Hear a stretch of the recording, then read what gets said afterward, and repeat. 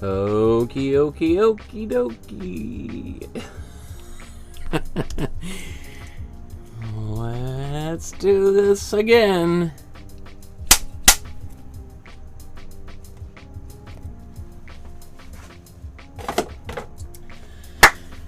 Good afternoon, everyone. Welcome to my studio. I am out of focus. 1 second here. I am out of focus.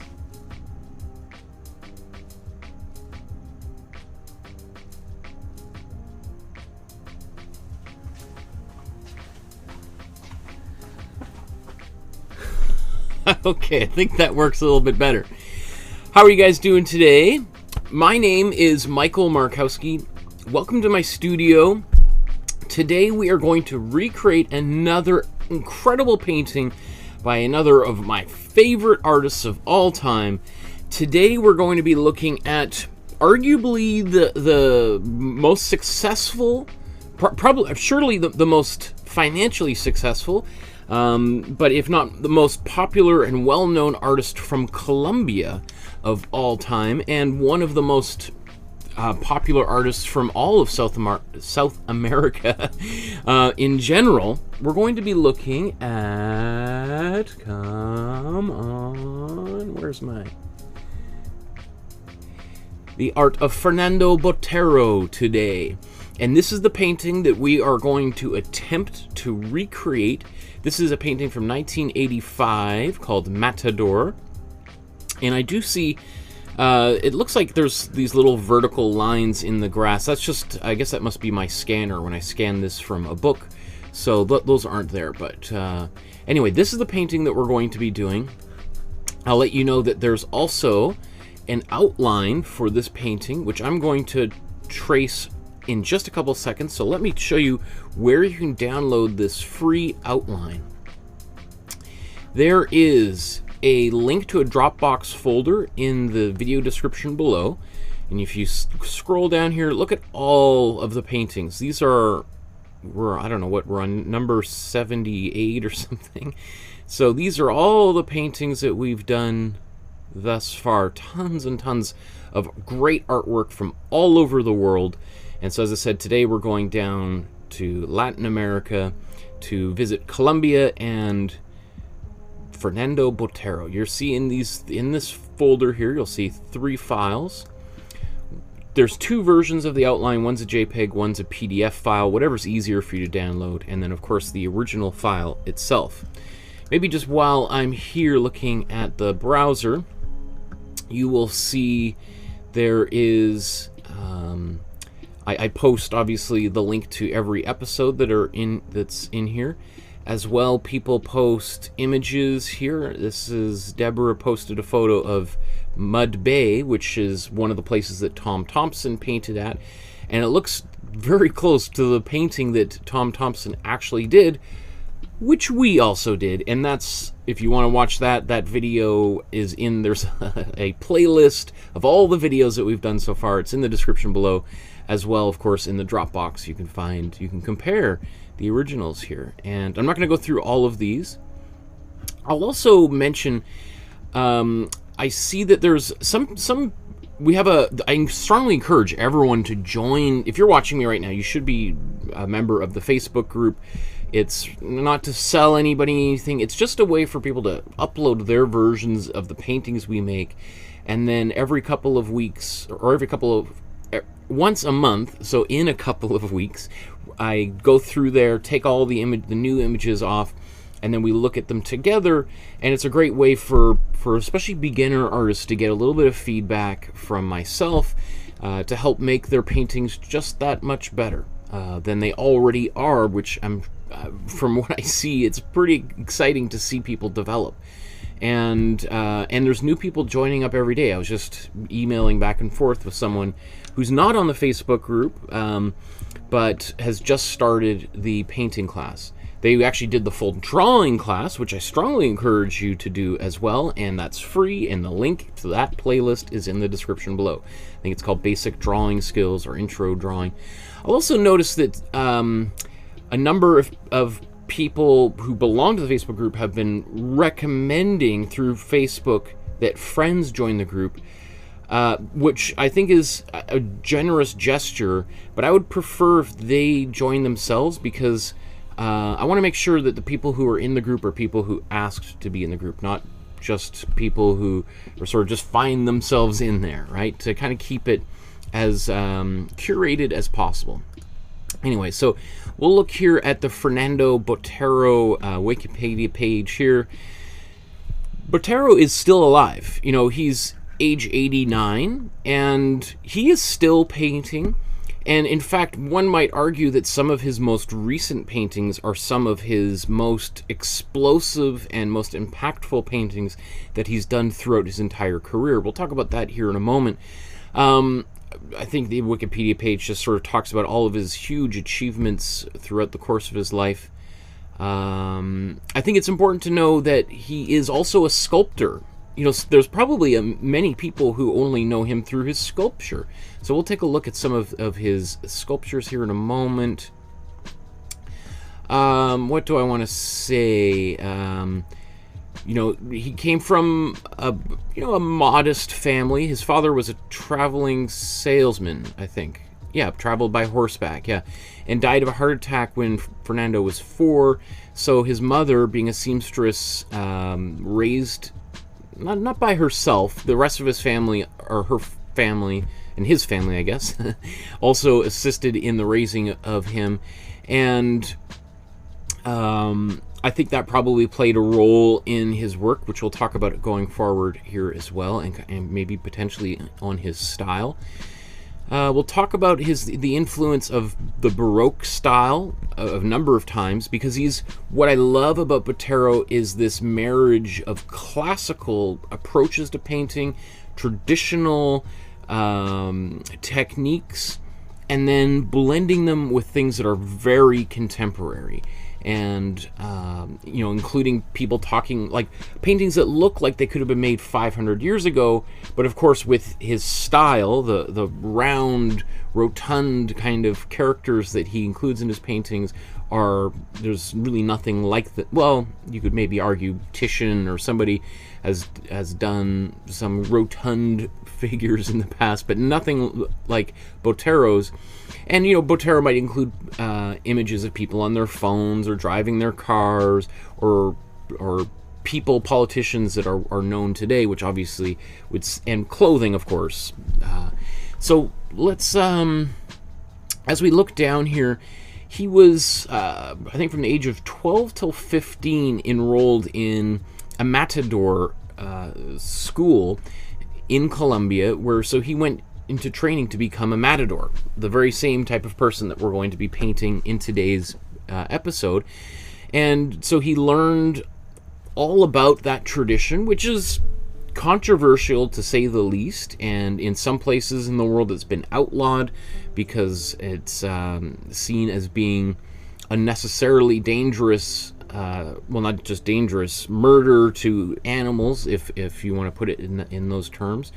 So some people see it as just this relic of the past that is horrible and indecent, and there's certainly lots of other people who say that this is an important tradition that goes back hundreds and hundreds of years, and that the matadors themselves are in just as much jeopardy as the animals. I'm not going to, you know, I'm a vegetarian personally, so I have some pretty strong feelings about the welfare of animals, but I also acknowledge that people from around the world have different viewpoints on things than I do. So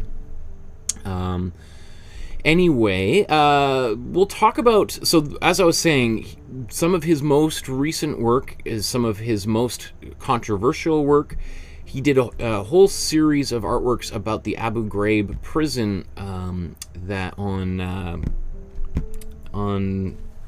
it's on the Cuban island, in Cuba, or it's not part of Cuba, but there's a small American base there where terrorists or people suspected of terrorism were detained. And Botero did a whole series of prints, drawings, and paintings based on that, which caused a lot of controversy, but are also very beautiful. right? Which is one of the, I was talking about this in my class at university the other day. How do we deal with images that are shocking and yet beautiful? And we got into a whole discussion about horror films, for instance, which can be super disturbing, but also there's a beauty in the way that it's photographed and presented. Some of them, not everyone, some of them are pretty terrible, but anyway, we'll continue, because we'll come back to some of these things here, and of course we'll talk about his style in great depth throughout the episode. His sculpture, we saw a couple images here. What do I want to say? How about there's links to there's a bunch of things I'm not going to go through here in the description below, but here just gives you a little bit of a quick idea of some of his highlights from his career. And one of the things that Botero comes back to again and again is taking famous paintings from art history and reinterpreting them in his own style. I mean, one might say that that's what I'm doing here as well, but he's, there's a distinctiveness to his style that, I'm not really expressing my entire style in these paintings, but anyway, so here's the very famous painting, the what is it called? I don't think I've actually pronounced this. The Arnolfini, I thought it was the Arnolfini portrait or wedding portrait. Anyway, it's this famous couple, and this mirror in the background. This has been written about, and I remember reading essay after essay after essay about it when I was in college. So this is kind of a very famous reinterpretation of that. He did the Mona Lisa. Here's a couple of very famous, these two portraits by Piero della Francesca.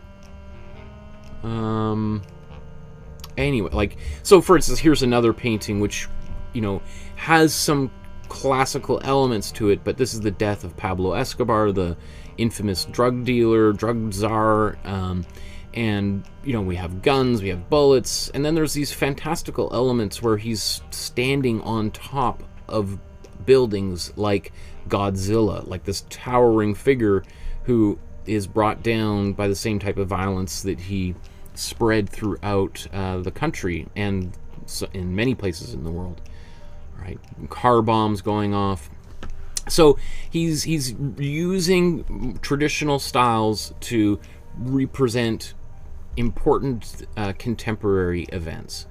So how about let's dive right into this. Now, I haven't had a chance to do the outline for today's episode, so I'm going to do that right now, and I'll go through it pretty quickly.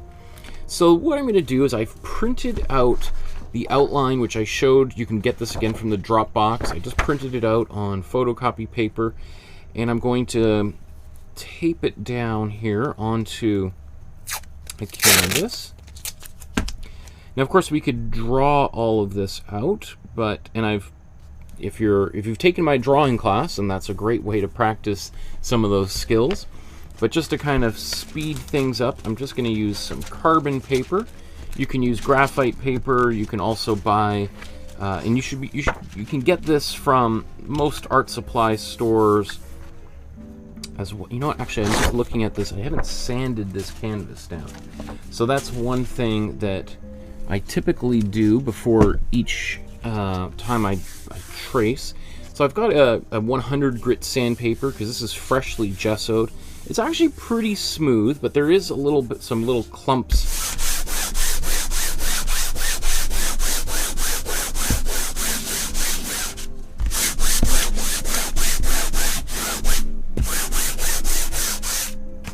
Okay. Right. So you can see some of that dust coming off.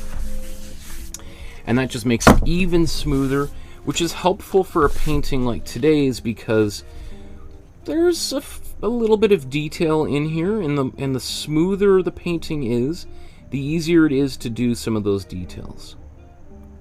So I'm just checking just to see. I like to have just a little bit more room at the top than the bottom.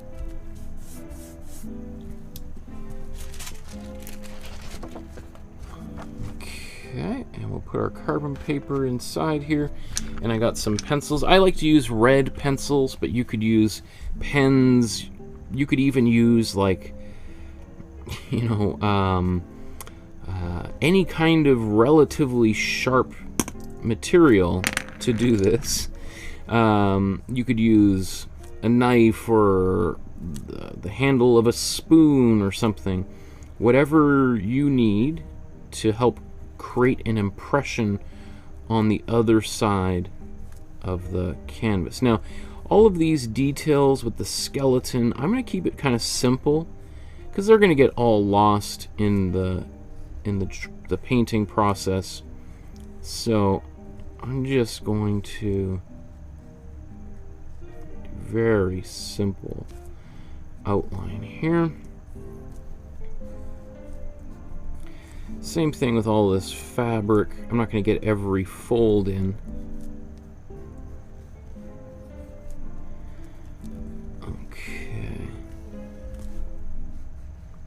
Nor will I, you know, all these clouds, all those things are details that,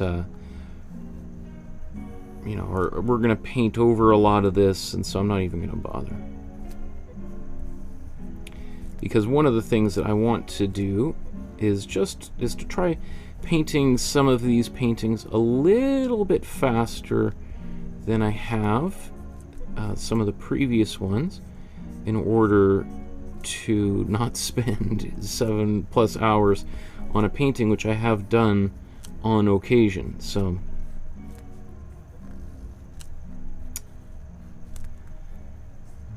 let's see in the chats. There's Paula says, is there, been waiting for this to start. That's awesome. Great to see you, Paula. Paula's been painting with me, I think, every episode. Have you missed it? Have you missed any of the episodes, Paula, or have you painted everything? I think you've painted a painting for every video I've done so far, so I really appreciate you sticking with me for a year of painting. That is an achievement as well. That's a huge achievement.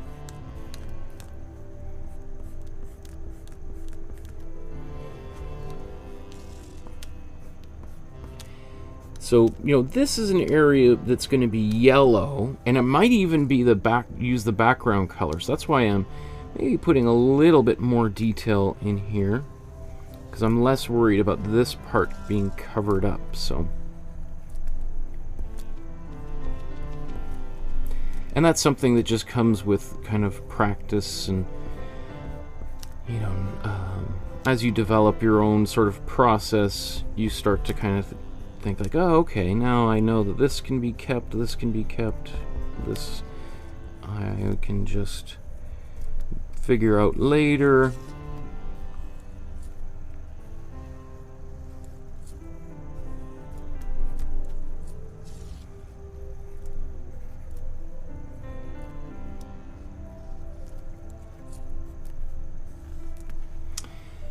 Okay, 30 seconds and we'll be done here.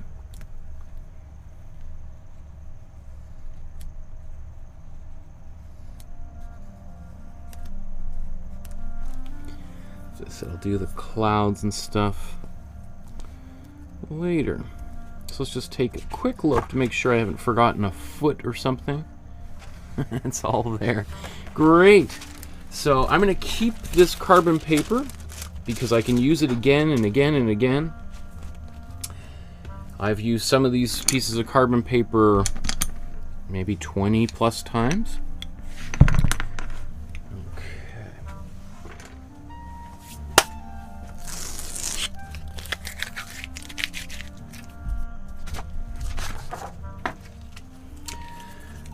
So the first thing that I'm going to do is I'm going to put some yellow paint on the canvas. I'm going to use just right out of the tube, although this tube is almost empty. So I'll show you what I'm going to do. I'm going to get rid of this extra paint that's inside here. Now you don't need one of these kind of funny looking devices, although they are really fun to use. This is like a, I don't even know what these things are called, but I like to use them for opening up my tubes of paint.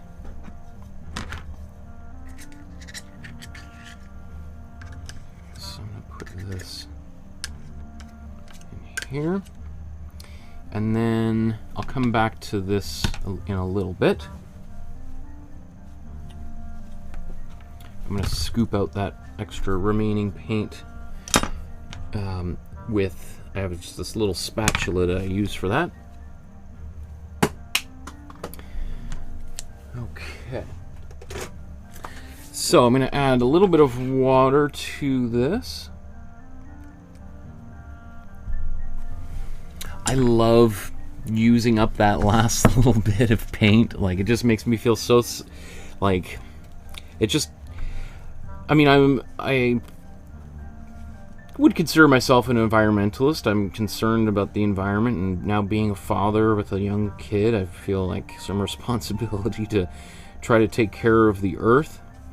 But I think there's also an aspect, as an artist, when you use that last little bit of paint in the tube, like, there's a satisfaction of, like, yeah, I've used up all of that material. Nothing has gone to waste, or it didn't harden inside the tube because I left it for years without touching it. And so for me, I guess it's just like this feeling of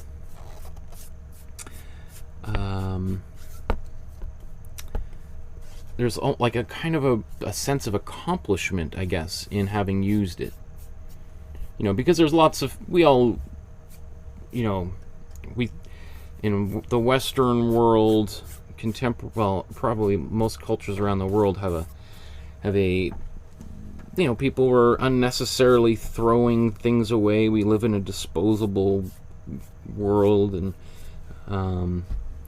you know, something crazy like 1/4 of all food that's grown or produced or harvested, or that comes from farms and butcher shops and all that kind of stuff, like at least 1/4 of it just goes directly into the landfill, or people buy it and it goes bad in their fridge. And so I'm certainly guilty of that. We have a joke in our family. My wife seems to buy cucumber every week, and then every week I'm throwing the old cucumber out that hasn't been used. So I think there's something just really satisfying about getting that last little bit of paint out, because it feels like, you know, I needed it, I used it. I haven't left because I've been painting all the time. That's so satisfying. And there's Carlito was waving hi in the chat. Hello, Carlito. Good to see you here. So now we've got some paint on the canvas, right? We call this the imprimatura, which is Italian for like the first layer of paint, right? And I've talked many different times about different colors you can use. Traditionally, artists would use a kind of a warm brown or a reddish brown to put a ground down like this upon which they paint, especially landscape and portrait painters. Not every painter, but, you know, especially more classical artists from the classical tradition have done such a thing. And you see, obviously, this is not a brown, nor is it a reddish brown. It's not really brown. It's a warm yellow. The reason why I like the warm yellow, and I've demonstrated this in the past, most recently with the Thomas Cole landscape painting, the Oxbow, I did 2 versions, one with this and then one that I mixed with the traditional brown color. And there is a difference. It's not that there's not a difference, but the difference is so minor that not only will your beginner painter not notice a difference, I would argue that even more advanced painters, by the end of the painting, it's barely an issue whatsoever. So anyway, and also this comes right out of the tube. We can get it painted. It's sitting here dry. Because there's something about, I find if the first few steps of the painting process are sort of worry-free, then it makes just getting off the ground easier. When you start a painting and you've got all this, you're mixing paint, and it's just like a bit of a process, you're like, whew, we're like 5 minutes in and I'm already exhausted. Like, holy smokes, there's a lot to do. So if we can short circuit that a little bit, that is also, I think, is a bit of a win, right? Okay, so maybe while this is drying, let me just take a second here and let's just look at Botero's sculptures, since I mentioned that he is not only a painter but also a sculptor.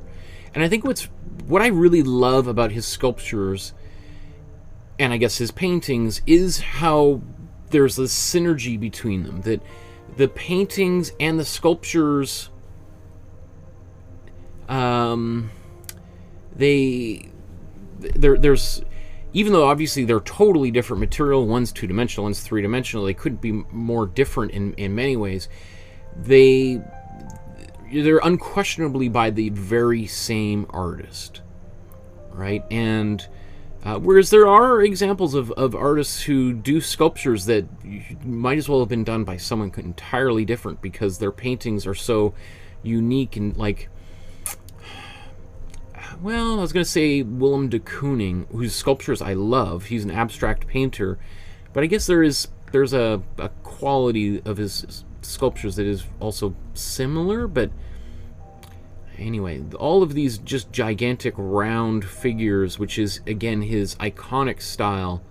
You know, we see him in his studio here carving into this block. Maybe, I don't know if that's it might be plaster that he's just sort of applying there. And then, of course, one of his paintings in the back. He's got paintings all around in his studio here, right? Okay, anyway, I just thought that it's, I think, helpful. Just the more information you have, or images in your mind while we're working on an artist, I think it just makes the experience a little bit richer, right? Okay, so maybe while this takes another minute to dry, and hopefully, if it's not dry, then I have my blow dryer, which I'll get out. I'm going to, at the risk of I don't want to put a whole bunch of too much paint on the canvas, and you'll see that there's a lot of extra paint that comes out of these tubes that would otherwise just go into the garbage. Right, so that's why I like using this little spatula, and I can get at everything here.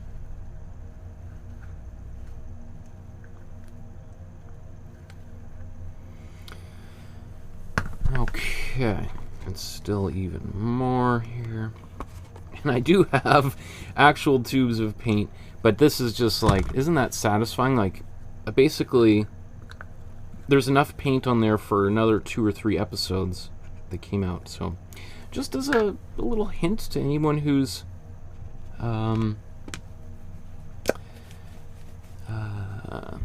just throwing these away when you can no longer squeeze the paint out, there's still plenty of paint in here.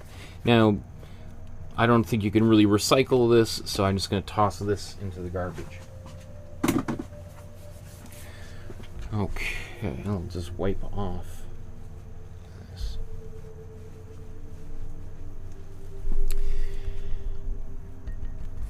Okay, so we'll put the paint on the palette.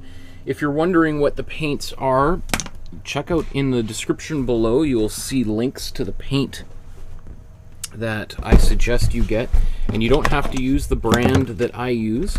This is the Amsterdam brand of paint. I've just been using this paint for years as when I teach, because it's, I think, the highest quality, least expensive paint you can get. You can certainly get much higher quality, and you can certainly spend a lot more money. And at a certain point, the quality to the ratio of quality to price kind of goes down, and all paint is basically kind of the same, which I'm sure is just makes some paint makers' ears bleed. But you know, I've made 130. This will be the 135th painting we've done here over the course of the past year, and we've just used this same cheaper brand of paint. And you know, we can make. I believe 100% I can paint any painting that has ever been painted with these paints. Are the colors potentially going to be a little bit different? Yeah, of course, absolutely. You know, if you're using a fairly inexpensive brand of paint, yeah, of course, we're not going to maybe get some of the intensity of color, the saturation of some specific paints whose pigments, you know, are fully organic. Like, these are all synthetic colors made in a laboratory somewhere. I don't think there's any organic compounds in here at all. It looks like this, I think this tube is beyond the squeeze, is it not? Oh, there's one more squeeze. I think I'll probably end up cutting this open by the end of today's episode too. Or maybe I'll try to save that for tomorrow, next episode on Thursday, when we paint the very first satellite that Canada put up into space, Alouette 1, which was also makes Canada only the third country after the United States and Russia or the Soviet Union to send something into space, which I just think is kind of cool. You probably wouldn't necessarily think of Canada as being a major role player in space and space exploration, but okay. I always need a little sip of tea every once in a while, especially when I'm blabbering on and on and on. So this is still a little bit wet, so I'm just going to use my hair dryer here. This is just a cheap hair dryer. Actually, I got this from Salvation Army, but you can buy a brand new one for like 25 bucks, and the brand new one's actually stronger, better than this cheap one. Okay, so I'm going to mute the microphone.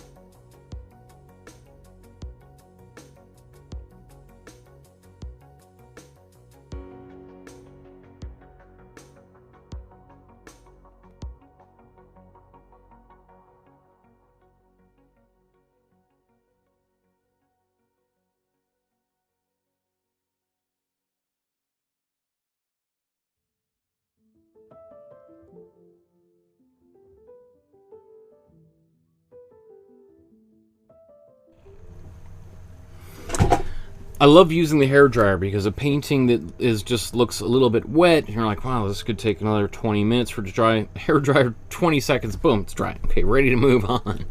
So I think it's kind of a, I'd even argue it can be an essential tool for an acrylic painter, for sure.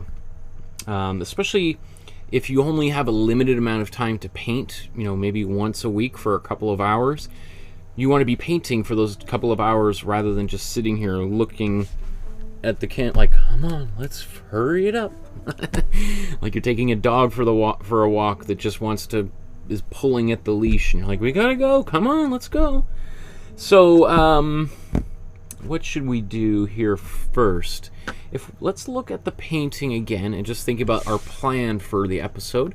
So what I want to do, and this is the way I've approached every painting that has like a foreground and a background, is to work with the background first and then work towards the foreground. In this painting, we really just have a background and a foreground. I mean, here's the foreground figure.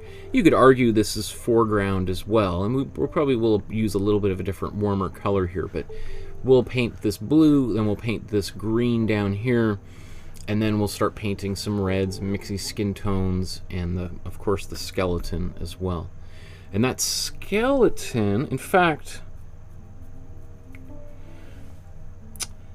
In fact, I think I might just put some lines here for the skeleton right now. So what I'm going to do is I'm going to mix a dark color right off the bat. So I'm going to take my warm red and my warm blue and mix them together here. And now I get this really dark color. It's basically like a muddy purple. And that's because they're crossing it. The way that this is set up, it looks like they're directly across from one another, but technically they're a little bit lower from one another on the color wheel. And this gets me a really nice dark color. So I'm going to use this color just to put in a few lines here that are going to show through subsequent layers of paint. Maybe I'll even do a few on the Matador's face as well. So just so that if I paint over this, I'll be able to see where things are in subsequent layers.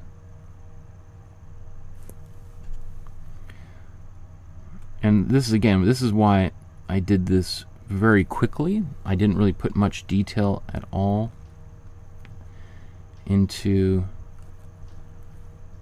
this fella. But yeah, maybe while I'm right here, let's do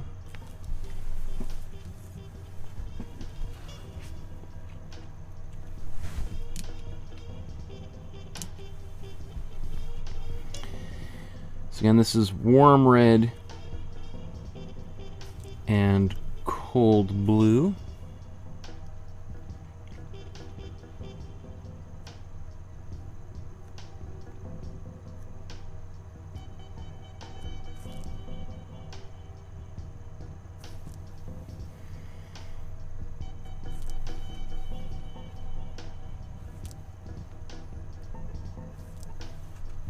Now these lines will mostly disappear throughout subsequent layers of paint, so that's why oh, see, I just wiped away some of that yellow, which is that shows you that acrylic paint hadn't quite dried fully, right? It feels kind of dry to the touch, but if I had done that 20 minutes from now and wiped it away, that I would not have wiped some of the white or the yellow paint away. So that's really good to see. You know, it's frustrating for me a little bit, but as a teacher, for people to see that, I think is really helpful, because really it can take acrylic paint, you know, ideally 24 hours to really fully cure. And so after you're done a painting, make sure it's not leaning up against, the face isn't leaning up against anything. It's got some room for it to breathe, basically. I think that's good. Okay, so let's back it out again. And you know, this looks a little bit funny, but we're going to put paint on it in a minute, and this whole area around the neck, that'll be a problem for now, but you'll look at it and you won't even notice it later. I mean, I hope, but I'm pretty confident that I've been painting long enough that. But then I'm always sometimes when I say, like, oh, you'll never see it, I feel like there's this little fellow on my shoulders, like, better not guarantee anything. You never know. Now everyone's going to be focused on the neck here for the rest of the episode. So that's a challenge for me, right? Okay. So now we've got all this paint. It's a little bit wet, so it would be probably prudent to do a quick blow dry on here just to seal it in.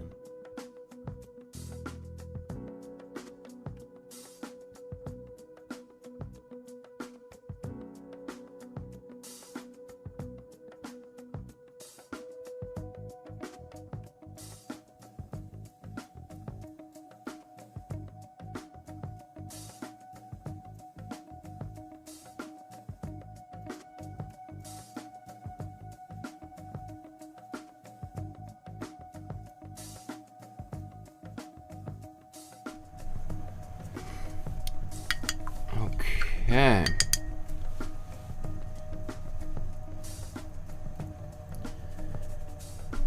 So let's mix the color for the background here next.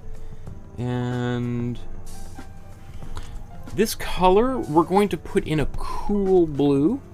And so basically we're going to take some white.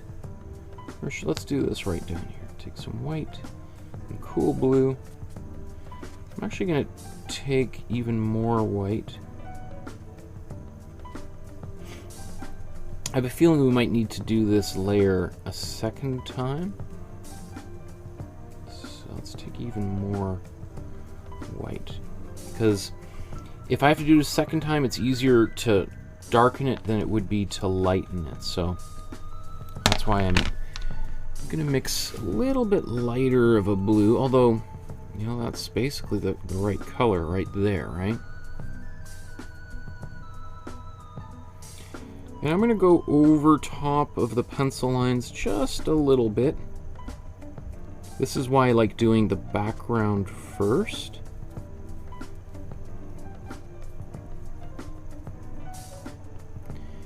Because then I can go back over it. You can see here, look at that skeleton has kind of disappeared. I can still see some of the texture of it coming through. I believe, like, as it dries, it's going to go a little bit more transparent again, so I'm not super worried about that. And even if I did lose it, that's okay.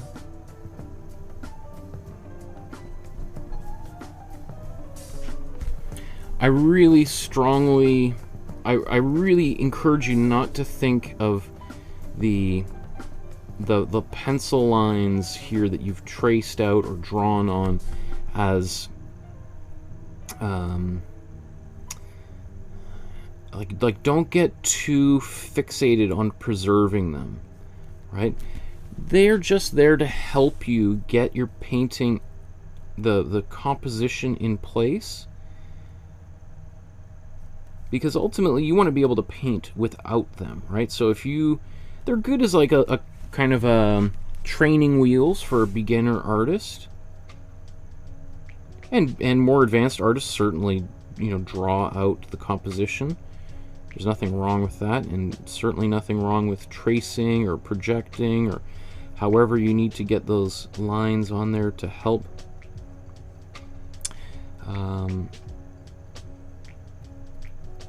But once they're on there, you should be developing your painting skills to move beyond them.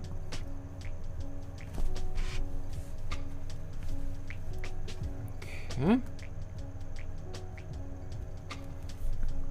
Great. So there's a little bit of yellow of the canvas showing through.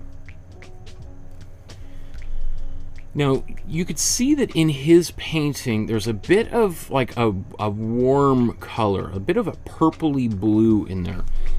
So his sky has definitely got a warmer hue to it than this cold blue. We can certainly add a warmer blue in the subsequent layer if you want, because I'll probably not quite enough paint on there. Maybe we'll see how it dries, but if you want a really nice solid color, it's going to require at least 2 layers, right? Every time I've tried to kind of get away with just one, I always think like, yeah, it still looks a little spotty. So, you know, it's just like you could get away with painting the walls of your bathroom just once. And there are certain brands of paint that claim to be like one coat and you don't need to do a second one. I'm a painter of paintings, and I've also done, not professionally, but I've done enough painting of gallery walls, because I've often, if you are an artist and you paint the walls, you've got to return them to the same condition. So I've had to do lots of wall repair throughout my career. So I know that often one coat is just not enough. Even if you use like a stain blocker, you're still, there's the residue, the hints, this ghost-like form will come through, as we're hoping the skeleton of death does as well. All right, so I can see a few little, it's probably almost invisible to you, but to me I see little bits of this yellow coming through, and I don't mind yellow kind of vibrating through this blue, but I don't want kind of patchy areas that literally look like I didn't, you know, it like as if I was spreading icing on a cake and there's just gaps where you could see the chocolate cake coming through, right? You're like, oh, that's a sloppy baker. All right, so I don't want to be a sloppy baker. I want to be a professional baker. Okay, so let's down here, if we look at this green here, there's two ways we can go about it. One is we could paint it a warm green because it is closer to us, so we really do want a warmer color down here. I could see some people also, there is a level of intensity to that green. It could be a little bit of a colder green. Of course we have this. You know what I think I'm going to do? I think I'm going to paint it a cool green, let it dry, and then I'm going to paint warmer green over top of it here. And that way we're going to have a slightly different green here than we have here. So I want to create some, I want to have a healthy, well, actually that green is a bit more of a colder green. So let me just take that back. I'm going to paint this all warm green. I know it's can be a little confusing, but I'm kind of problem solving right here in real time, so I'm not necessarily always the fastest thinker. So I'm taking this warm yellow and warm blue,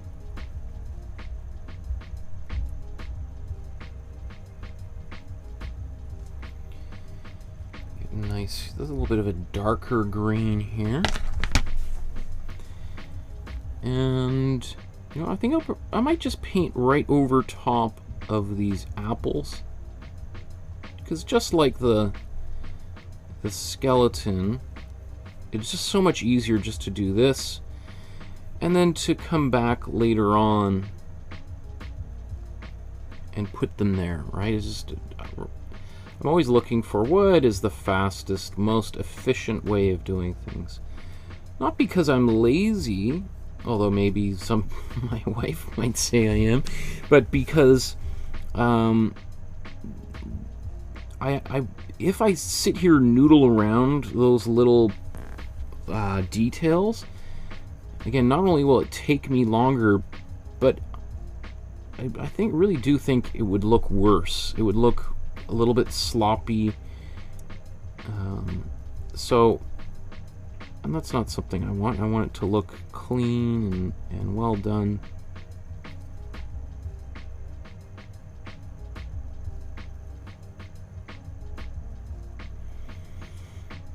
Okay, so you can see it is a little bit patchy, right? That's again why adding at least 2 layers works really well, because the next layer of green I put over here, I won't have any of these sort of streaky qualities to it. So, and this is a little bit thicker over here, so let me just scoop some of that out and do a paint transplant.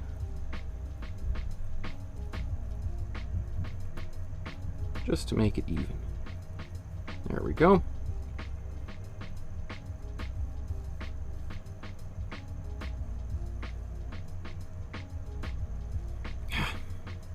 Okay. So, that's in place. Let's move on to the figure in the foreground. So I think what I will do actually is make a cool green for this this jacket, because it does have this green right in here is a much colder green, and you can see this is a much more of like a grassy green. So I'm going to put a colder green here. I think what I might end up doing is playing with some cool, like painting this cool green and then actually darkening it with some warmer green and then doing the opposite down here. We'll see how it works. So to make a cold green, what I'm going to do is take my cool yellow and my cool blue. Let's mix these up. I'll need a little bit more paint.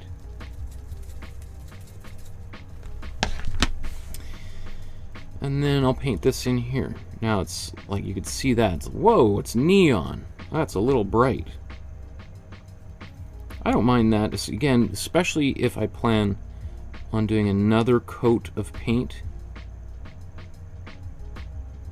Then this first one isn't a throwaway, but it's helpful for me just to kind of experiment with the colors and to play around a little bit.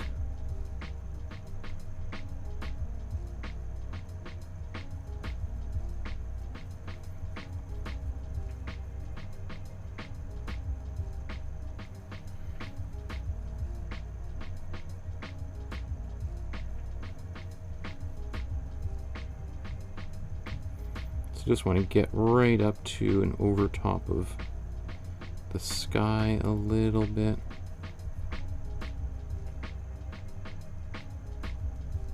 Okay. Now, do I need this anywhere? I think I'll save that. Okay, so how about let's start painting clothing next. So I think if I tried to paint the red right now out of the tube, in fact, let's just do a little sample. Actually,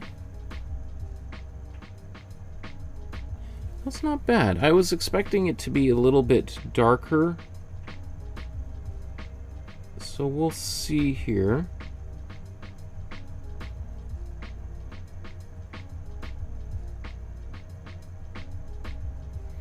It's just that red like this can be a bit painfully transparent. So that's, in the past you've seen, even just yesterday's episode, I put some white in it for my first color as a ground.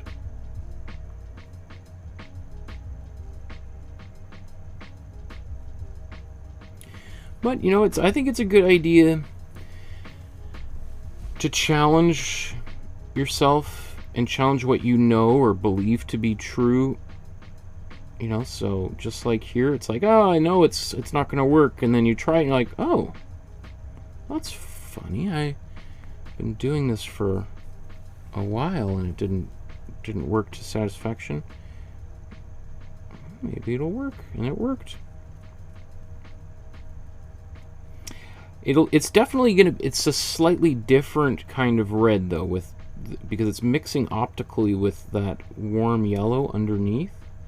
So it's got a bit more of a orangey hue to it than if I had put a pink underneath it and then painted red over top.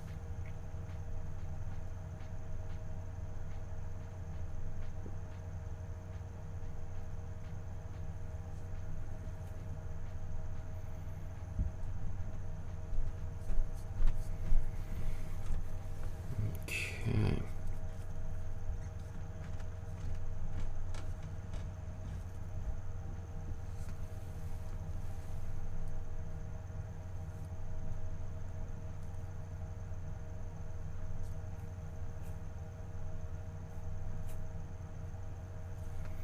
So let's go back to the painting here.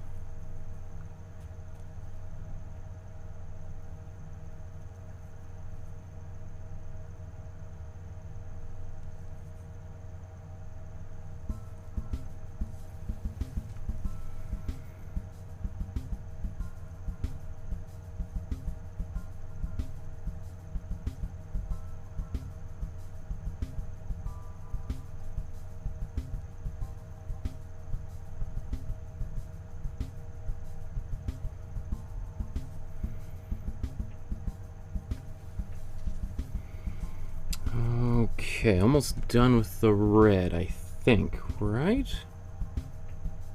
Once I get this done.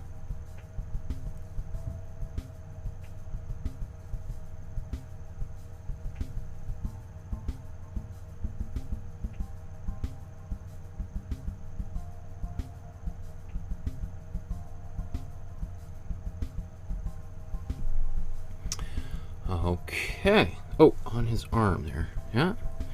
I knew there was going to be at least one more place. Also, you can see I'm using a pretty big brush for this, which I typically do every episode. I'm using a big brush because I don't want to get into the fine details yet. I don't want to get sucked down that that tube, the tube of detail.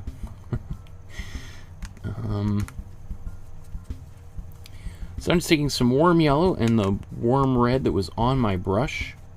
Just taking that. I was going to add more red to it, but I think this might be okay, especially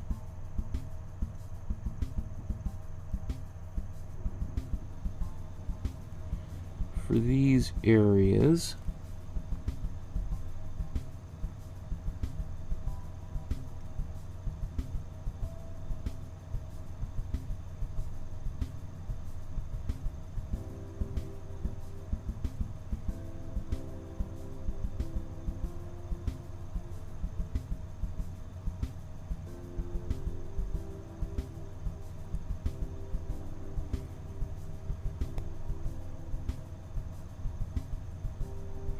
Like using a big, oh, I guess that could have been red. We'll paint that red later. Or maybe I'll just scoop it, brush it away with my finger.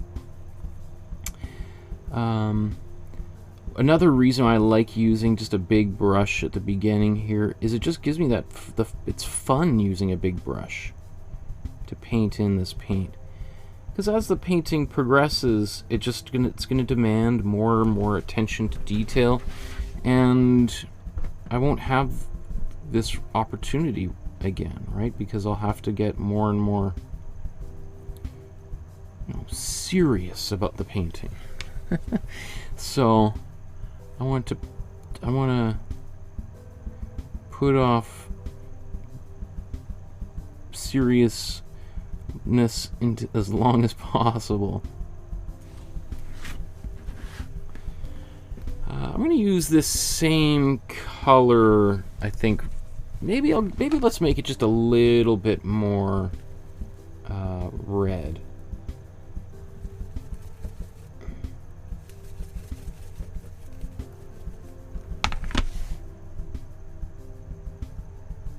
Looks like some white got on here somewhere. Not sure where that came from.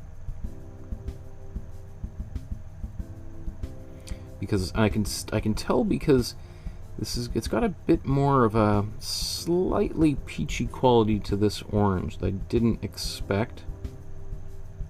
And obviously his shoes are going to be black, but why not just paint it all in? And then later on when I do the black, I'll cover it. But then I don't have to worry about the black of his shoes having to, cover up any gaps between the colors, because the orange has already done that for me.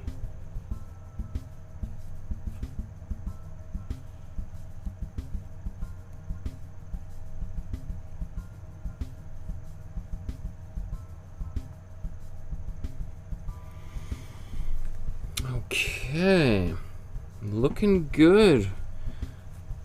Awesomeness. Maybe while I'm right here and I've got these colors mixed, let's do a skin tone, right? So let's just do this a little, just for people again, but because maybe we'll use a little bit more. We'll take some warm yellow. We take some warm red. I don't think I need any more than what's in here already, though. So basically we mix an orange, and then we'll take some white. We'll use a little bit more. Now there was a little bit of cool blue in here. That's not so bad. I would prefer warm blue in this mixture. Now that's okay, but it looks a little bit a little dead. So let's add a bit more warm yellow back in here. And a bit more white. And again, that white's got a little bit of blue already in there. So I'm trying to combat it with a bit more of the yellow. And I'm just going to take a bit more red in here.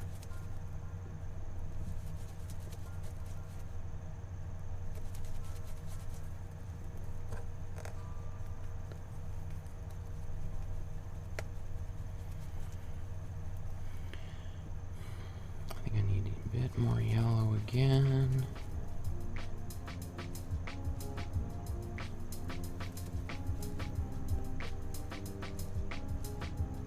We will see. I think I need more white here.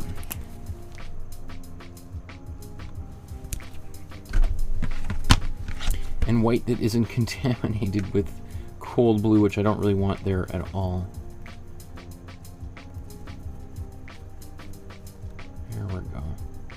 So the color I'm trying to mix is sort of like this color right in here.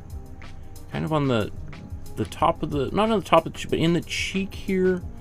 So I don't want this highlight, nor do I want this little bit of afternoon shadow, 5 o'clock shadow on his face.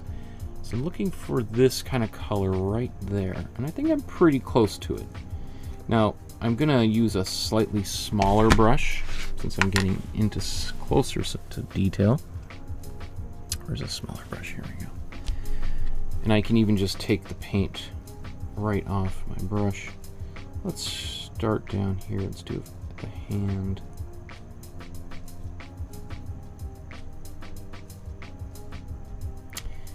And this is not quite the color I want. This is a little bit more peachy as opposed to yellow.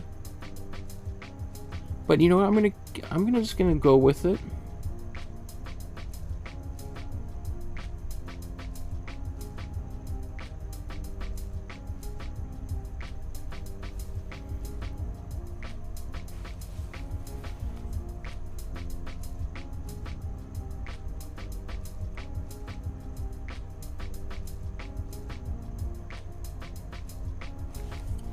I remember when I said that neck was a problem, but you probably won't notice.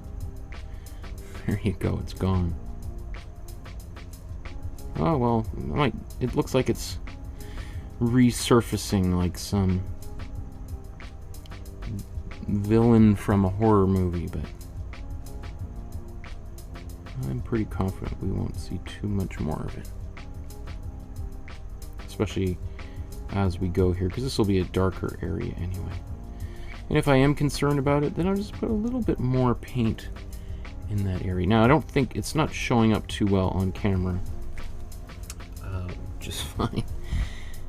I think when we zoom back in, you'll see. Also, as acrylic paint dries, the darker areas sort of tend to disappear. Okay.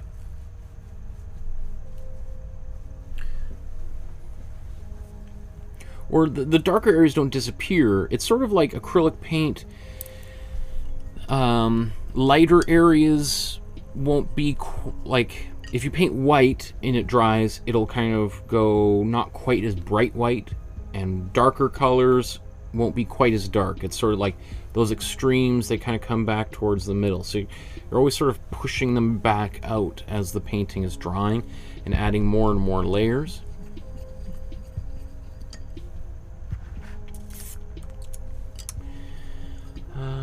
Wow, there are lots of people here. Okay, great. Lolly says, hi, all you lovely people. Hope everyone is well tonight. Yes.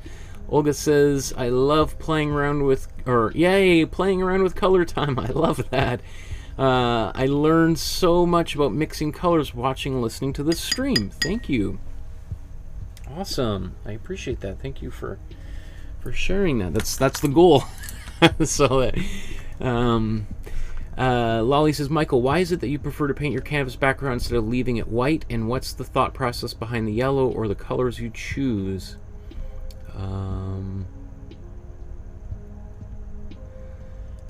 So a few other things there. Maybe I'll come back to those things. So the reason why I paint yellow as opposed to white, which plenty of people do on, there's, I know, I would say 90% of people teaching painting on YouTube go right to the white, and that's a very modern way of painting, and not something like there are some artists that did paint that way throughout art history, but and you see that more and more these days. But traditionally, artists would put a color on the background to start with, in order really to save time. It actually saves you time when you've got a color there. Often, especially if you're using a bit of a brown or a warm a reddish brown, which is traditionally what artists from Leonardo until many Impressionist painters, although there's many Impressionist painters that did paint on white. The Impressionist painters are probably the first ones just to paint directly onto a white canvas. But first of all, if you're painting a color like that, then you can use that color in the faces and hands. Now you see me, I've painted a little bit over top of this and kind of obliterated some of that color, but even that warmth is coming through, which is what I want. I want there to be a kind of a luminescence in the paint. So what else can I say about that? I mean, there's so many reasons. One of these days I'll make like an infographic that just shows like all the reasons to put the imprimatura down first, as it's called, as the Italians called it since Leonardo's time. Now, I'll continue thinking about that. I just want to kind of move forward here on the painting. So what I'm doing, I want to paint his hair kind of a brown. But, when I was painting that background blue, I was pretty aggressive about it. And I've cropped in on his head quite a lot. And so I'm just using the same color I used for the skin tone, which had some white in it. And I'm just using that to my benefit here. Oops.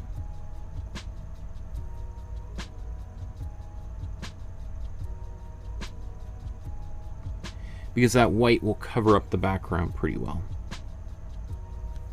So if I go back to here, maybe even bigger. I think now his head's going to be a little taller, and he'll have more of a bigger head of hair. I may even need to widen his face out a little bit. Well, let me think about that.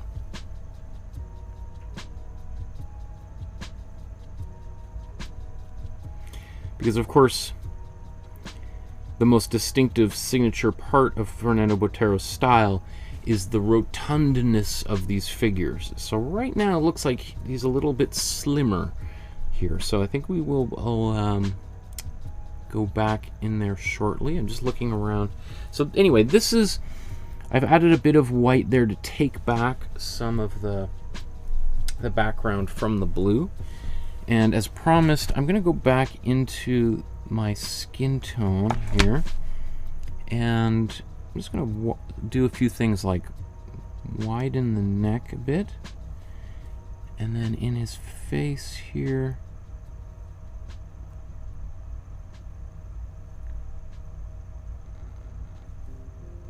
now I might be going a step too far.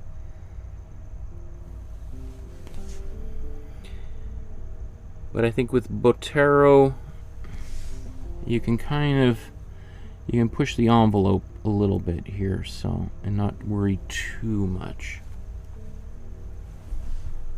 And let's get some of this hair up here again.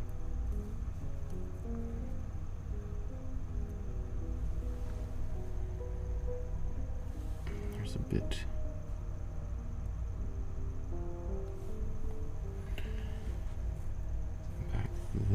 fact, it looks like his hair kind of just barely comes around his ear. Okay. Cool. Let's do the blue here. So this is like a warm blue with some white. So I didn't even bother washing my brush because, again, this is still the foundational layer. So I'm taking some warm blue and some white. Maybe a little bit more white than I need, just to kind of cover things a bit.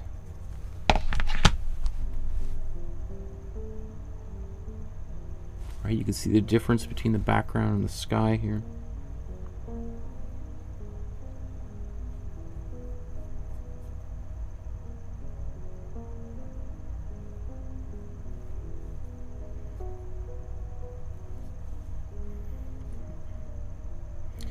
The background is a cool blue, and here's a warm blue. And this warm blue is warm because it's got some reddish qualities to it, red pigment in it, which makes it look a little bit more purple. You can see it more distinctively purplish here than if I just have it on the canvas by itself. So, you know, every color sort of exists in relationship to other colors. And sometimes it can be hard to really to determine what color it is if you're just sort of looking at it in isolation, whereas if you paint another color next to it, it's like, oh, now I can see what that is.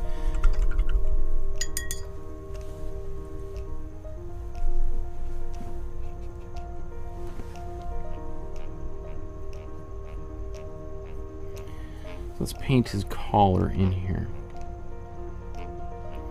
And then at that point, we will have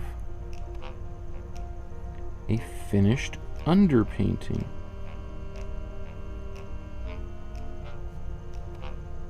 And an underpainting is different than our initial ground, the imprimatura. Because the imprimatura, that first layer of paint is really there just to kind of get the painting started, whereas this layer of paint is, we're really now starting to block in the colors and shapes. So I'm just tackling his shirt sleeves here. Might as well while I'm doing that.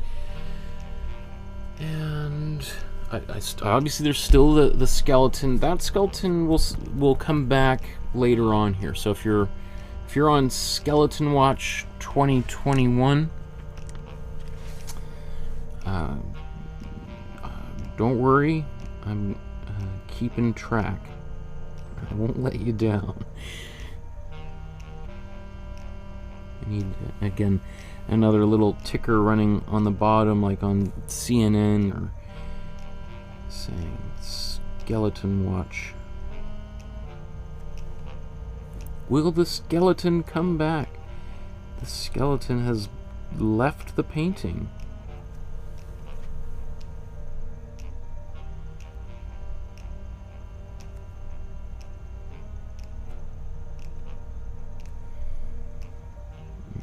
Okay.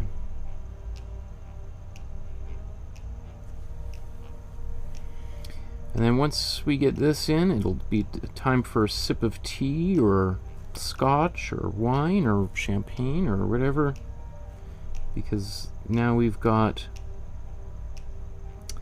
a painting ready to paint on. And, you know, if you were living, I guess we should do this color. Let's put the same color down here. So if you were an artist that lived 500 years ago, oops, that's supposed to be red. Your job, at least as an apprentice painter, because you would begin as an artist working in another artist's studio, your job would be to do this for the artist. The artist might sketch the image in, or they might do a sketch, and your job would be to transfer that sketch onto a canvas using various different methods. And then your job would be to put that first layer, that first ground layer of paint on, and then to put the next layer to do the first colored ground, brown or red or blue. I mean, because you can use any color to do that. And then you might even be tasked with doing even more to it, including starting to really develop the painting. And then the actual artist, the master who you're working for, would then go in and do all the finishing touches.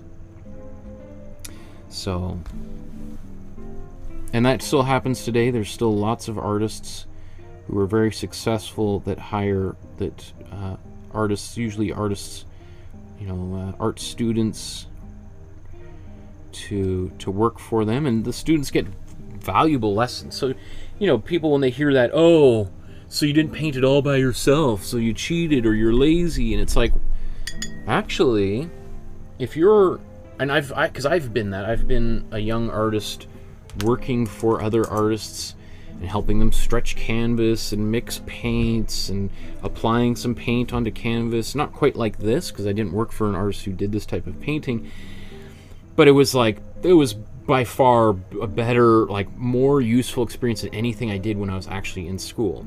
So it's not, I mean, yeah, I'm sure some people say it's cheating or lazy, but for a young artist to spend time with a professional artist and see how they organize the studio and just to see how they work, it's like, it's, you know, you'd pay millions of dollars to be there. Okay, so now I'm just looking at the ground behind here, and this might be my yellow pathway that I did here, as opposed to a background. So I'm just thinking, I should maybe, why don't I just, I'm gonna mix in some warm brown here, or not warm brown, warm green. Then I'm going to take some white and put this here, because of course it's going to be further away. So, and it's also going to cover some of the background, the blue back there.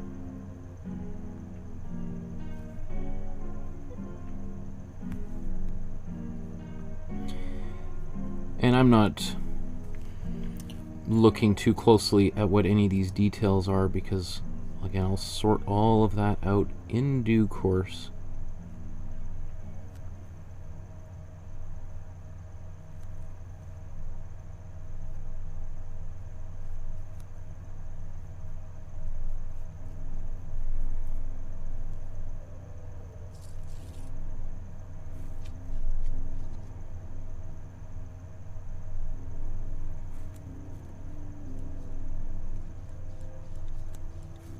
Although I do like these kind of mound shapes. I don't know what that is about. There's not a lot of information about this particular painting out there. I mean, there might be, but I wasn't able to find it, at least not online. Maybe there's some books that have some of that info out there. I'm just going to take, actually, I'm going to go into a bit of the foreground here, just so I don't have such a hard edge. And just kind of blend it out with a bit of a dry brush.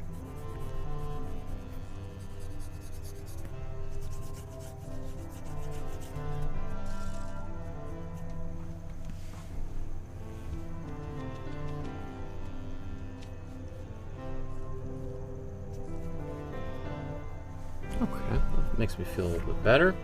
Doesn't look very good. Doesn't look very good at all, the ground, but that's not, it's not important that it looks good right now. As I've said many times, you know, if you're making your turkey dinner for Thanksgiving and it doesn't taste good an hour after you started making dinner, and you take it out of the oven and take a bite, and you're like, oh, this doesn't taste cooked at all, and someone else would look at you and go like, what is wrong with you? Why would you expect the turkey to be taste good after it's only been in the oven for an hour when it's gonna need another 8 hours to cook. Like, have you lost your mind? But we don't, as painters, we sometimes have this expectation that everything is like, I'm gonna put one color here and that's gonna be done. I put one color here and it's gonna be done. And anyway, so where should we go to next? I guess we should probably go, should we do the background? Do we need to do the background again is maybe the first question, but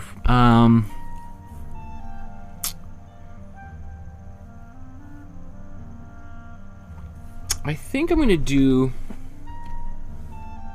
the background. I might even take a bit of yellow, cool yellow, and bring that like glaze on the bottom. So how about let's start there. So let's take some white and some yellow. I just want to get a bit of, you can see just on the horizon a little bit of yellow poking through there. So let's capture a little bit of that detail. So I'm going to take some of my glazing fluid. All right, I'm using this satin glazing fluid. Satin means matte, means it's not reflective. I do have gloss matte, I have gloss glazing fluid, which I have used occasionally, but I don't know why I bought such a big jar, because I'll probably pass that down to my great-grandchildren. I'll have so much of it, but anyway, you know what? Before I do this, because this is the last thing I painted, was this down here, and that's exactly where I'm about to paint. I'm just going to give this a quick blow dry over top of the entire surface to seal it all in.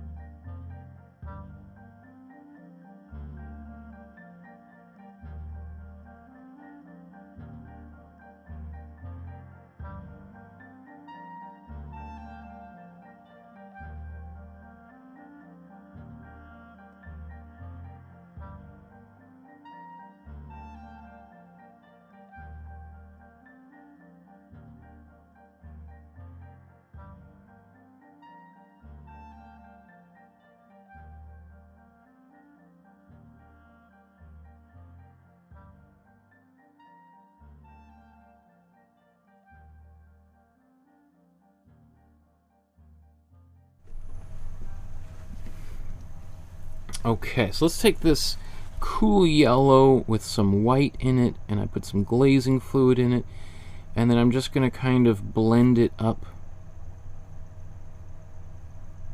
here to give just that look of the sun over the horizon. I don't always do this kind of thing, and it's not very prominent in this painting. In fact, as I'm doing it, I'm thinking maybe I should have painted the whole, done any of the rest of the blue first.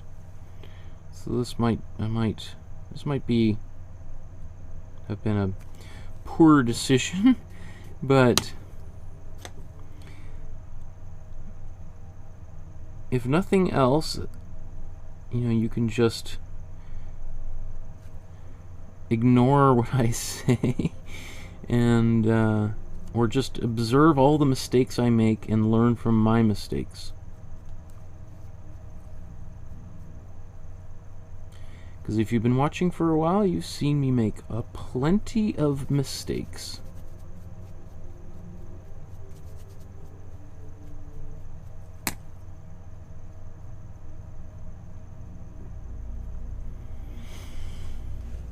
So that's, gosh, that doesn't really show up on camera very well, but I can see it, and I think I'll wait for that to dry and then come back to it. Rather than perfect that, if I'm going to be doing some more fussing in this area, then I'll, but let's go back to the sky. Now, when I look at this, he's got a bluer, warmer blue sky than I do. I don't know. I'm quite reluctant to put a warm blue up here. I could...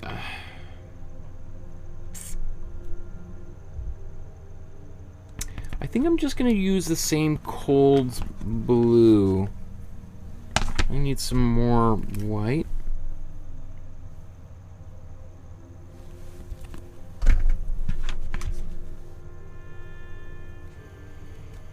White and cold blue.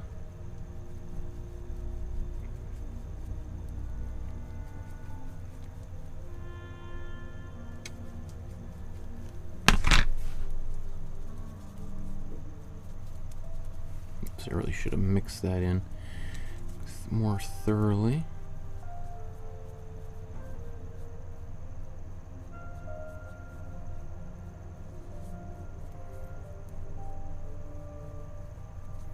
So I'm putting this here just to get, because there was definitely some patchy areas I was unhappy with. So this allows me to clean up the background, just make it a little bit more, slightly more opaque.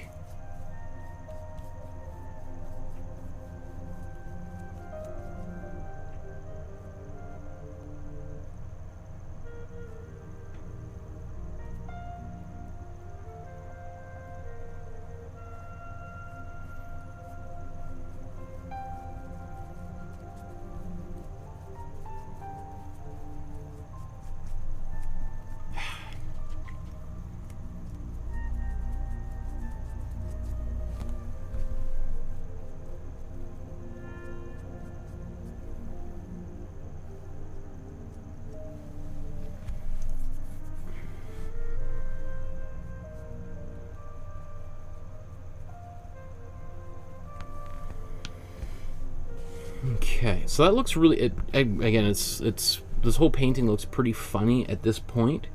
And it doesn't, you know, it wouldn't surprise me if, you know, I really do think this is, for many artists, can often feel like you couldn't possibly be further away from the finish at this point. Sometimes people look at this, beginner artists, and are like, oh no, like, what a nightmare. It looks like trash. What have I done? What I think is really important, you know, again, if you're watching this video after I recorded it, just jump to the end and you'll see how it evolves from this point. Because a lot of people, when they see this kind of unfinished quality, it just makes them sick. They feel like they've lost the plot.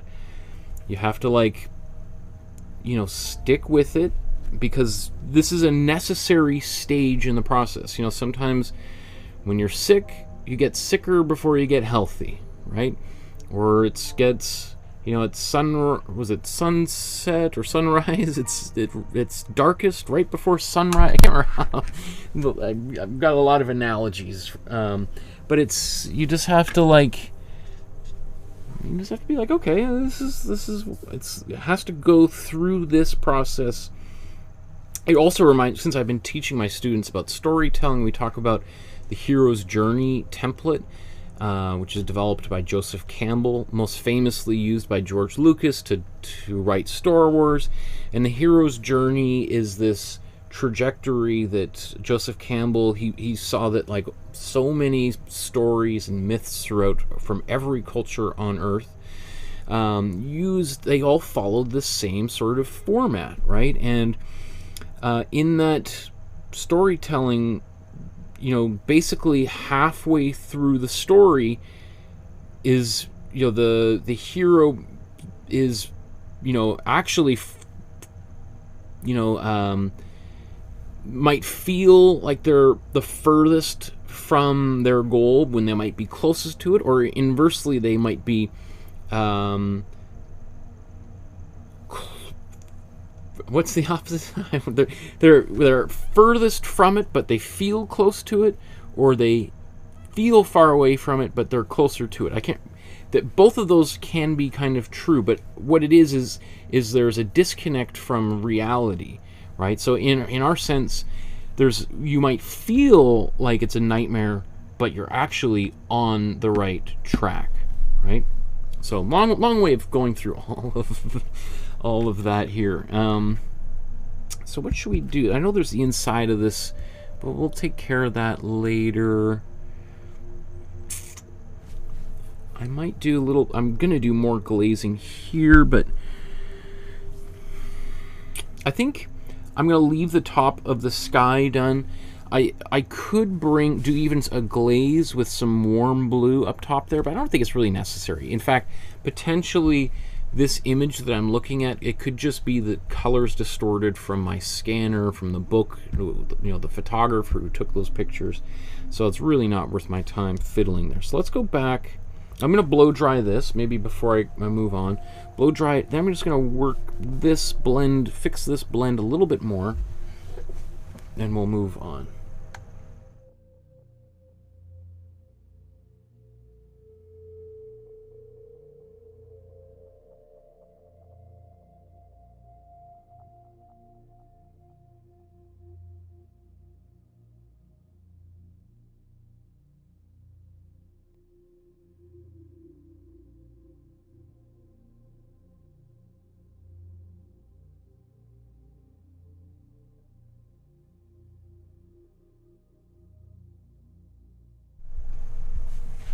Okay, so let's continue to glaze. I just want to get this kind of cool sky rising in behind here. I think that would be a kind of really nice touch.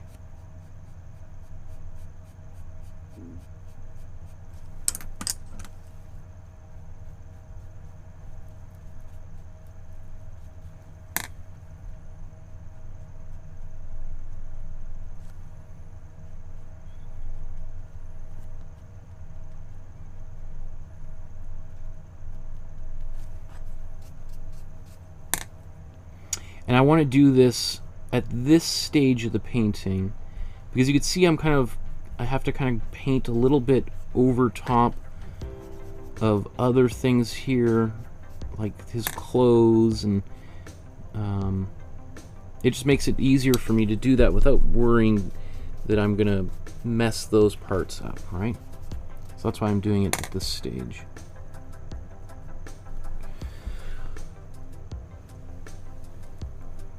Okay.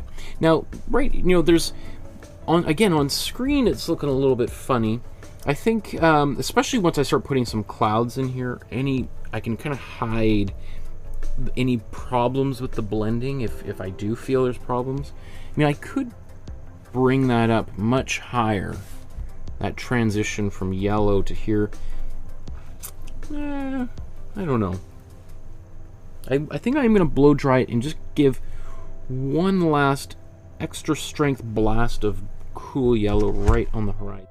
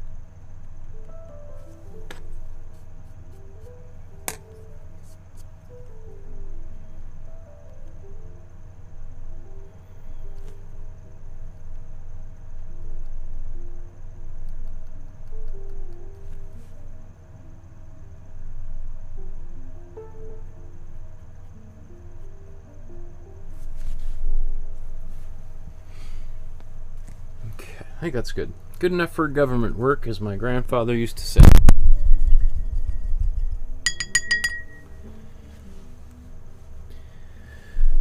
So, I guess at this point we could do the skeleton. The skeleton has mostly disappeared.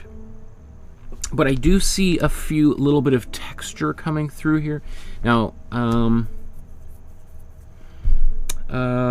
so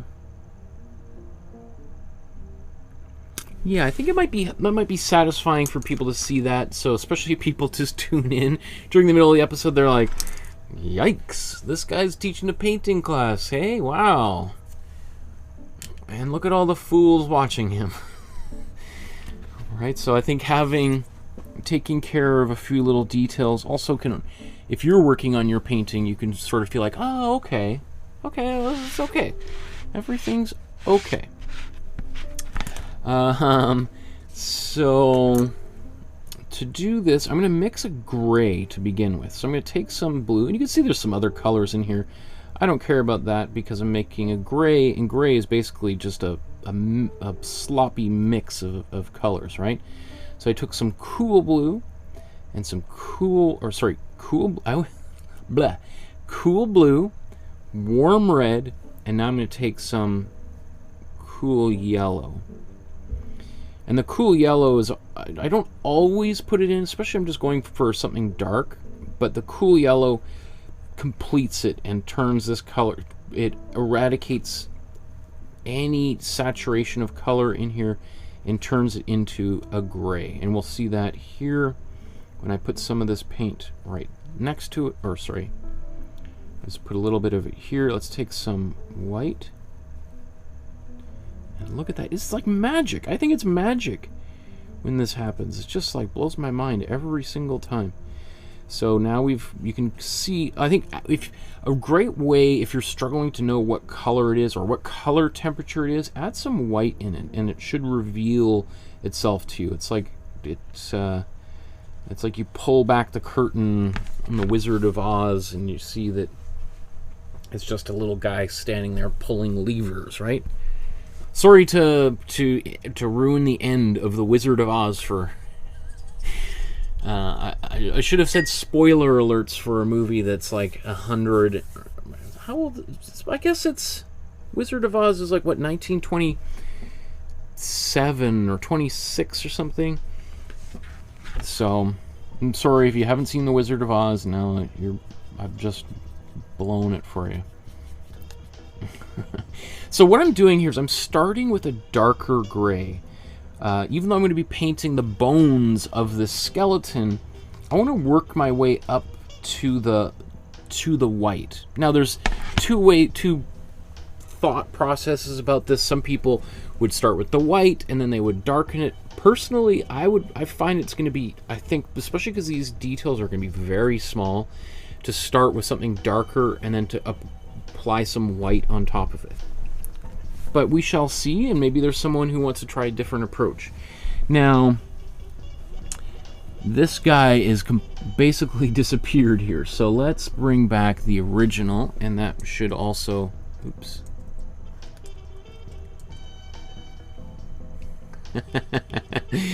Lolly, skeleton watch! Look out, everybody, skeleton watch is on! Let's see, I think we need to zoom in. Roughly the same size, I think would also benefit everyone to see. That's okay. So one thing I'm going to do is, so I'm using the head here to help me with, like, because if let's say, like, I see a little bit of I can see some texture, like this right there is the back foot, here is the sword, but let's say yours is completely gone, right? Maybe it would even benefit if I just take a pencil and sketch it back in rather than just going right in with the paint.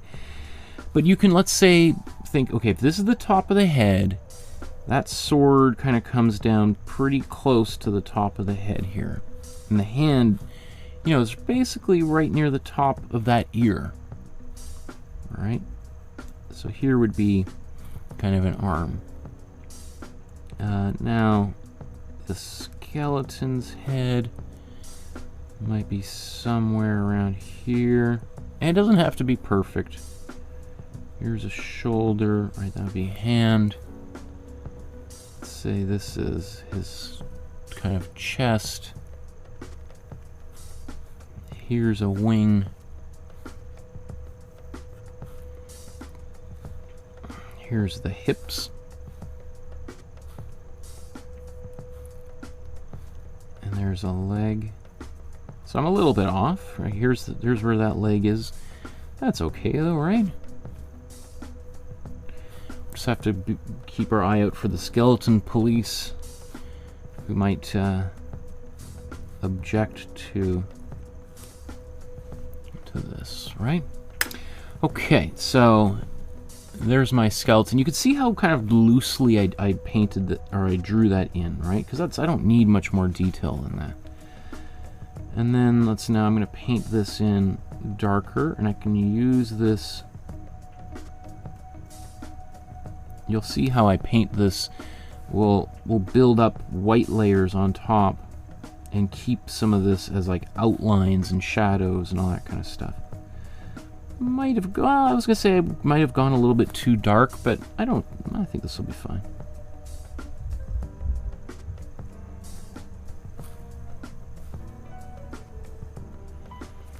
Now, I think I might paint this just a little bit differently than he did, just for simplicity's sake.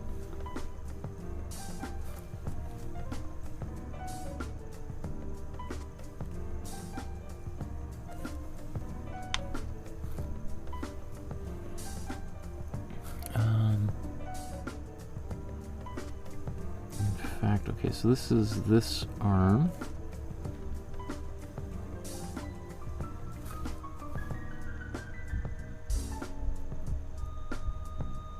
Sort of widening the joints. And the sword, I think I'll paint that white because that will be...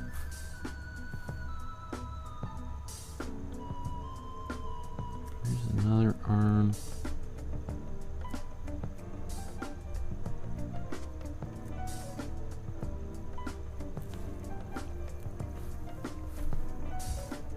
What is he doing? He's pointing here, right?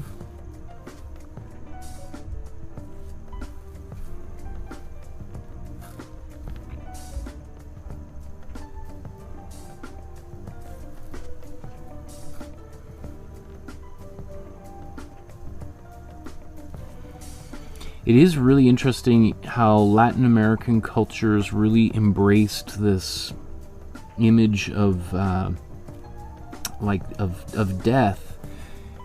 You know, obviously it's been handed down to them.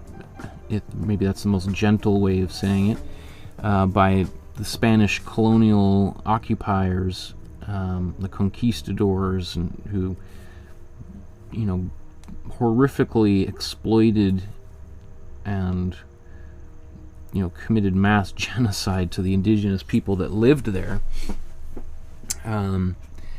So I think it seems it's like why is this, you know, is the skeleton so prominent? I don't know the exact answer, but I'm just speculating off the top of my head.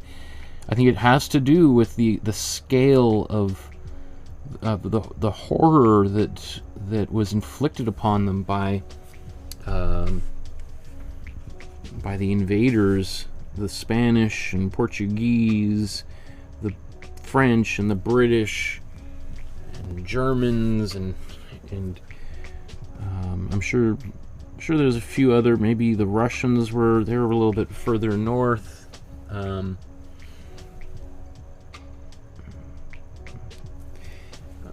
What other colonial power am I forgetting about that pillaged Latin America and Central America and Mexico? Now there is another wing let's see how he dealt with that. That other wing is sort of on the other side and it kind of pokes around. I think I'm just going to eliminate that other wing just for the sake of just simplicity, for visual clarity here. The less that's there, I think the easier it'll be. I'm just going to take some white and red, going to put this sword in here, and I'm adding a little bit of white to it so that it will kind of show up on top of this blue background. Let's get the original here. It's kind of a curving saber, isn't it? There we go. All ado about one little brush stroke there. Okay. Maybe I could paint that, but I think that might be just enough right now for Skeleton Watch 2021. For me to be able to move on from that, because now it's like, oh, there's something there he didn't forget about entirely.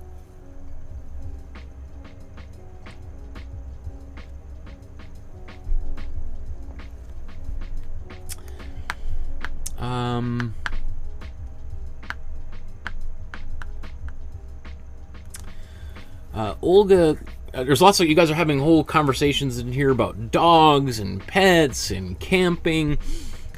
I'll let you guys continue to have that, and anyone watching obviously can read it. I'm just going to jump down to questions people have about me, for me. Olga says, Michael, why not just add white paint to black paint to make gray? Sorry if you'd answered this question 5,000 times. So that's all right. I mean, like, first, the second part of your question, yeah, I have talked about it many times, but I also, you know, some of these episodes are 3-4 hours long. I don't expect everyone to watch 3-4 hours, 5 hours of every episode, so I'm happy to answer the same question over and over again, because I know some people are just tuning in and skipping forward, so it doesn't bother me, because I have no expectations that anyone has that long of an attention span. But what I will say just about gray is first, yes, of course, you could just use black and white and mix a gray really quickly. It doesn't actually take that much longer, though. You saw me mix the gray by putting my warm red and cool blue and a little bit of cool yellow there, and boom, and obviously add white to it, and I've got gray. A few reasons why I like that is, one, I guess first of all, is I'm always very careful of how much black I put into the painting. Black is an extremely dominant color. Even when you're using gray, it's very easy to go too dark. And I always reserve black for the very, very end if I use it at all, because black will sit right on the top of the painting. And so I'm always reluctant to even put black on my palette, because sometimes I get lazy and I just start digging it out, and then I've created a problem for myself where now I've got this extreme contrast. And I like to stay in the middle and then work my way out to the highlights and the shadows, and use the black if I need it as an emergency parachute kind of thing, right? So I rarely use black anyway, and that's something that that's a sort of a technique I've appropriated from the Impressionist painters. The Impressionist painters, there's some used black, but some also didn't. Most famously, Claude Monet, who's probably the most famous Impressionist, rarely used black because he wanted the paintings to be really bright and luminescent, right? And black is a color that can has a lot of weight to it, right? And he wanted his paintings to be light and be bright, right? So that's one answer. The other thing is, I think, just in terms of as a teacher and teaching people painting, learning how to mix gray, I think, is really important, because it helps people understand how color mixing works and how these colors relate to one another. And I think, again, if the first time I saw that you could make gray from just these simple colors, it was like, whoa. Or even mix it basically, if you take warm red and cool blue and you mix them together, you've got something very close to black, right? You put a little bit of cool yellow in it and it's like a super, super dark gray. And that's usually more than dark enough for any of your paintings, right? So I always think it's like really exciting just to see that work, because when I do this in class and I teach people and they mix it themselves, you just hear everyone in the classroom go like, whoa, like they feel it's like an alchemical process. They're just like, I mean, you've seen you do it, I've read about it, but when I actually do it myself, like, mine explodes, and that's really exciting for me as a teacher. And so I just think it's useful to do. It's extremely important learning experience. But, you know, if you want to save a little bit of time, you can just go right to the black and white and make a gray. And you can also buy gray. So I have a gray tube. Huh. I thought I bought a gray tube of paint recently because if you're doing a lot of one thing, yeah, it is a little bit easier than mixing it all, and you'll get a little bit more of a consistent. I thought that's gonna drive me crazy because I swear. Oh yeah, here it is. I was gonna be like, did I leave it at the art? So here's like gray from the art supply store, right? Here's neutral gray. So I could use this. I literally own it, but you've never seen me use it in 135 episodes so far, right? But I do have it just in case I'm going to do large volumes of something, right? I can break it out.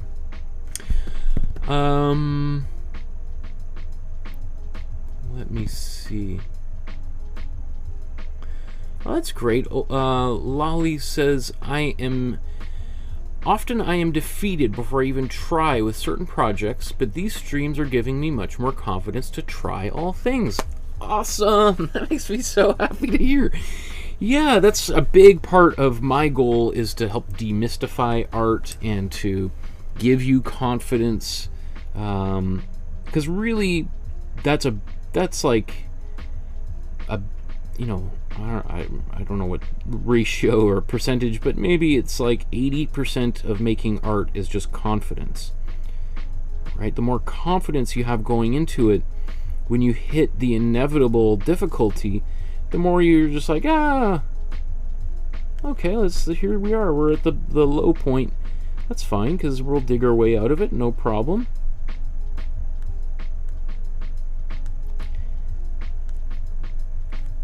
You know, it's, you know, like, first, I'm a sports fan. I like watching hockey primarily, and so I often think, my wife cannot stand sports at all. She just, and I'm always trying to explain to her some of the lessons that I learned from watching sports. I've played sports when I was younger. I could certainly use to play a little bit more sports. My wife was gently trying to encourage me to play hockey again, like join a beer league. But one of the things I learned from sports is like sort of those more veteran voices on a team. When something bad happens to the team and they fall behind and they're losing the game, you have some people who've been there before and been like, you know what, we've been way behind and we're just going to stick with the plan, and you never know, because sometimes we could end up winning this game, right? Whereas you see the younger players on the team, they're just panicking like, oh, this is over and everyone's gonna hate me and I might be replaced and the coach is gonna yell at me, and the older players like, just settle down, everything's gonna be okay, we're gonna just keep moving forward here, it's all gonna be fine, it's all gonna work out in the end. Okay, so speaking of which, let's now go back to the ground here, which we've deliberately neglected until this point, because I'm happy with the sky. I'm going to put some clouds in here shortly after. Maybe I'll do that after I've done the ground, and then once we've got that in, we'll have the background locked in, we'll have the ground locked in, and then it's just a matter of finishing the figure over the next, probably I'd say about an hour and a half it's going to take us to finish this. So with the ground here, I'm going to back that out a bit.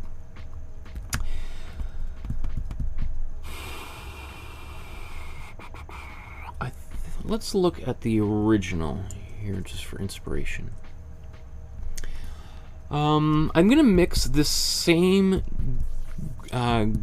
green, maybe a little bit more yellow in here. We'll put that, let's start there as a starting point.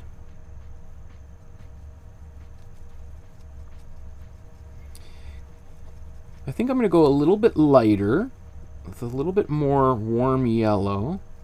That way I can get the shadows to really kind of pop. Ooh, that might be a little light. Might be a little light. So let's just add a little bit more blue back in here. And now I'm realizing I don't think I'm going to have enough to go all the way across, but let's just start here. We can always mix more as we go.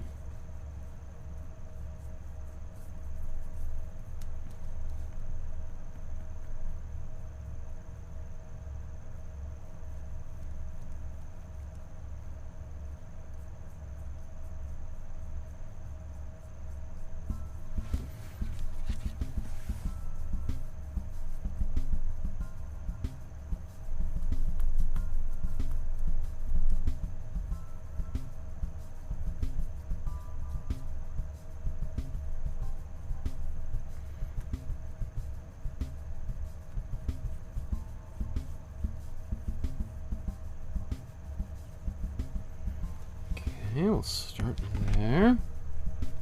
Just touch up this.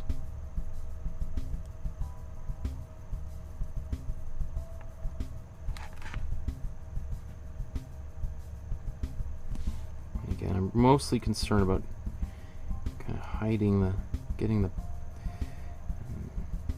not hiding, but the clearing up any of these little gaps. That's why I'm going right up to these shoes.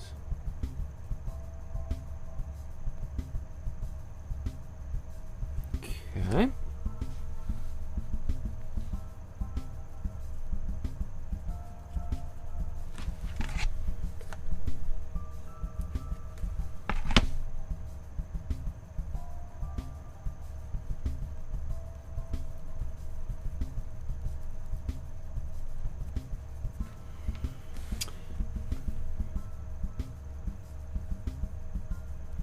One thing, you sometimes see me doing this like an X pattern, and that can be kind of a really helpful technique to try to blend things in, as opposed to just vertical and diagonal, or vertical and horizontal.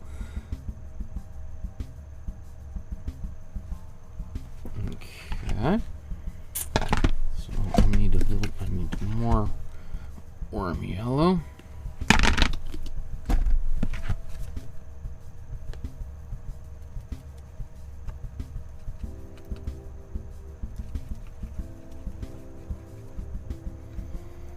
Let's take a bit of white and just sort of, wow, that's a lot.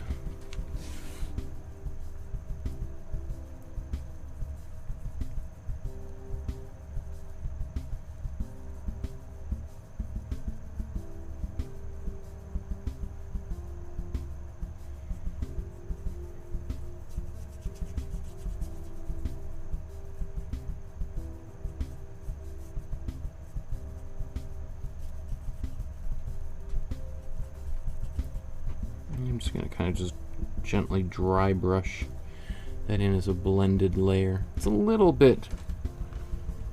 rough, but I think I might go back into that as well. Let me see, maybe I'll take just a little bit.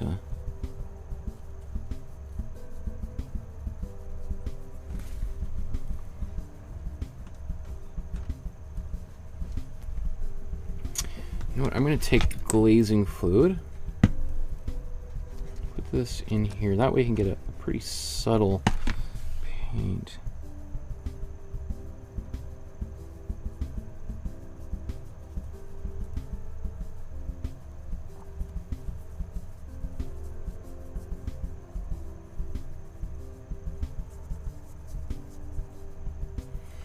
What I'm kind of just going for is I want a little bit of what would you say, like I want this to be a slightly uneven, more like how grass, oops, that's a little too dark, that's okay. Let's get that in here. Let's see, maybe...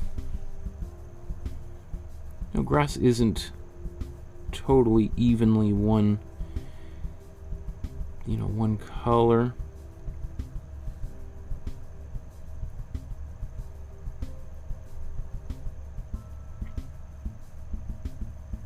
So I want these little, slight little shifts to happen.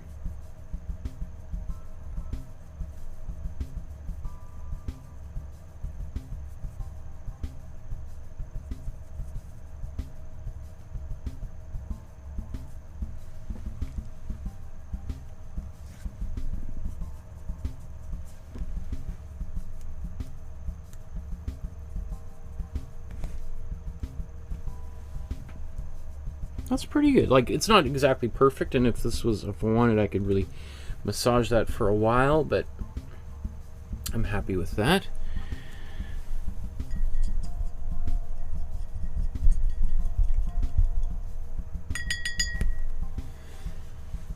Okay. See how now this ground, which felt like alarmingly bad, it's not completely sorted by any means, but it now feels like, okay, not so bad, we're okay. Okay, maybe he knows what he's doing. Okay. I'm gonna let this sit for a minute. Let's do some clouds in here. Let's put some clouds in. Maybe I'll mix it with a... So I'm going to take some white, and I see a couple questions there. I'll get to them in a second. So I'm going to make clouds, and I'm going to start... I don't want them to be perfectly white, at least not yet. I can build up to that, but I'm going to add a little bit of that blue to some white. So you can see it's going to be, it'll be strikingly different than the background, which is good. But I don't want it to be too intense. And I'm also going to put a little bit of glazing fluid just to kind of keep these clouds maybe slightly transparent, which is how clouds are, right? I don't want them to look like the fuselage of an airplane flying over this, you know, like, or UFOs. I want them to look like clouds. So a little bit of transparency isn't going to hurt. Okay, let's look at this here. Where should we put some clouds? Starting right here, perhaps? Oops, that was a pretty thick application.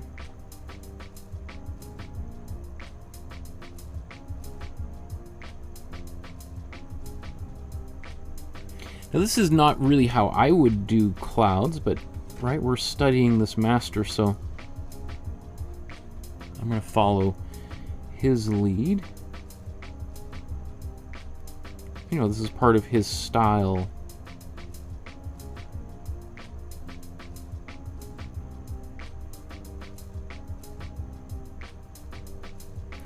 Just taking a bit of that.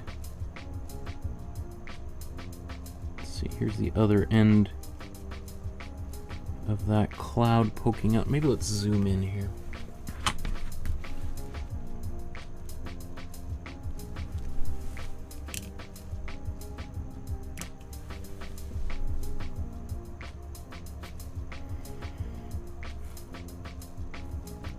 So these, as we go down here, these clouds are going to get closer and closer together.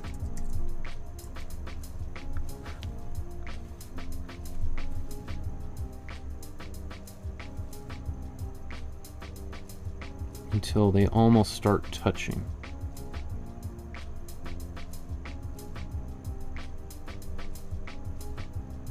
And they'll also get smaller and smaller, or thinner and thinner, I guess you could also say.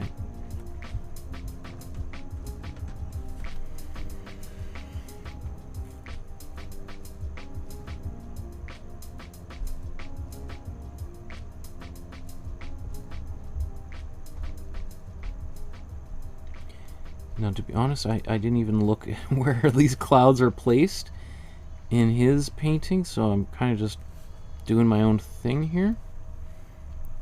But I guess that's not too bad. Hey, I was like, well, you can see here's my blended of the yellow in there. That's why I thought it was kind of nice to add that little bit of variety.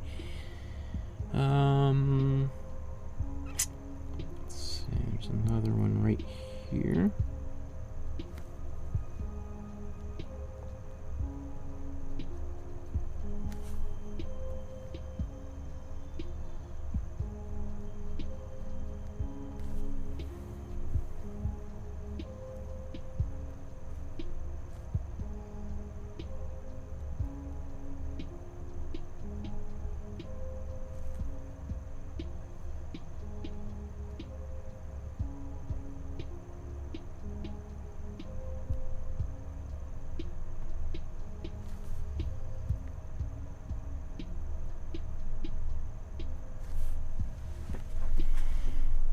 Okay, so you can see they're a little bit harder to see. That's okay, right? It's to be expected.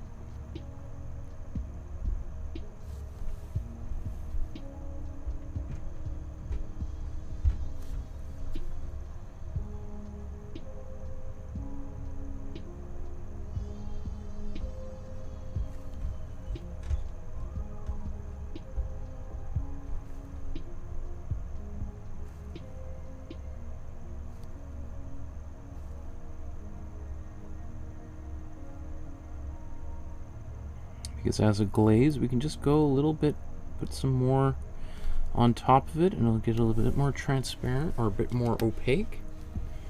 Let's move on here. We put a little cloud in between his legs there. Oops.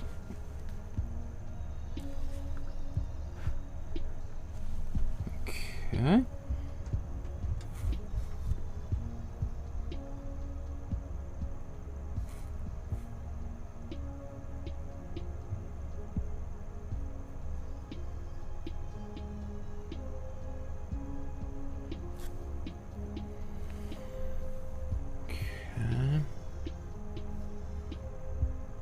I might not go any higher than... I guess he's got some that go kind of high.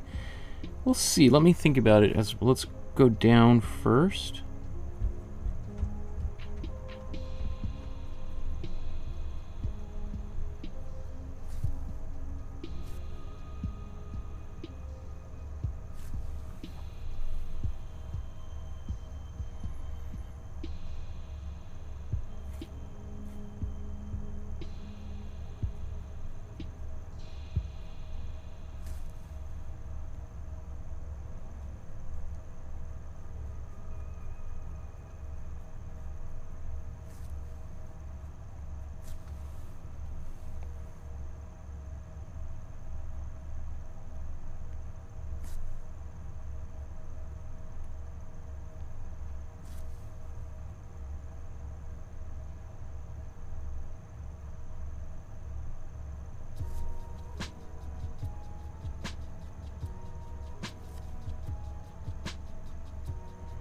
I did do some of those are a little bit thicker than I would have liked, but maybe if we just zoom back out, you'll see how that looks.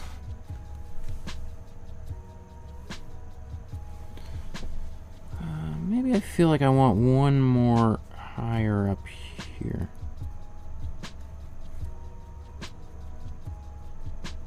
A much bigger one.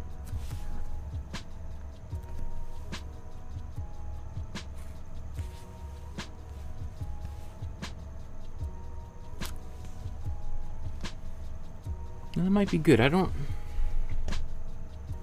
Maybe let's make this one a little bigger over here too.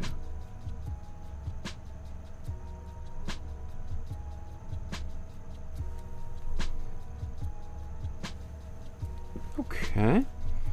And you know, I could spend a little more time on these, but I don't know. They're fairly kind of... Yeah, I don't know. I think that's good. Let's just move on from that.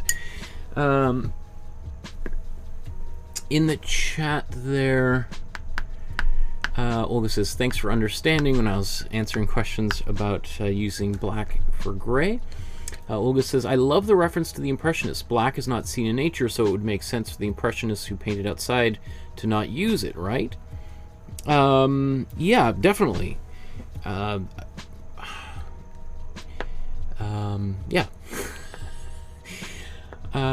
You know, definitely black.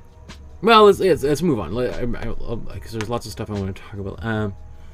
Well, I said never thought about black being nature. That's interesting. Olga says, what about Renaissance painters? Did they use black or mix? Blue would have been very expensive, so cheaper to use black pigment. Yes, I trust your ability to make things work. Good lesson in problem solving. Yeah, the Renaissance painters would have used black for sure. Because the Renaissance palette, because they're mixing all their own colors, and they didn't, like, if Leonardo da Vinci would walked right in here right now and saw like a tube of paint like this, he would say, "Oh my goodness! Like, how many armies did it take to to acquire this golden treasure?" And you'd say, "Oh, I got it for $12 at the art supply store." $12. You must be able to afford, you know, you could buy France with 12. And you're like, no, actually, in today's money, $12 is, you know, is worth a couple cups of coffee. Coffee! Oh, I've only heard stories of... Okay, I mean, he would, like, this kind of a thing would be unheard of to him. He'd be just like, wow, you could just buy a tube of paint. Like, that already would have blown his mind. But these kind of colors were readily available to an artist, like, that you could just get, like, I mean... Ultramarine blue, which, you know, this is a synthetic ultramarine blue. Ultramarine blue was mined in Afghanistan. It still is mined in Afghanistan. True ultramarine blue, you know, could cost for, you know, a tiny little powder, you know, enough, you know, like, let's say, could fit inside of here, might cost you $200 or $300, right? That's why it's, you know, actual high grade expensive art paint can be, that's what you've probably seen in the art supply store. Why does this one cost like $45 for a tube of paint that big? Well, there you go. Let's move down here and finish. I want to put in a little pathway that's in the painting. You can see how easily I get derailed here by... I get excited. I mean, I'm excited. This is why some of these episodes take forever, but it's not because I'm necessarily painting so long. It's sometimes I just like to chat. And if people are interested in hearing the answers to things, I'm more than happy to indulge. Okay, so I'm just mixing up this yellow for the path. Where should we put this? Kind of right around his knees down here. I think his is up a little higher. I might move mine down just a little bit, because I'm also thinking about this. There's this, you know, I'll put, like, because I don't know what that was. There was some kind of thing with the paint. It looked a little funny. So I will absolutely use details like this to hide mistakes. You know, like I was definitely thinking about that when I was doing the blending. Some of these didn't turn out. I'm deliberately going to put a cloud right over top of a problem area so that it goes away.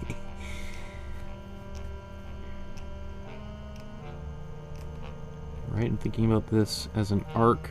This next line, like if I put this line down here, you'd be like, what? I guess the path, does it zigzag down here? Or, right, so it's like wanting to carry this through here.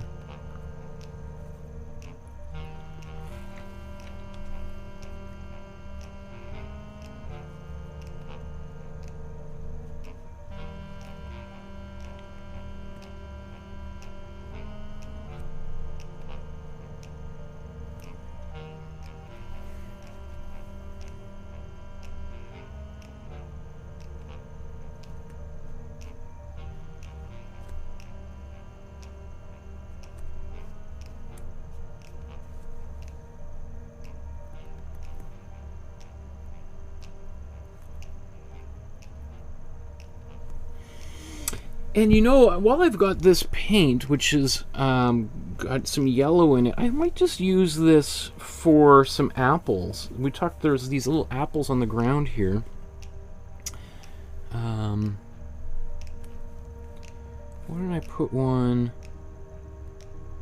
Let's put an apple right here, because this will work well. We can kind of put some red over top of it, and this will look like, you know, a bit of slightly unripened apple side there.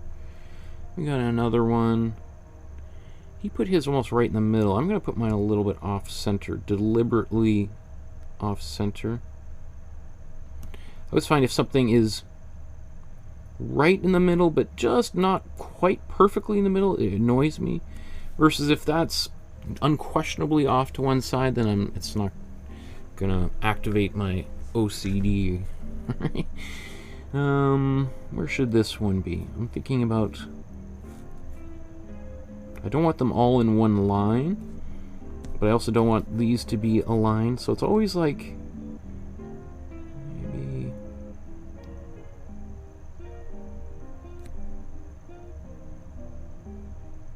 I wonder what the deal with the apple is. What is the significance of an apple to a Matador?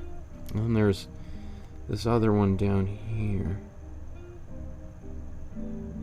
The larger one.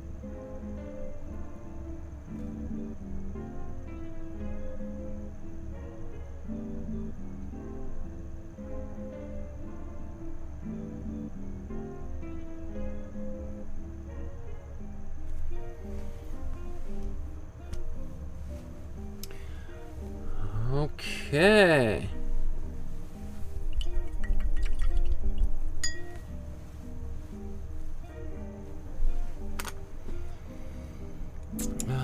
Let's zoom back out and see where we're at, what needs to be done.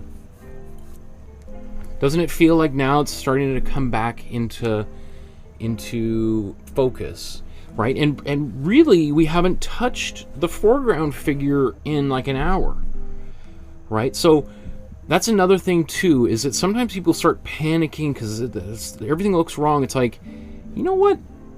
Maybe just, it might be the background that needs the work. Because this painting an hour ago, when I was talking about like, oh, everything looks like it's falling apart, we haven't touched this part, which is the central part of the picture.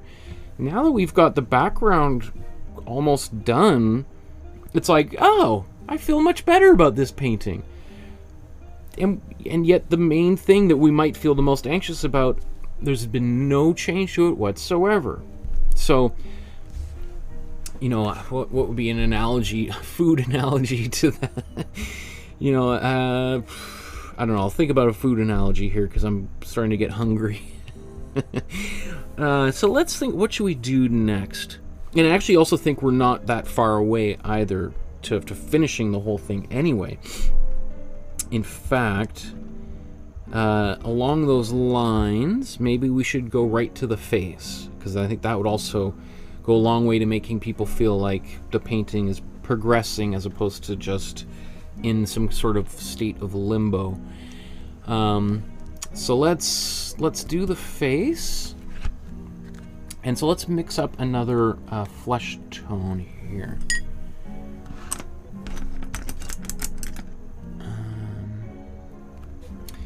So I'm going to take some, let's see, is this all dry here? So taking some warm yellow. This will be, if you're looking for numbers, your warm yellow will probably constitute 50% of the color. Let's take a little bit of warm red. You can see it instantly becomes almost warm red, so that actually is, I put almost too much, and that was maybe 15%. I maybe should have been down at much lower.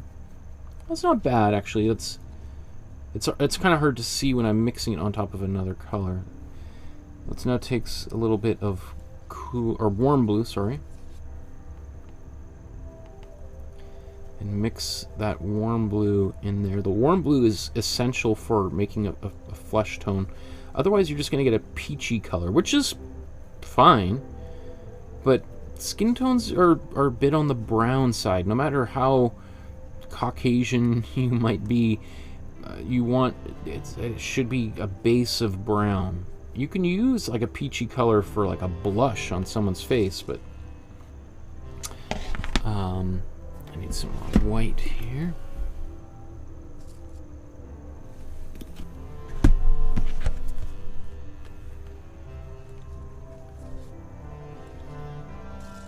Okay. So basically, this should be pretty close to what I had here. This looks like it's a little bit darker, which is fine, actually, because I'll just use this to start putting in some shadows. So let's zoom right in on the face.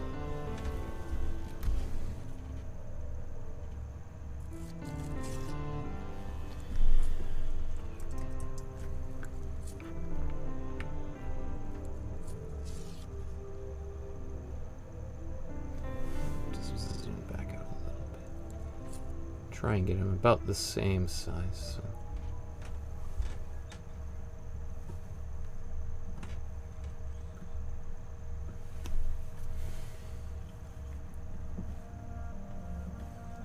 Sorry, just tightening a bolt on the there.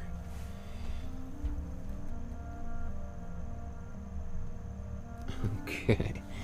So do I have color on here yet? I don't think so.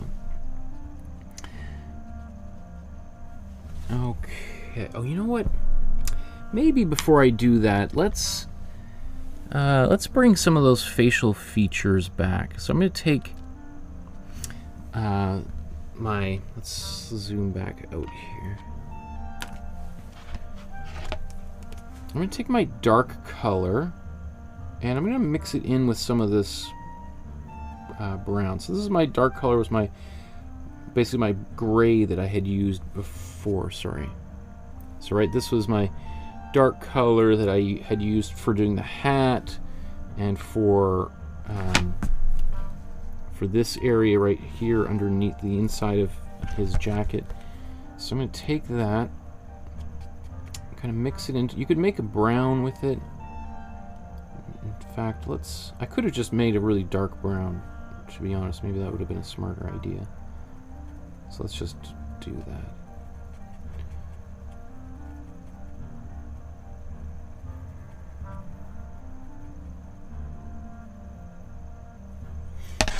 Because what I want to do is outline some of these facial features again before I move on. Like his eyebrow there. He had a little thinner eyebrow. I've just given him a darker eyebrow. Is that all right? Yes, it's absolutely all right to do that. Does it make it a little bit different than Botero's? Yeah, that's true. Okay, now it gets a little tricky because we're doing these very tiny features. Now, Botero is known for these big round bodies, but one way to make the figure look more round is to make all the other features inside smaller.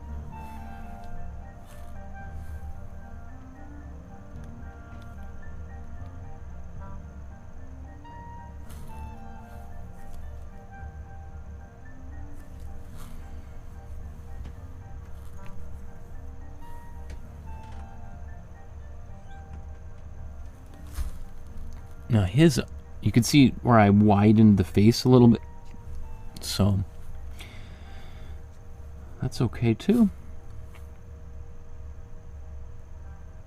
Just gonna kind of delicately do this nose. I don't want to do it too dark.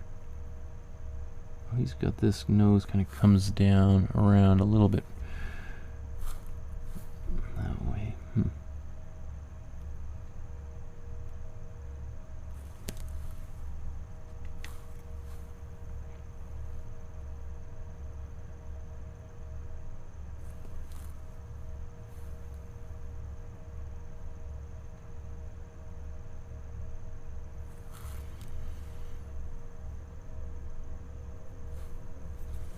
Okay, so that's fine for a moment.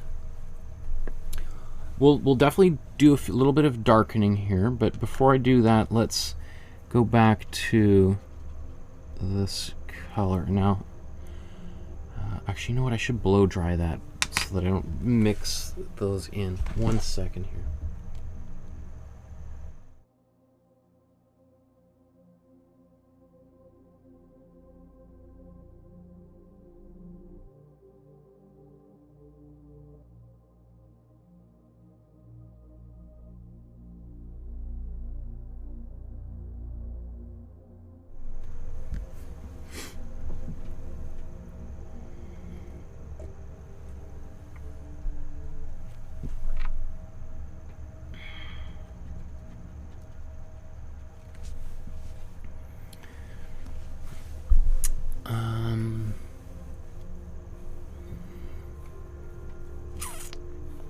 So let's just see what color do we actually have here.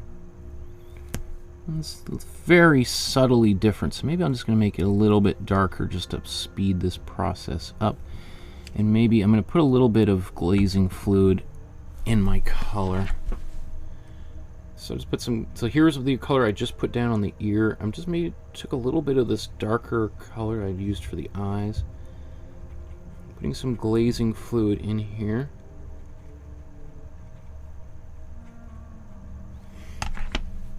That way I can feel kind of confident about darkening things. And then if I go too dark,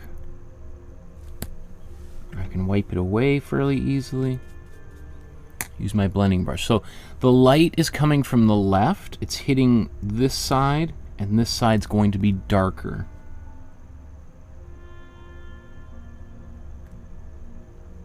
Yikes.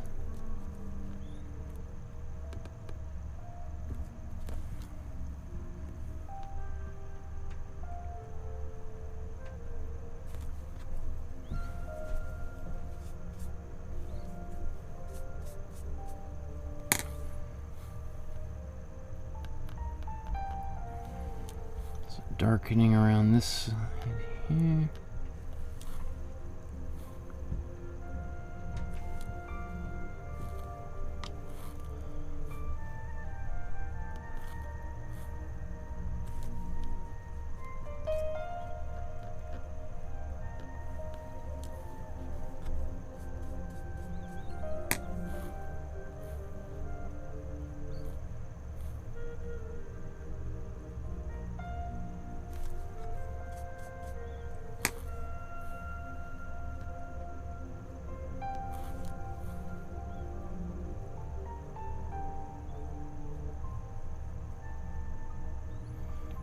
And then remember, this is the neck that was giving me all those problems, or not that problem, but remember at the very beginning where I said this might reappear later. Slowly it's disappearing. Actually, I'm not sure why I just did that. He's gonna have a slightly different haircut, and his hairline's a little bit shorter, right? That's okay.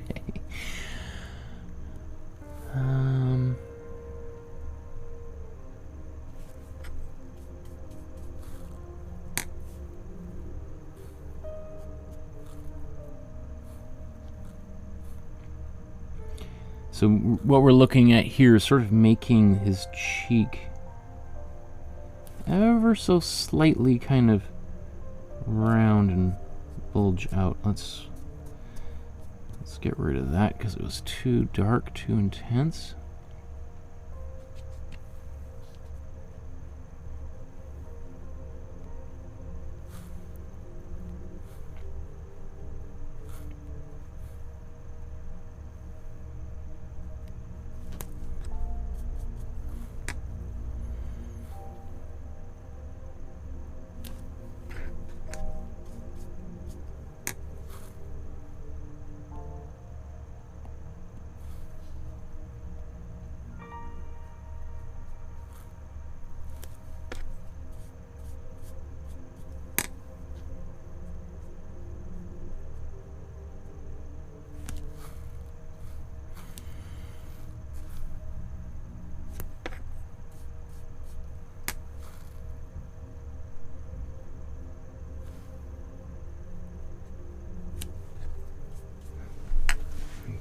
Okay. I'm just going to now put just a little bit of kind of the white of his eyes in. And so I'm taking some white, but I'm not going to put white directly in here. I'm going to take some of this same color I was just using for the face. Right? And so it's going to appear much lighter than anything else.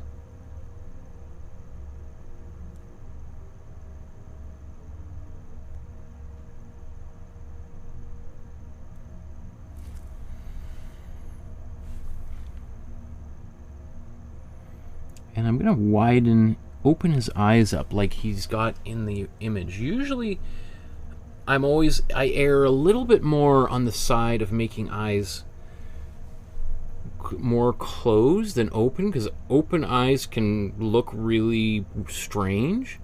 So, because most of the time our eyes are never quite that wide open, right? Normally, we don't see the entire iris. The iris is the part of the eye that is green or hazel or brown or whatever, right? So usually we don't see the entire circle. It's clipped by part of our eyelids. We talked about this in my drawing class on how to draw eyes, right? If you want to watch that, click on the link below for the drawing playlist, and you'll go right to there. You can go right to eyes. We spent 2 hours talking about eyes. But here, this Matador, his eyes are open. Right? He's intense. You can see the intensity of those eyes. Right? So they're open, maybe a little bit more wider than they ordinarily might be. So I want to capture that with this painting. Right now, it doesn't. You look at this and you're like, that's wide, hey? But you'll see, like, you saw I kind of adjusted it. I had it a little bit more closed and opened them up a little bit, and it will make a difference for sure. So let's add just a little bit more nuance here. Just taking a slightly darker color.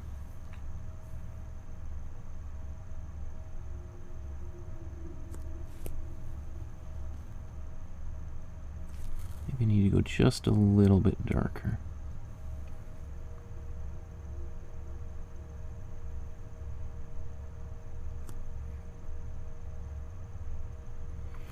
So these are the tops of the eyelids. And we could even go, I just kind of close the eye slightly accidentally there, so I'm just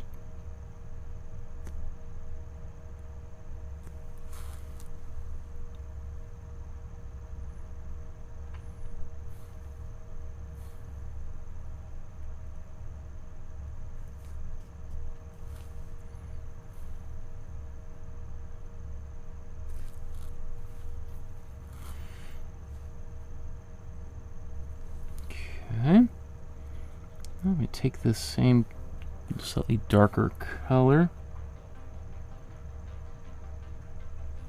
the outside of that nostril.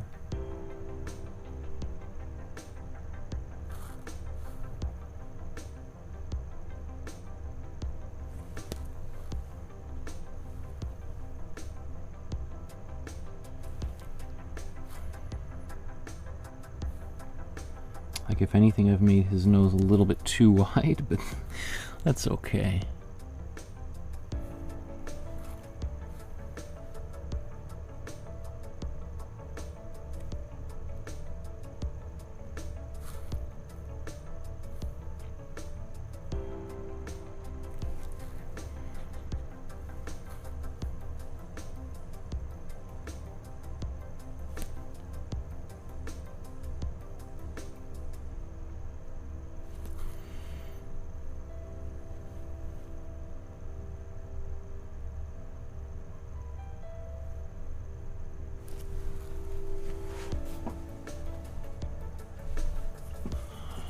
Okay, let's get these lips. So I'm going to take a bit of warm red. And coming back to this area, I'm just going to take a bit of this flesh tone so they're not too bright red. If they're too bright red, they're just going to look like lipstick, right? We want it to look like this. It's naturally occurring red on the face or on the lips.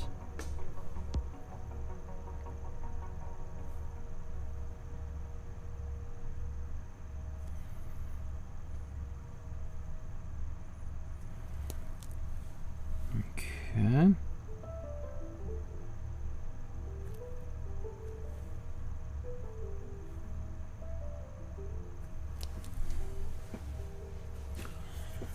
And then while I've got this on my brush, I'm going to put a bit of glazing fluid and rub this in here.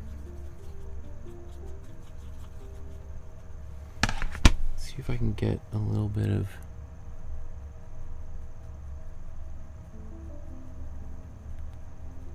the redness to these cheeks.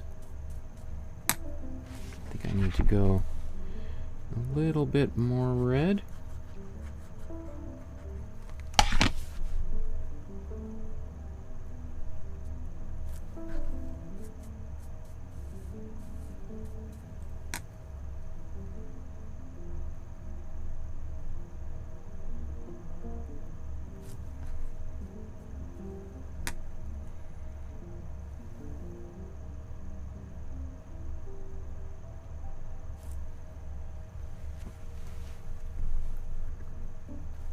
I'll wait for that to dry, and while it's drying, let's take our darkest color.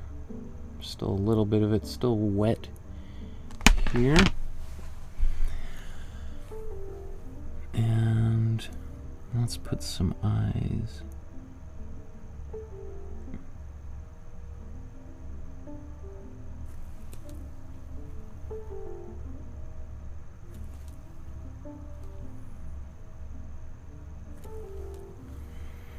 I mean, this is tiny detail, so I'm just dabbing the painting with the very tip of my paintbrush.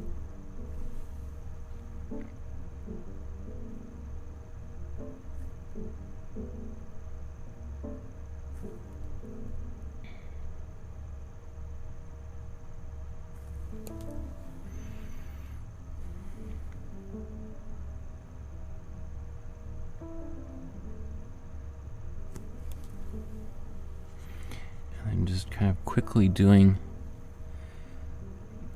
this top eyelid.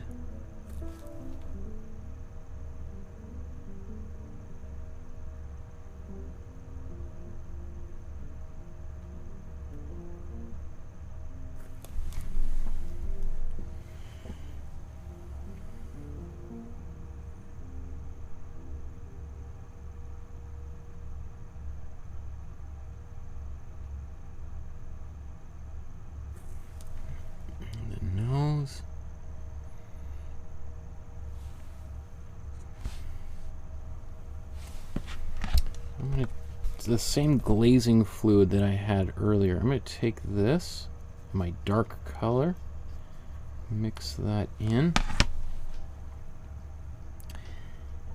and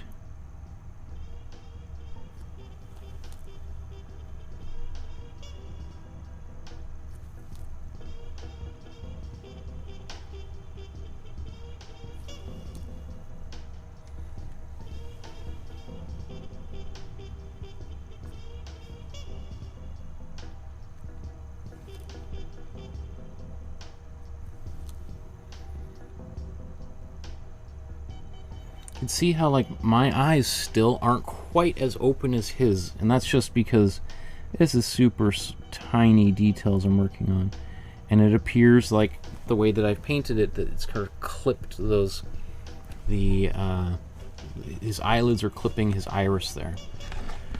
All right, I like this color that I actually want to add a little bit of this. It's taking a bit of the blue, sorry, this is warm blue. I'm going to put a generous amount of glazing fluid on it.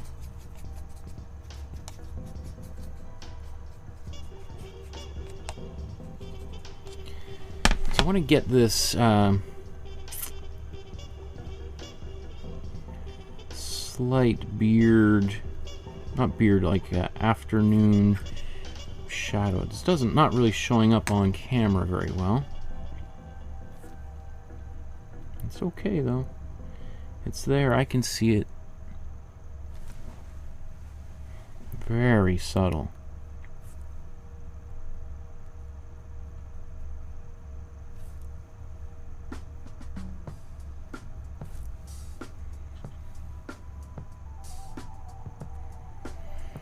This little bit of blue that I'm putting in here is a good way. First of all, people will generally have this kind of a highlight, or not highlight, shadow anyway on their face, but particularly on male figures, especially if you want to make someone look, you know, young and rugged male in their 20s, 30s kind of thing. It just gives them that kind of youthful kind of thing. Right, so again, I don't know if any of this is going to show up on camera. It doesn't look like it showed up on camera at all, but I can see it, and it just gives it this. It's the same sort of, what I'm doing is right, this kind of thing. So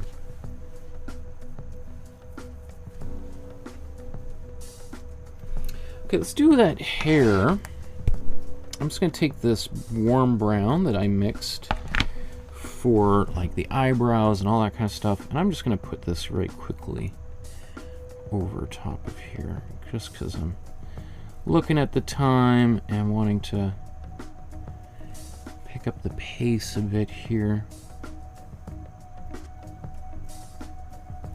Because especially, you know, once you start getting details like the face in, it's the whole painting starts to really feel like it's coming together pretty quickly, right?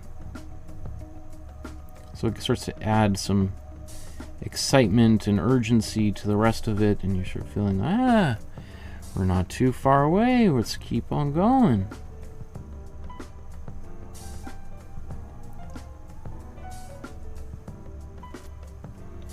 Now my hairline, I kind of made the accident a little earlier, and I could still fix this now. I'm not locked into it, but I'm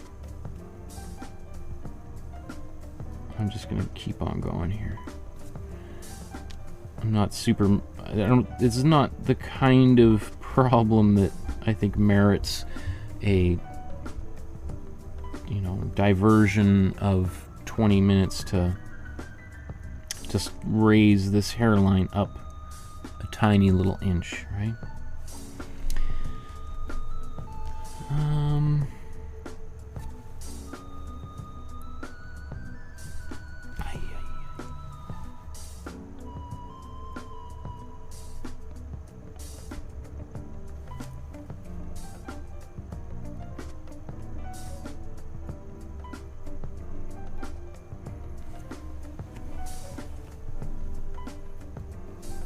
Okay, there's some red on those cheeks, which I still haven't quite captured enough of. It actually looks, on my side of things, on this side of the camera, looks pretty good. But I think I just want a bit more of that.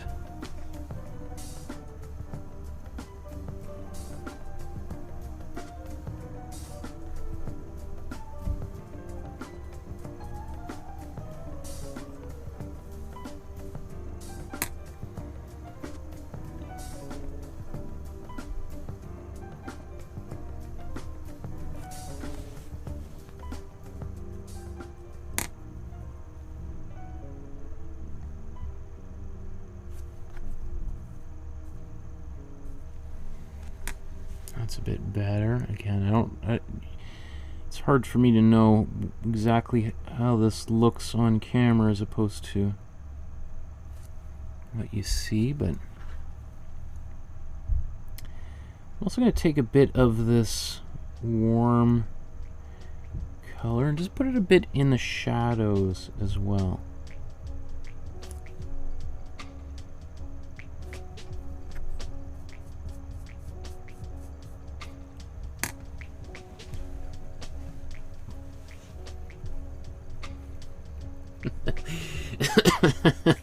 Okay, let's move on from the face, at least for the moment, and because there's still plenty of things that need to be taken care of. Let's look at these hands.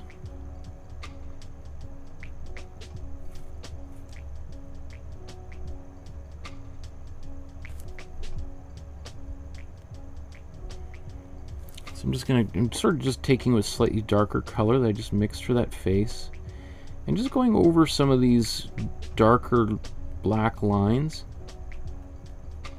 that have been here for a while.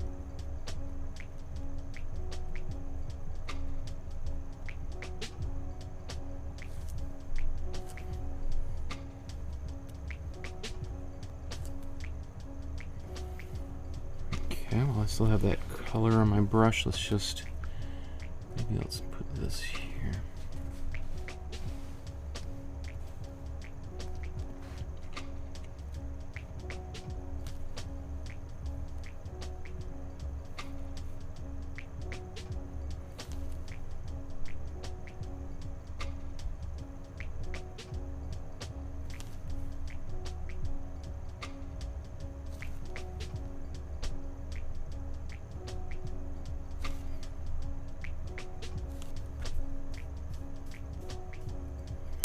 Is there thunder and stuff going on outside there? Or is that my wife rearranging the furniture upstairs?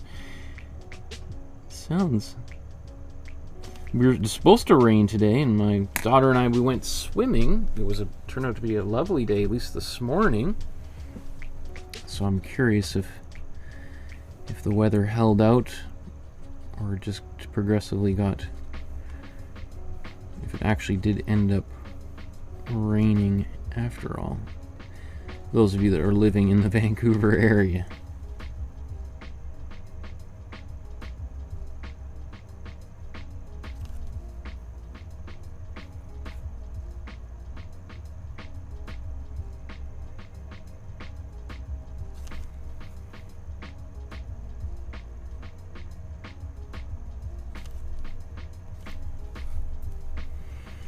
So I'm trying to build a bit of a highlight back onto this thumb here.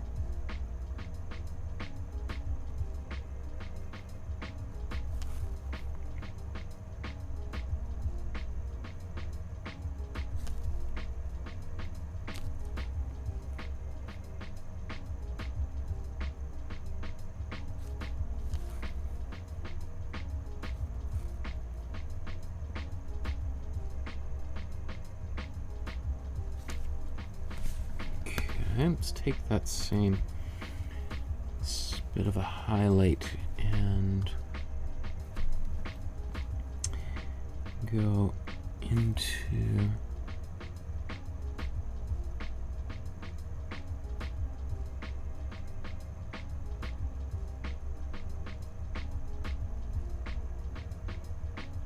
top of these fingers. I love drawing hands. Again, I did a couple of episodes in my drawing class on drawing hands.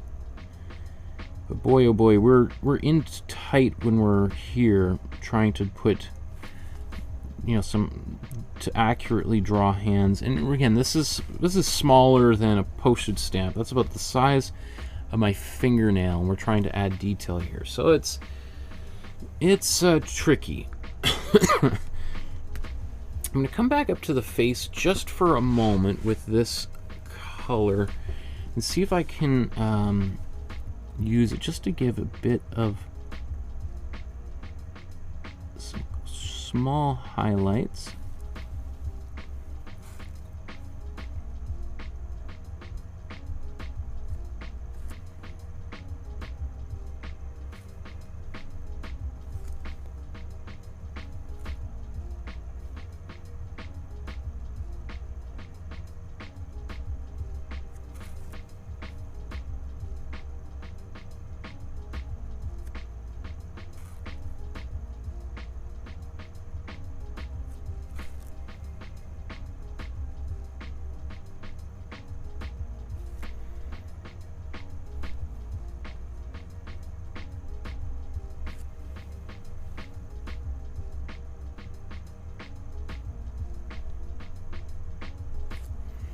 Now this color's got some white in it, so I could use it to really push that hairline back up, but I'm not going to.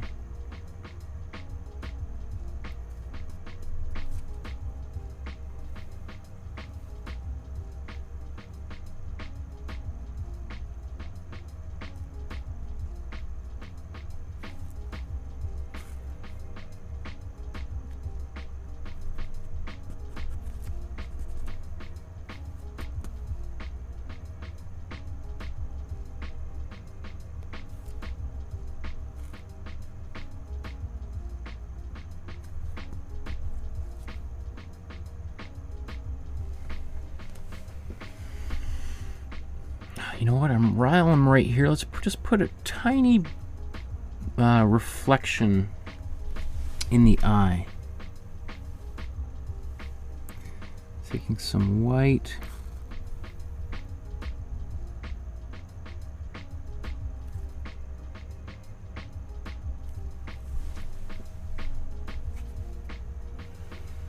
Right, those little details just make things pop. Okay. Maybe we'll do a little bit more texture in the hair shortly, but let's just see how the painting looks at this point.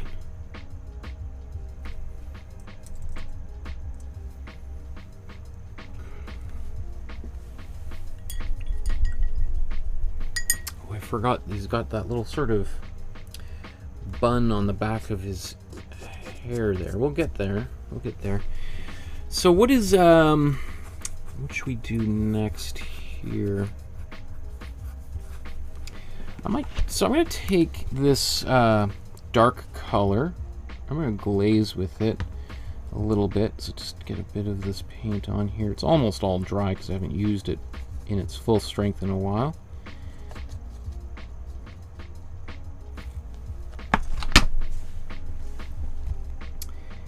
And just get the inside of this cap here.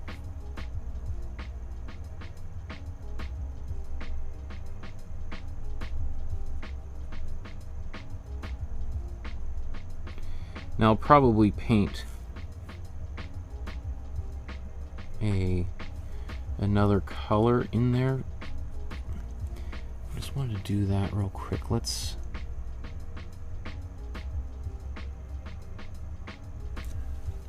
go to this collar.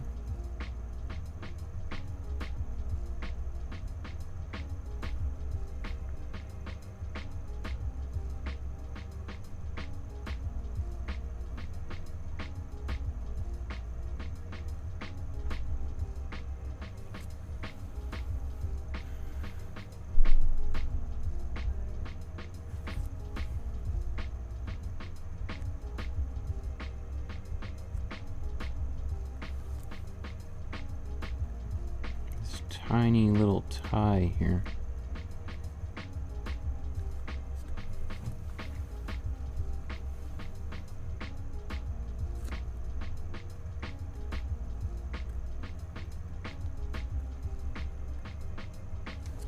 Have to wait for that to dry a little bit more to get that. Okay, moving right along. I guess we could use, no, I'll do purple with that. So there's all these little details everywhere here. Let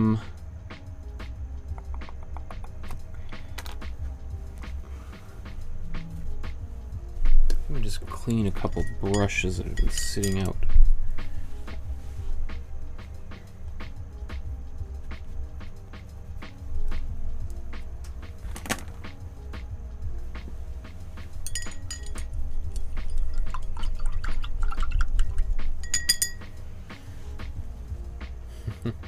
It's funny, sometimes the chat there is very active earlier on, and then around this time it gets very quiet, which is, I think, is good. It's like dinner when everyone's eating and all you can hear is the sound of chewing and the conversation stops. That's usually means the chef has done a good job, right? So that tells me that everyone's busy working because there's lots of people watching, so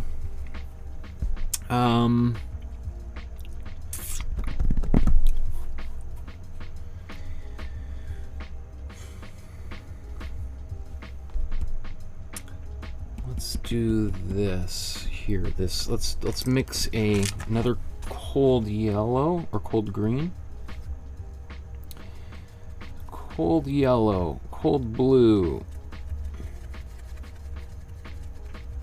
I'm gonna put this in at full strength.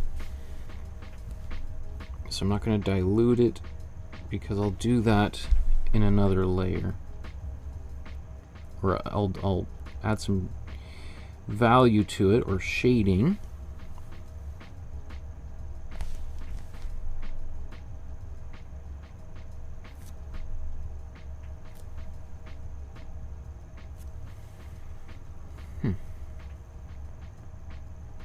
There we go. I wanted a sharper edge, and I just kept getting the rough. So right, you just remember, like, you can still see all this area where I haven't painted it. It just looks kind of patchy, and now I can go in with a second layer, and it's just like, boom, everything just sort of looks so much cleaner and more precise.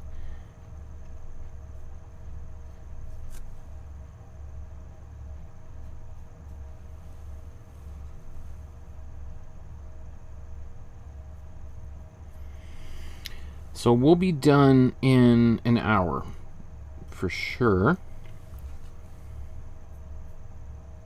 Which makes it a longer episode, I know. I keep saying I want them to be shorter, but it's hard because these are all artists I really, really like. And it just takes a while to do them justice. Like when in the new year, I'll restart the Intro to Painting class, and those episodes will all be much shorter. They'll be in 2 hours maximum, because that's all like a beginner artist wants. They want to just kind of get started. That's why I tend to start thinking of these as being a little bit more advanced classes, because we're getting into a little bit more detail, and that just takes longer to do. You know, some advanced artists want to know how to make a painting really, really fast. Sure, that's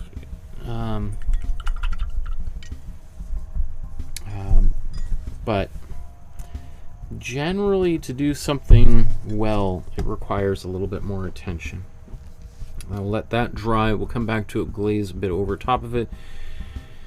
This, can we start glazing on, or even just darkening that? Let's do that. So this is a warm blue.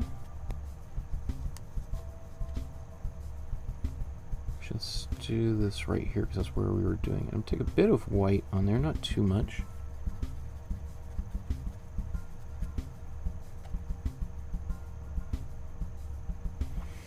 And I'll put a bit of glazing fluid in here, just to make it a little bit more transparent. And transparency, but also it makes it a lot easier for me if I want to blend anything, right? If I want to, glazing fluid is perfect. Another way to think of glazing fluid is like blending fluid, right? Whereas I can put something down, and then I can soften its edge out relatively easily.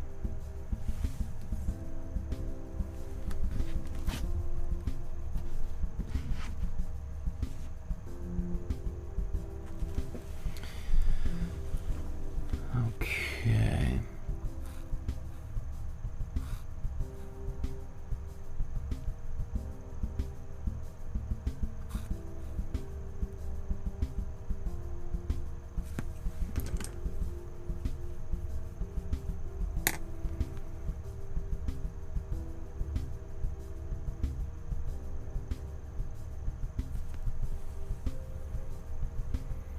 We can start out kind of soft like this, which is also a good way if you're still trying to figure out where the lines go. You could work a little bit slower.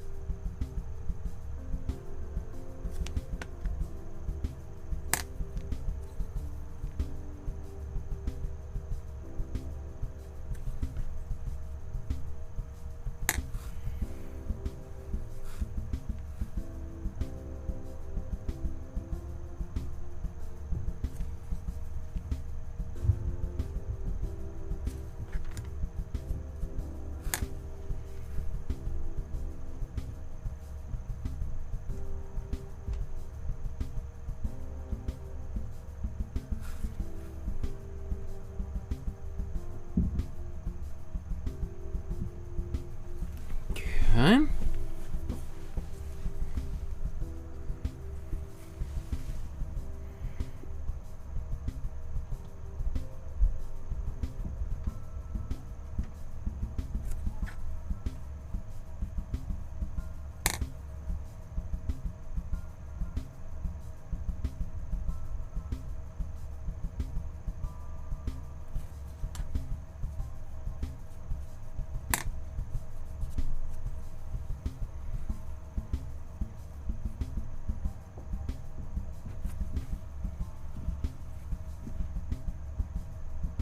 So now I'm kind of going back over and just darkening some of these areas, not everything.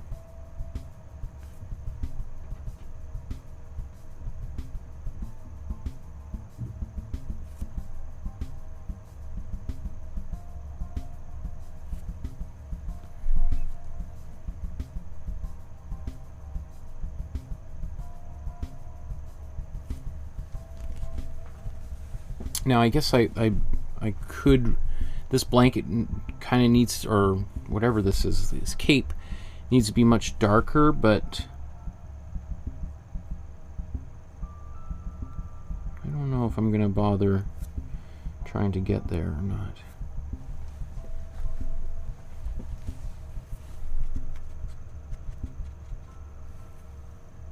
Just gonna go back to this tie now that it's a little bit more dry.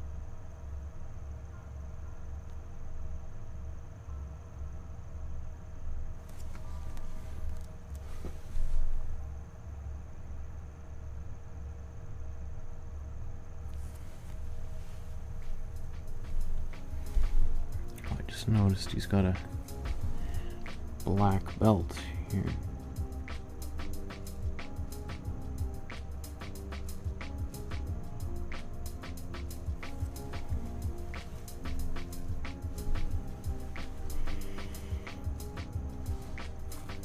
Okay. I'm going to take some white and this blue. I want to get a little bit of that stripe on the... Oops. So I'm taking white and mixing it in with the warm blue there in order to get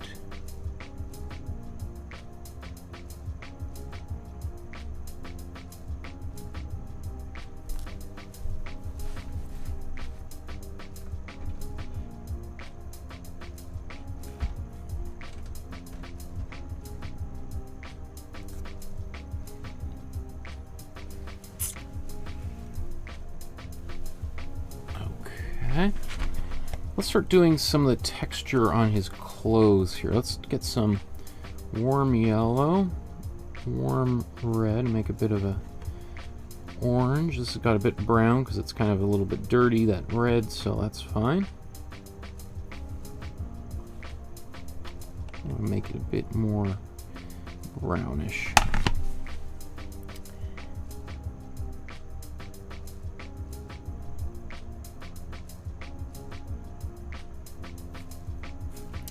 So these were those pencil lines which I drew right at the beginning. Let's see, they're still very visible. So I'm just kind of disguising them a little bit with some paint.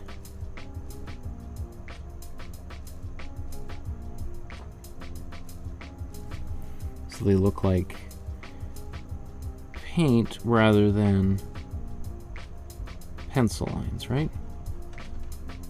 Not that I have anything against pencil lines, but I want them to, I just want it to, just to clean it up a little bit, right? That's good.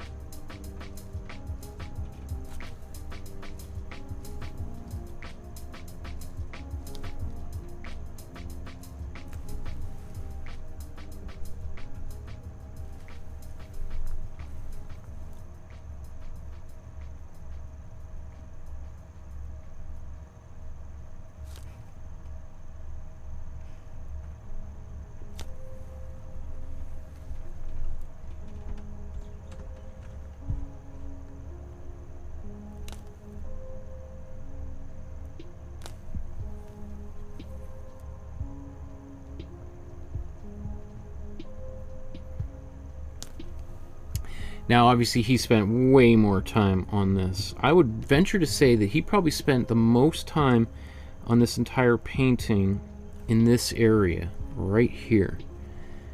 And obviously, I want to be done here in about 45 minutes, so I'm not going to be able to do a great deal of justice to this part of the painting, which is a shame, but you know, you gotta sort of, a big part of being an artist is making some hard decisions as to what to include and what to exclude. And sometimes you just have to bite the bullet and just, you know what, I'm just not going to be able to do this area the way I want to do it, but if I want to get this painting finished in a reasonable amount of time and not spend 4 or 5 hours here, then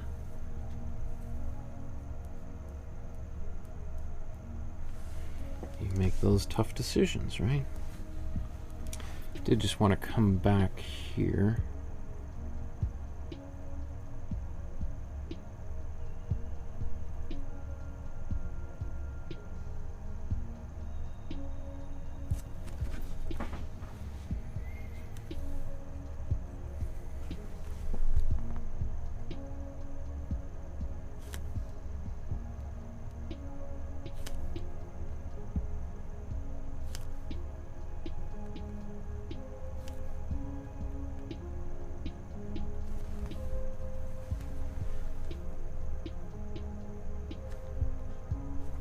I mean, the patterning, I've been to a bullfight, and I've seen Matador costumes.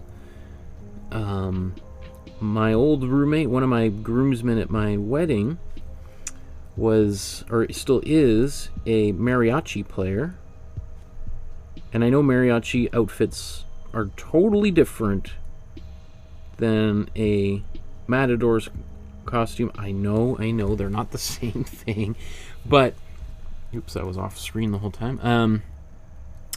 But there is just, you know, there are the same sort of attention to detail is absolutely stunning, and so I'm not able to, so I have a real massive appreciation for that.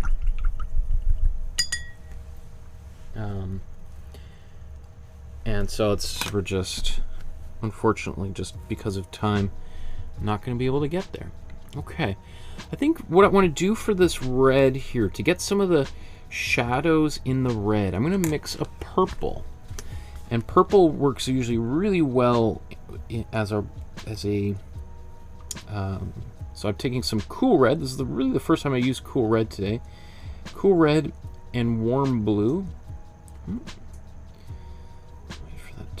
Turn back on. It seems like every episode, what, around the 3-hour mark, it does that.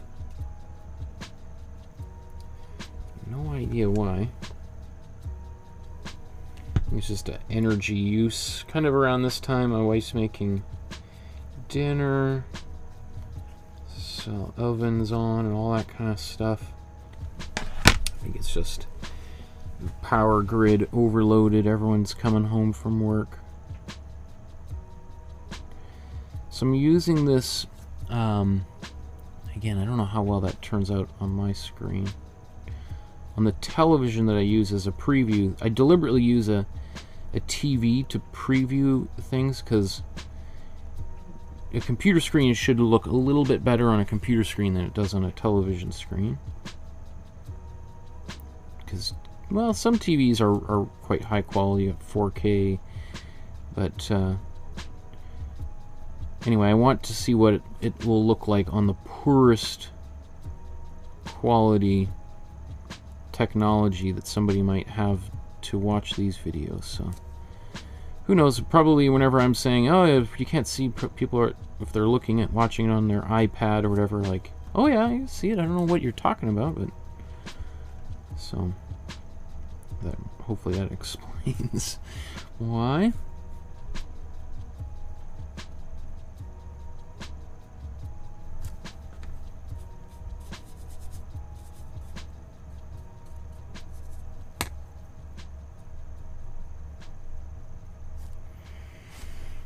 I'm going to do a little bit more with this, and then I'm going to strengthen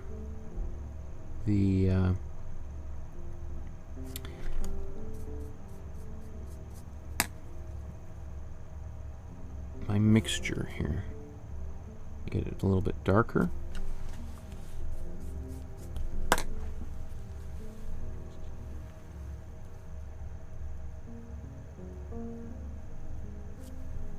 Maybe it's probably helpful just to back out. Sometimes when I'm doing these little details like this, even though they're details, or glazing, it's helpful to really see the bigger global picture.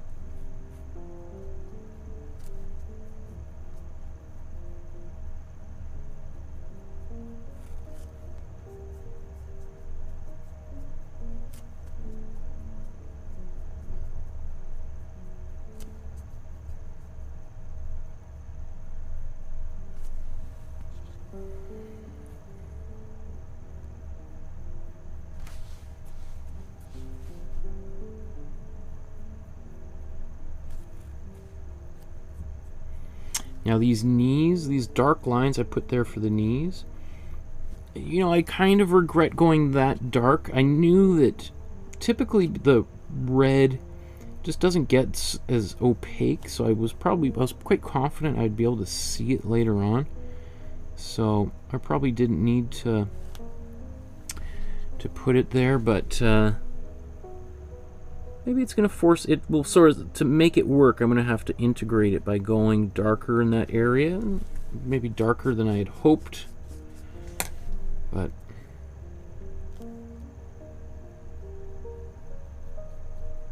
not a big deal.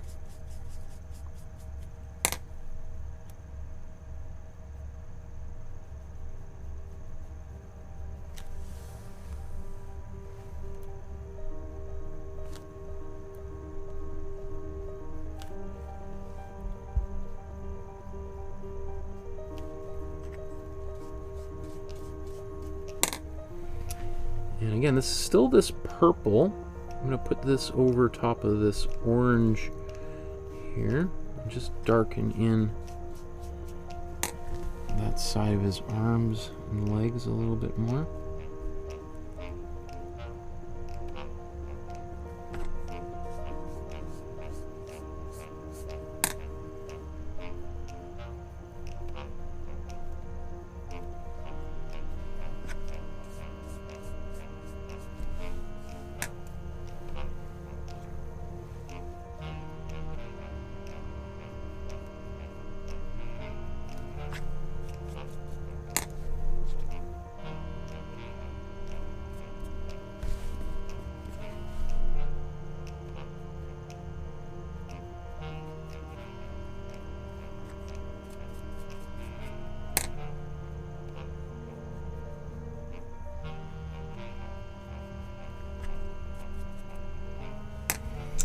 Okay, that's a little bit. Now let's kind of go a little bit more extreme. Let's get more blue into this cool red, so we can get a much darker color.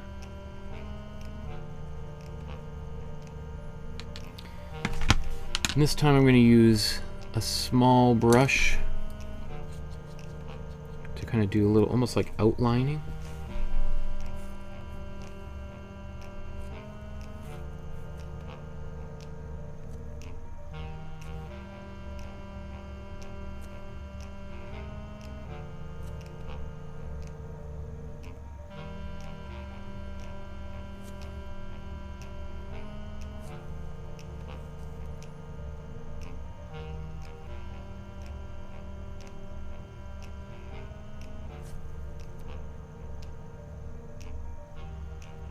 So one thing I see a lot of on YouTube is people who will use black to just add shadows and just darken everything with black and dark gray.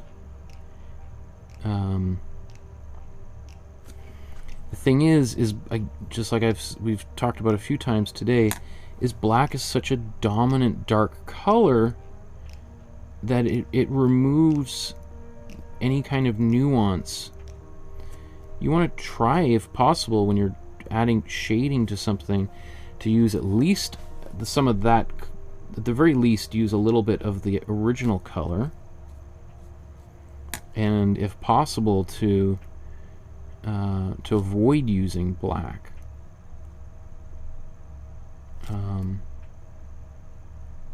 Which is again why the Impressionists, one of the techniques that Monet would use would be to use the opposite color in the shadow to darken things.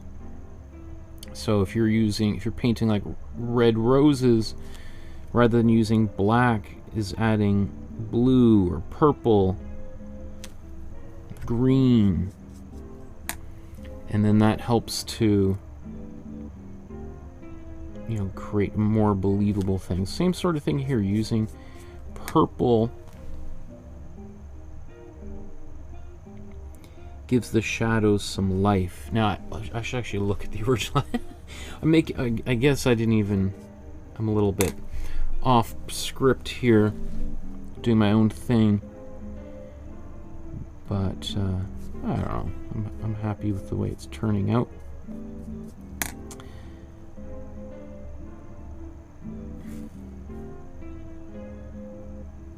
Maybe put a little bit more extreme shadows than he did. Ooh, speaking of, blend that right out.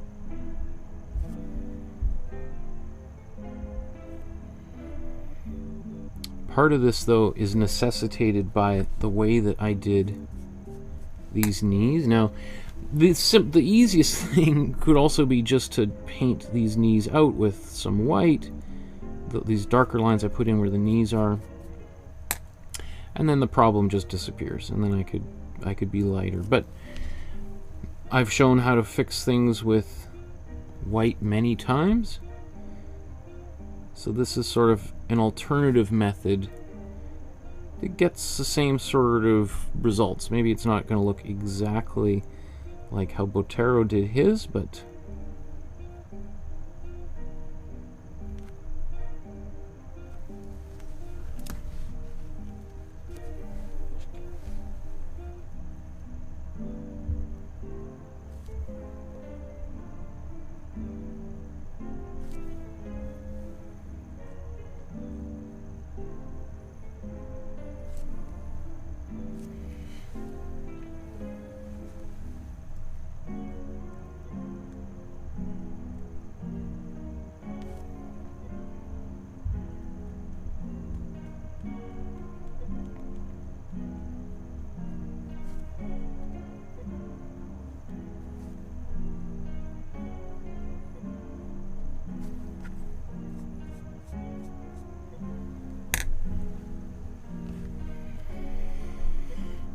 okay.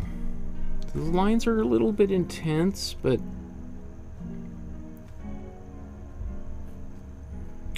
we'll be done here in about 35 minutes.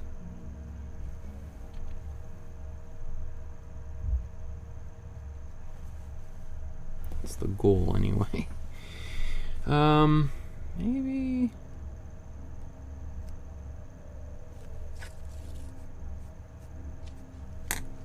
yeah, I'm at kind of one of those points where I'm starting to think like, well, I said I was going to come back and do all this stuff later. Looking at the clock, and I don't know if I'll have the time to come back.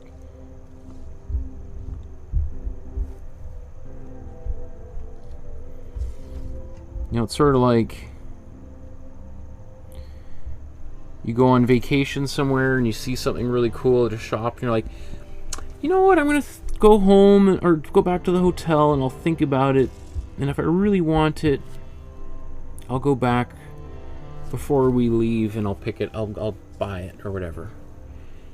And then it's like, it's like the night before you're like, do we have time on the way to the airport to go?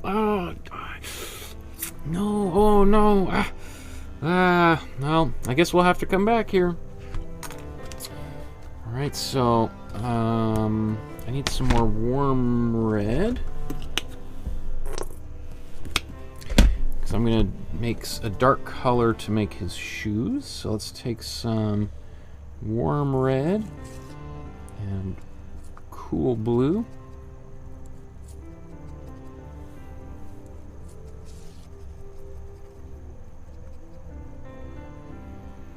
If I feel like it's going to be a little too purpley, a little bit of cold yellow in there just kills all color entirely, and for all intents and purposes we've got a black there.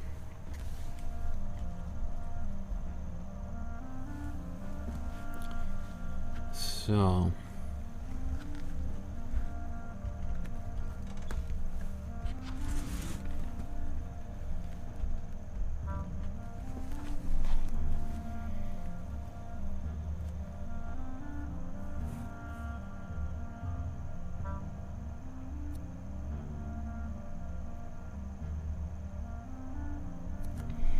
you know, it's interesting, like the clothing of the Matador is you know, it reminds me a lot of like a ballerina or something, right? Or a ballet dancer, a male ballet dancer. You know, very tight, form-fitting clothes.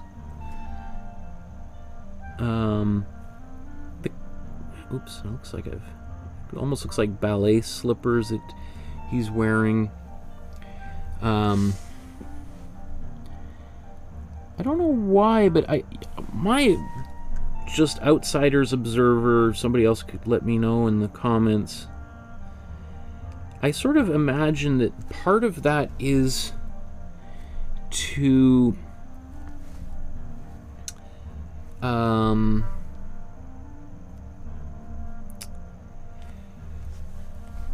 really make plain and obvious the vulnerability of this person, like that there's no armor, there's no bulletproof vest here, there's nothing that's protecting this person, that he's just wearing tights, you know, and I think I could be totally wrong. This is the way it comes across to me, is that it's intended to kind of show, which makes that person that much more heroic, right?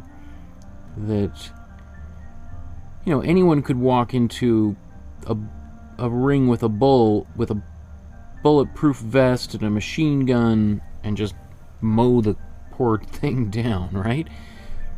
But but walking out there with, you know, this very, like, almost like a pajamas or something, right? Is like, whoa, that's takes some courage. You know, again, I talked off at the top. I'm not really a fan of anything that puts animals in danger. But it's not my place to tell other people other cultures how to run things. And so these shoes are definitely bigger in my painting than the original. Now, I've done that side so much bigger, I feel like I gotta go back and also increase this shoe size.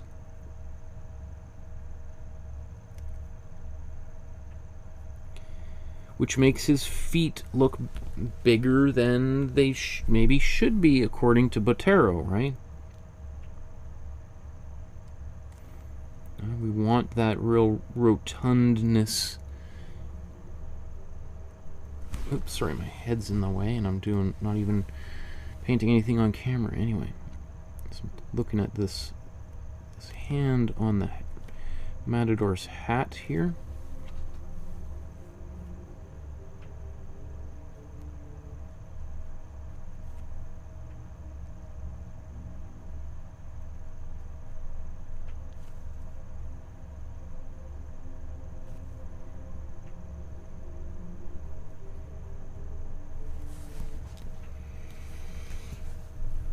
Okay. So I'm just looking, you know, like looking at these legs here. So I'm going to take this purple. Yeah, we'll take this purple. I'm going to mix it in with some red. Basically to make a brown. Let's get a bit more of that yellow in there.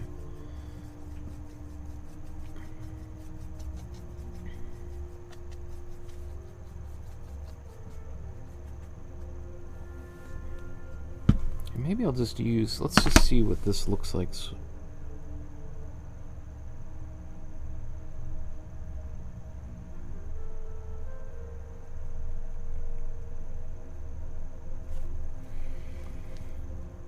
Not bad. I mean, it's definitely a little bit of a different color, but it's supposed to be some kind of a highlight or a shadow here.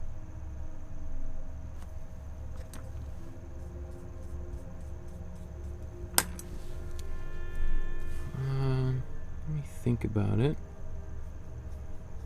I'm gonna have to darken it more anyway with a different color. I was just thinking, what kind of color could I put in here which could begin to act as a, kind of the shadow?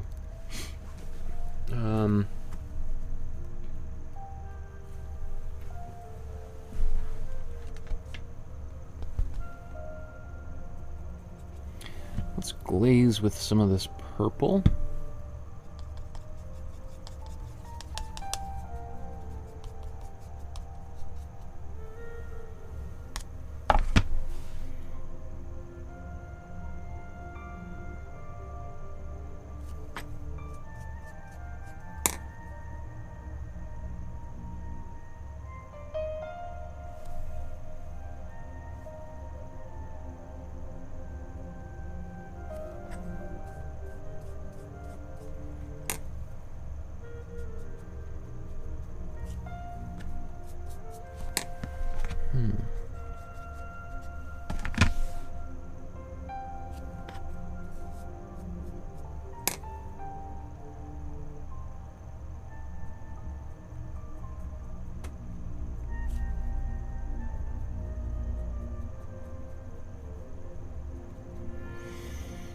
I want to be done in about 25 minutes, so I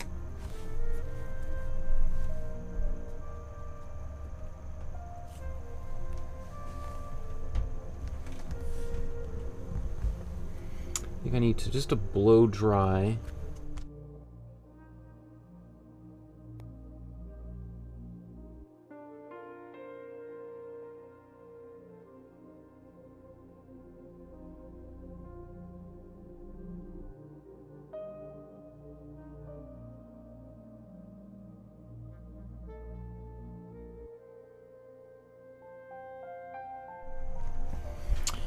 So I'm just trying to make a color for these stockings, maybe a little bit more of a brown rather than a green or greenish brown. And you know what? Let's use a bit of a larger brush.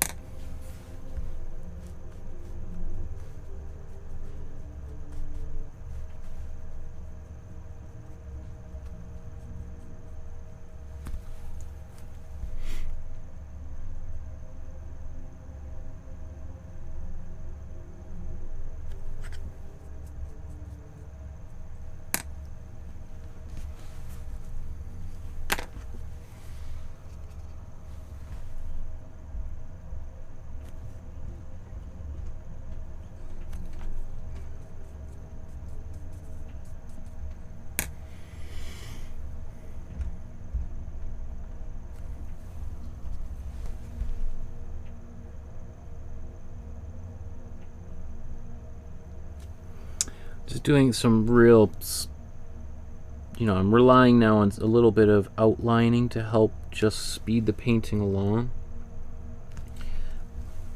Outlining is a bit of a is a bit of like a shortcut. I remember I had a painting teacher who was like vehemently against outlining and was just like, outlining is for lazy painters. I totally see what he's talking about, because it's a quick way of differentiating things, different shapes from one another. But it's also very effective, and sometimes that's all you need. Like, you don't need to, you know, doing a classical rendering, that's driving me crazy, is nice.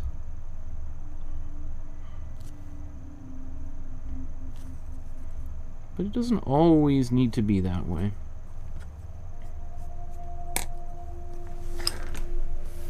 I'm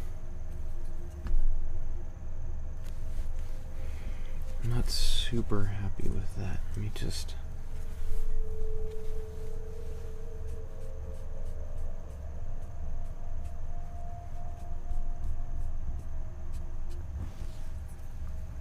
Right, so that was like a bunch of work that was there that I just peeled right off.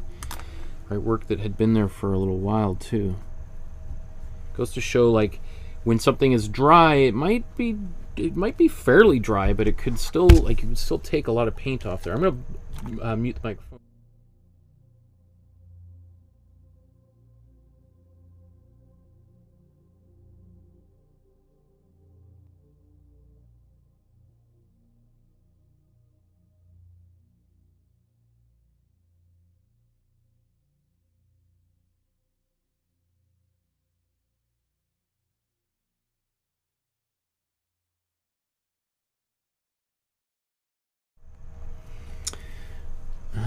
Lolly, you're so generous. You say, that face looks really good. All caps. You really managed to capture the same sort of look from the original.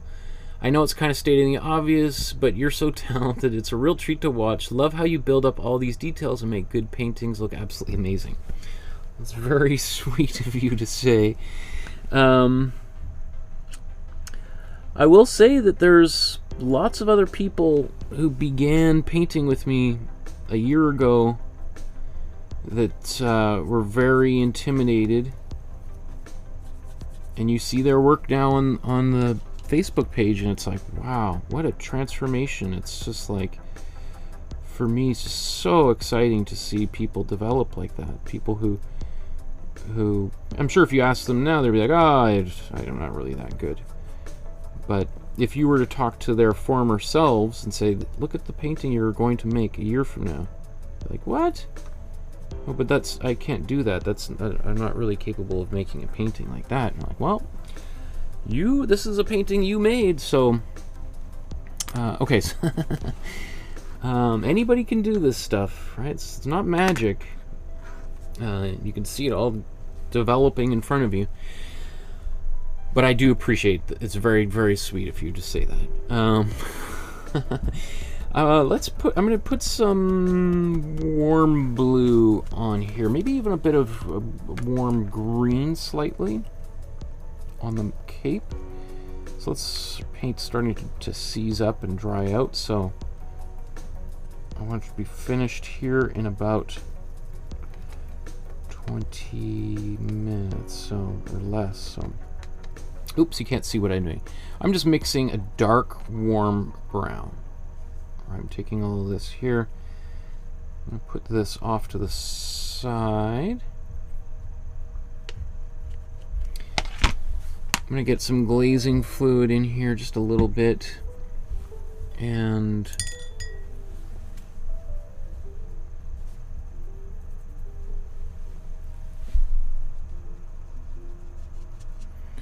I'm pretty hard with my paintbrushes, and I'm surprised even how these cheap paintbrushes, like a year ago I bought this paintbrush from Michael's in a set of of 5 for $12 or $15, something around there. And yeah, it's taken some punishment and it's lost its shape, but I'm still painting with it. I'm still pretty happy with the results. So, you know, you can spend, you know, $50-$60 on a paintbrush that's going to last for a long time. You'll pass it down to your grandchildren, but it doesn't mean that you can't make a painting with just the cheap paintbrushes you can find anywhere.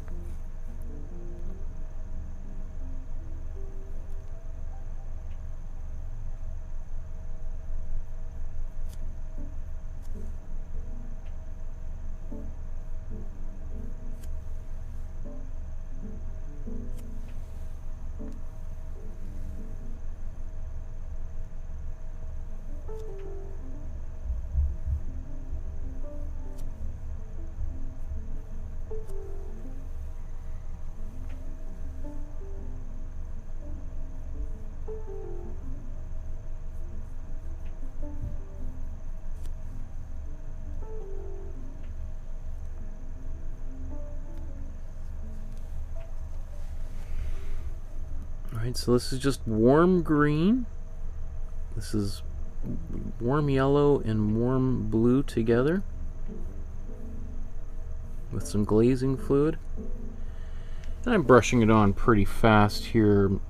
As I said, I'm rushing for time, so I'm not doing a pretty careful job. Now, in fact, if I look at it, I'm like, oh, I missed some of those folds. Is it too late?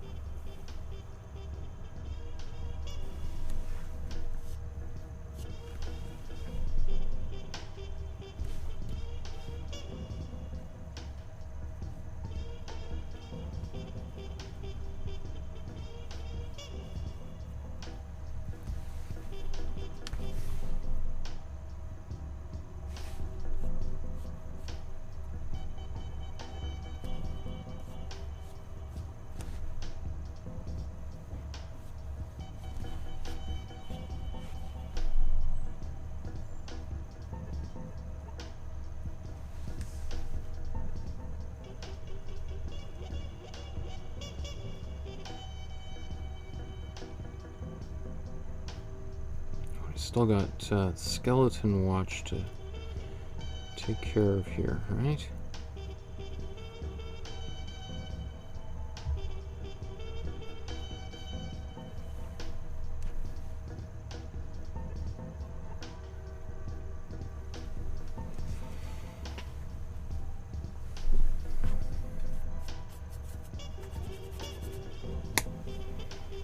So that's very quick. Tackling of some fabric.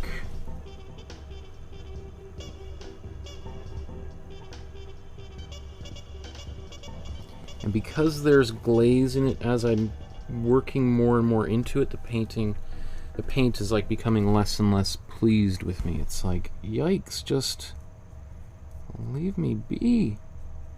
So I need to blow dry it before I do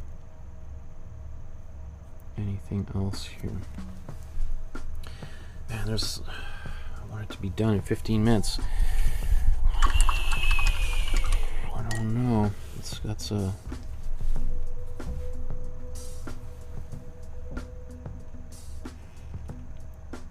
little task here.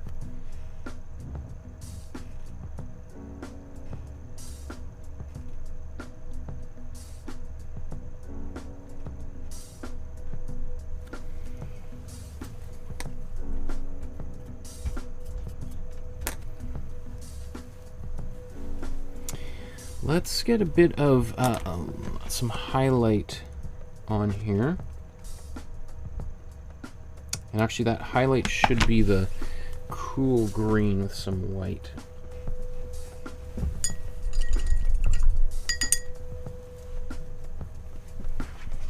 So let's go back into our green, cool green here.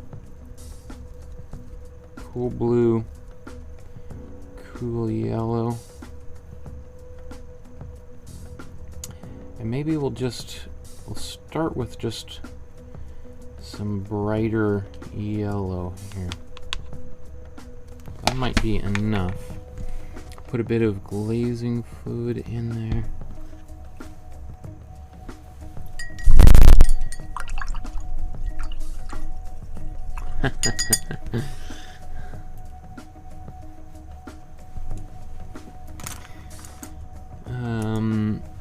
Okay.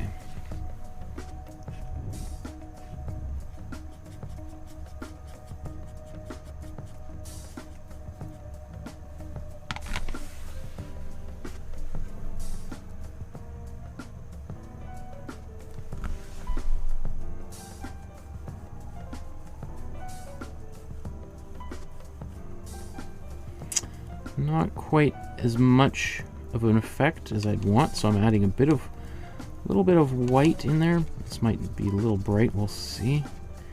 Only time will tell until we put this. That's going to be much brighter. So let's be.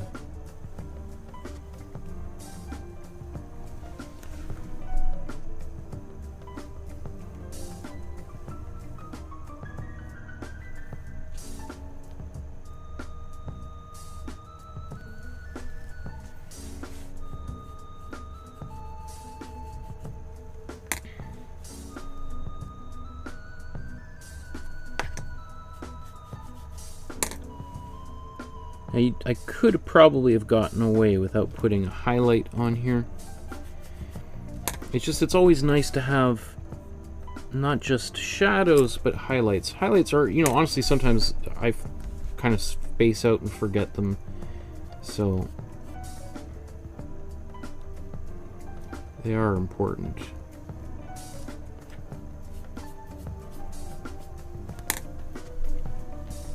Just gives a bit more dimension there. I do want to come back and just get a bit more of this shadow in here though.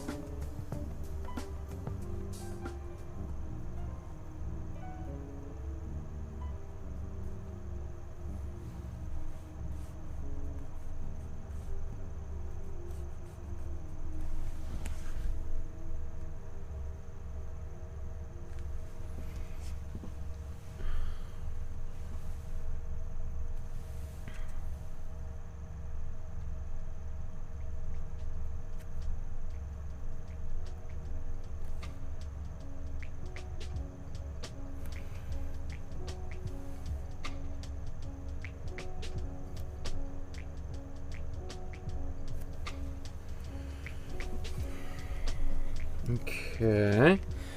Oh, my apples on the bottom. They just look like. Okay. Let's look at these apples.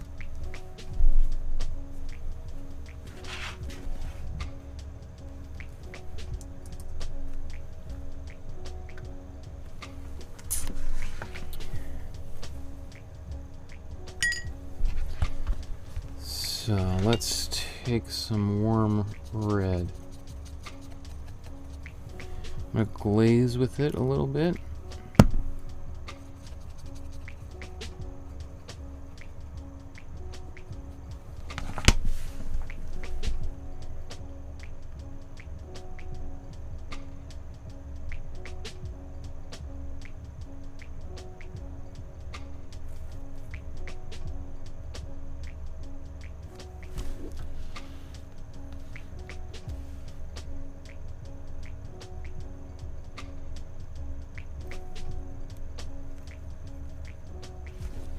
Oops.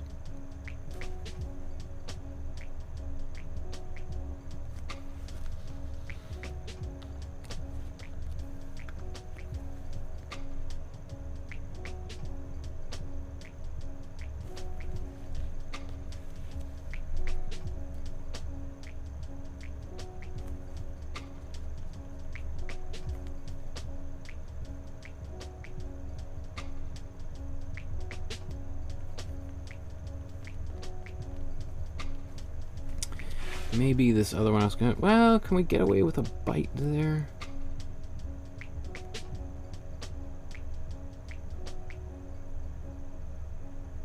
Maybe we can. We'll see. Let's put a little stem sticking out of them. Just using my dark color.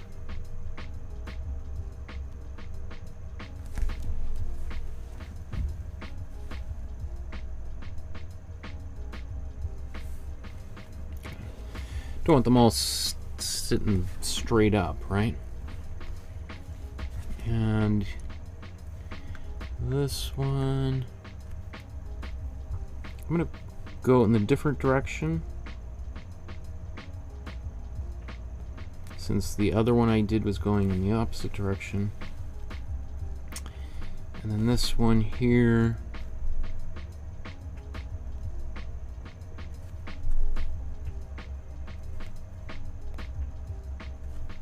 again, this is not the way that he did it, but this just makes sense for me at this moment.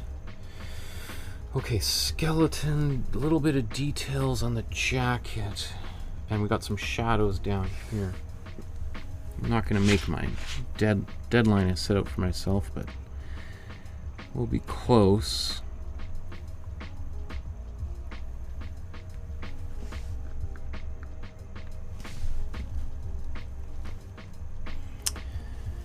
Lolly asks, do you ever make these streams a two-parter? For example, if you run over or want to add extra stuff but don't get time, or you just need to know when to call it a day?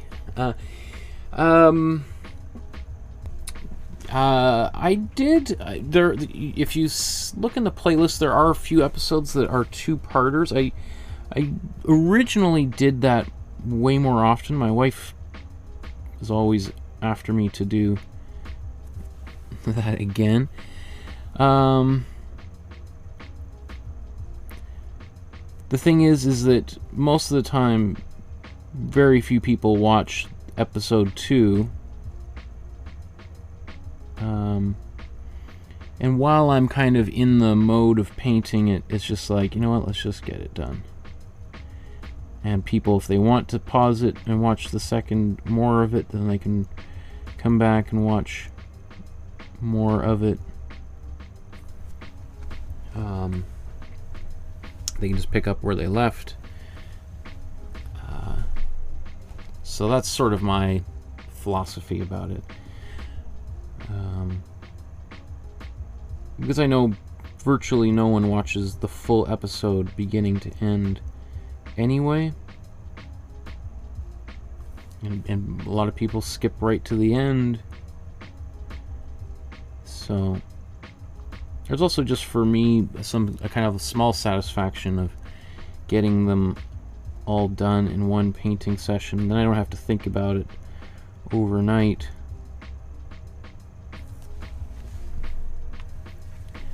So I'm just throwing these things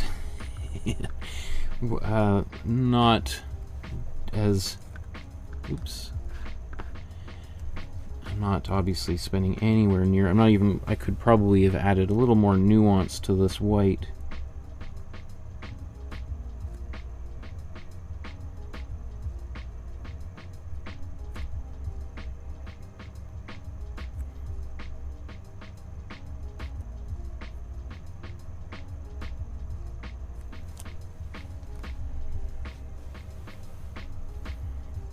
See, I don't like how this, you know, they should all be equally spaced, and this one isn't, so that's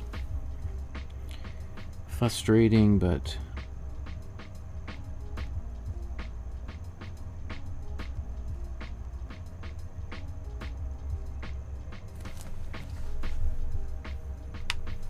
Now I might very quickly glaze over these to get a little bit of shadow in there. Well, that would be a really nice touch.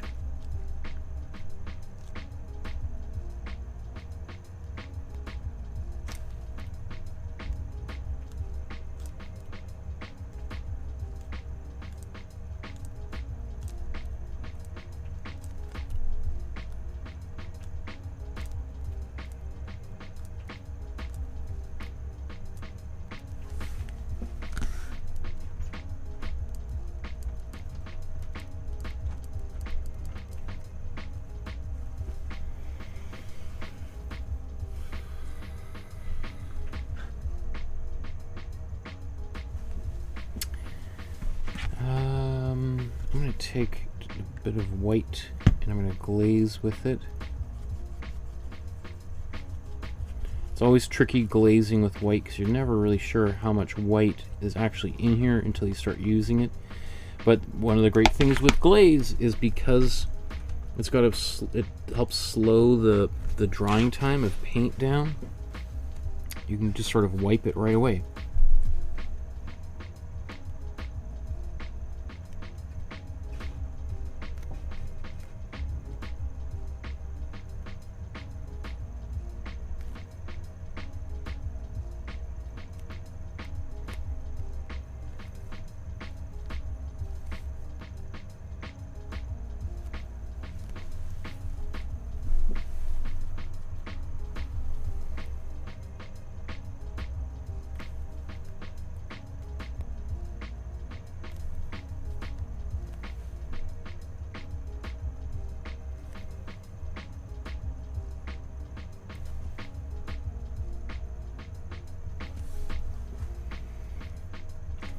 Obviously, oh man, there's those thumbnails and stuff.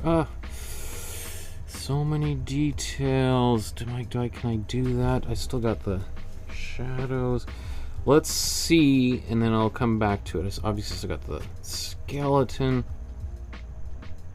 It's always a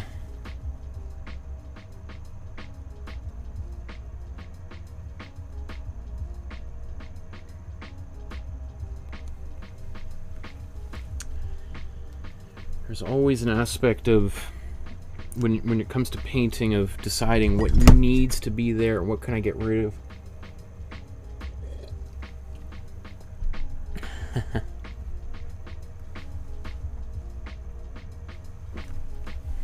Oh, Lolly says it's not so much for the benefit of the audience that about doing a part 2 or splitting it in half. It's for you. I'm thinking about you. Sometimes it must take up a lot of your evening, spending 4 or 5 hours or more painting. We appreciate that. I appreciate that. You know, certainly that's very nice of you to say. I think for me, it's just the satisfaction of just getting it done in one painting session. That's also kind of important to me that people see that you can do a pretty darn good painting in a relatively short period of time, that you don't need like 20 hours to do something. Should I move on to the skeleton? Okay, I want to move on to the skeleton. I'm going to mute this just because there's a lot of wet paint around.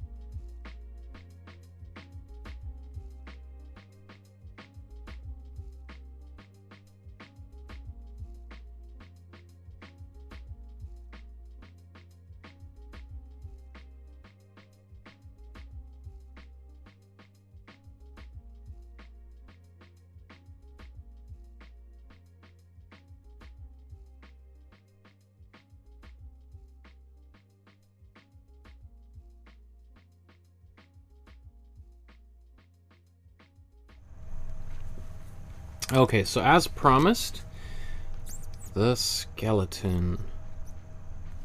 Okay.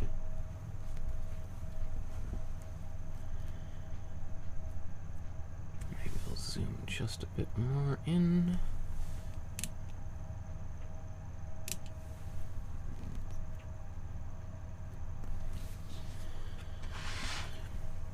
Okay, so I'm going to take white. I'm going to put a little bit of, tiny bit of glazing fluid in here just to so it's not quite so harsh, and I can always do one layer and then do another layer afterwards.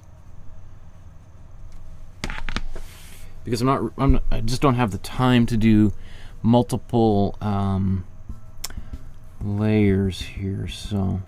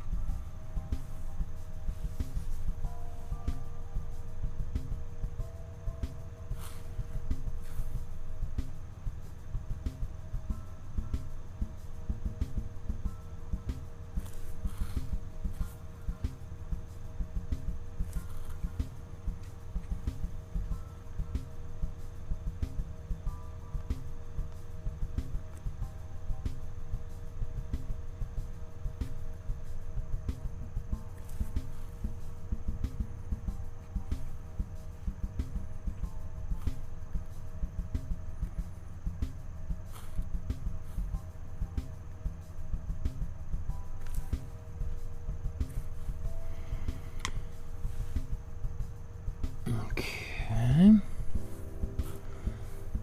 It's interesting that do I want to make this guy looking off to the side like that? That's, what an interesting, why, who is this skeleton looking at off to the side here?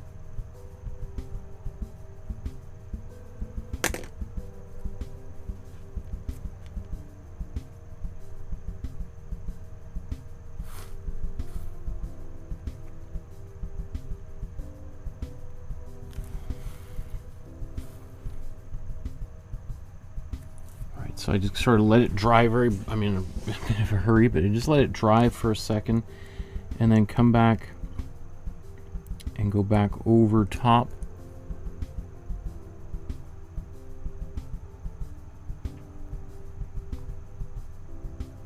Looks like I missed his nose, so I'll have to bring that back.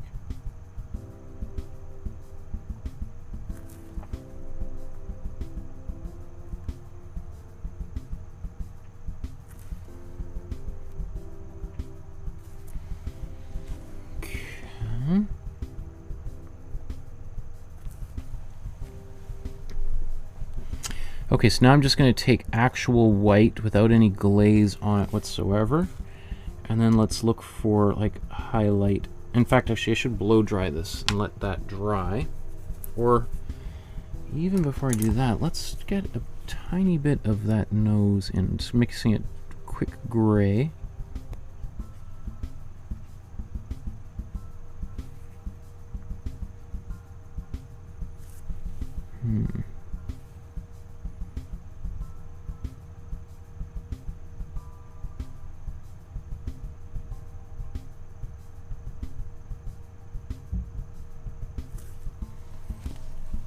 Okay, I'm gonna blow dry that.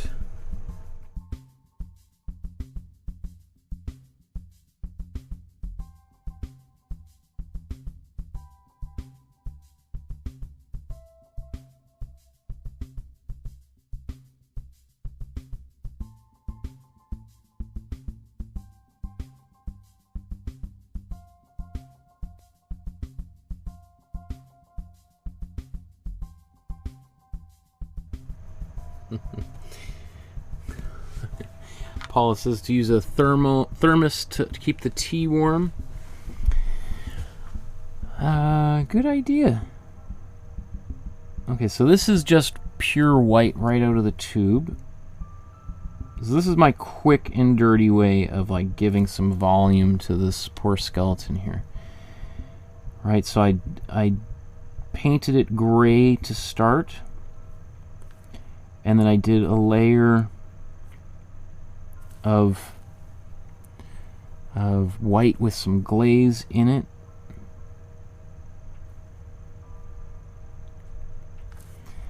And now I'm going back over top with pure white.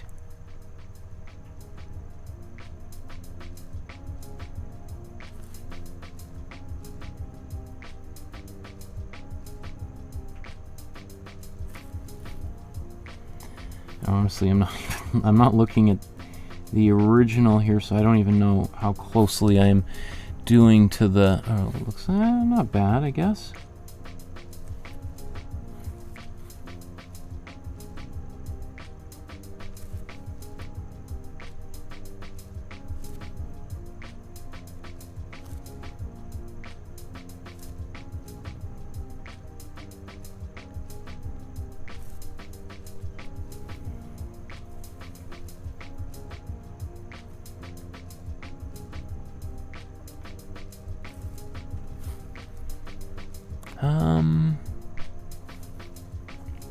Well, what I wanted to do with some tiny little chiclet teeth there.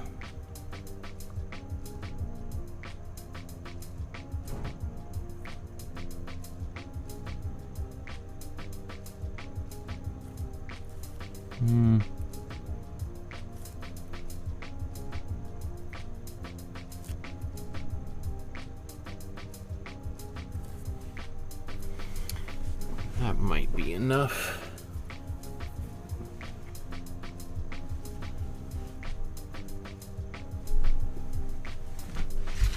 Okay. So I'm gonna I want to get a bit of orange.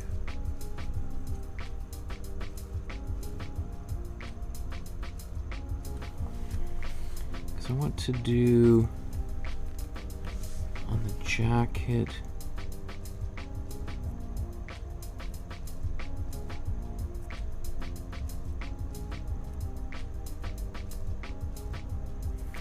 Bit more detailing.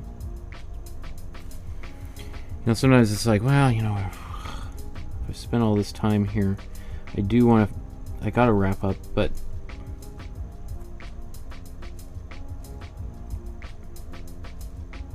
it's not gonna kill me to put a few little bit more.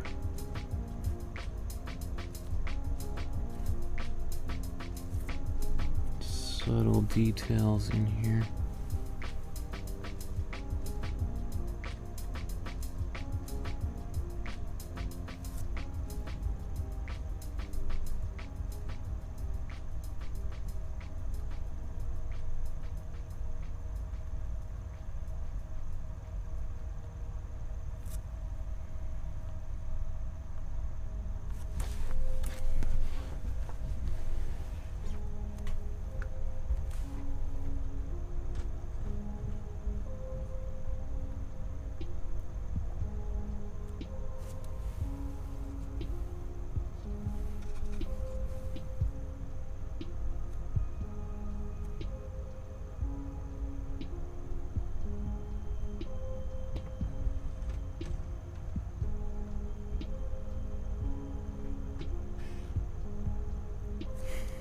like a face now.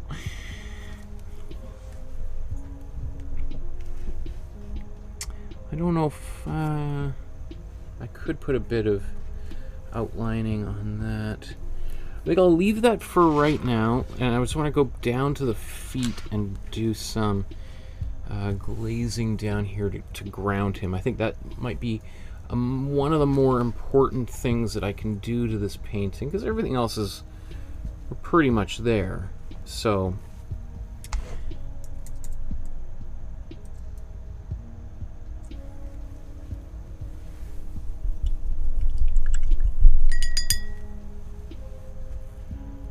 oh, thank you for, you just gave me Lolly, reminded me of his hair needs that little man bun thing right back here, right? Looks like that paint's all dried up. Can I get you know what, I gotta make more anyway, so let's just, well, instead of trying to cut every conceivable corner here, let's take some more warm red and warm and cool blue. Let's take a bit of this green and throw it in here. It's all just going to be dark anyway.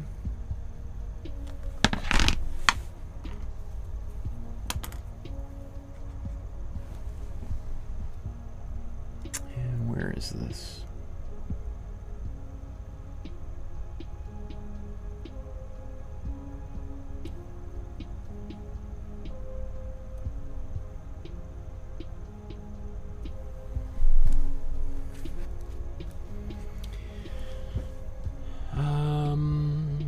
What was that? Oh yeah, shadows. Okay, so almost here. So I'm going to put some glazing fluid down.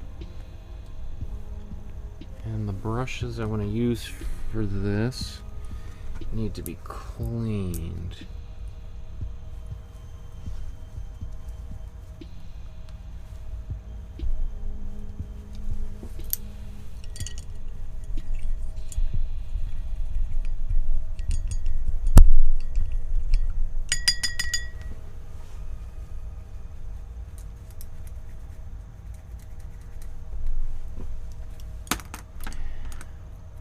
Maybe I'll use a different paintbrush that hasn't been worked all afternoon. So let's take this. This is just pure glazing fluid, and get some of this darker paint on the glazing fluid.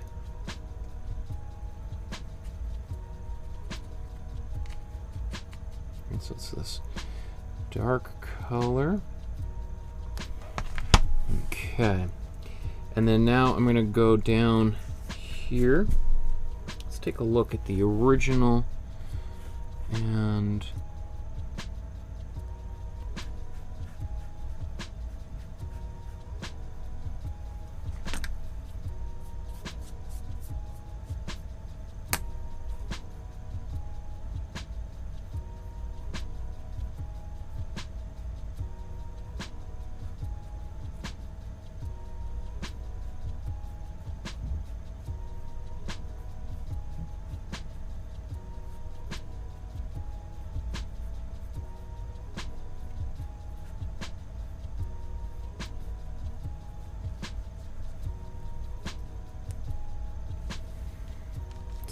maybe I had my brush a little bit too heavily loaded here.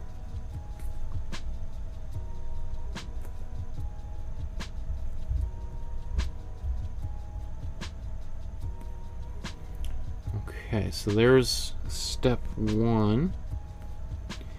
Just sort of getting a bit of this established.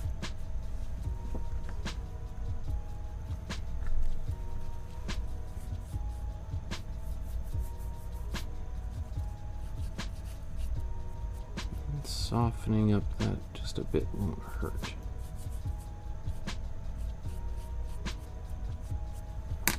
Okay, so I'm gonna, that's almost invisible, but let's blow dry it.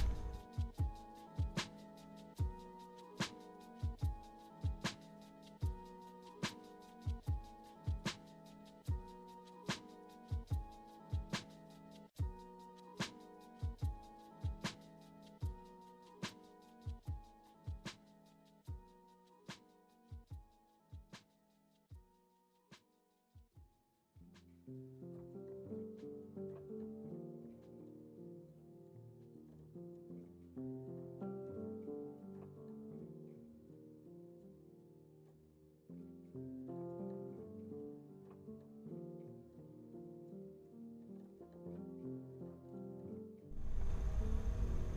wonder, what is the significance, do you think, of apples to a matador? Like, what is this symbolic of? Do people... It was a long time ago that I saw a bullfighting match. I was in France on exchange, and I was in high school.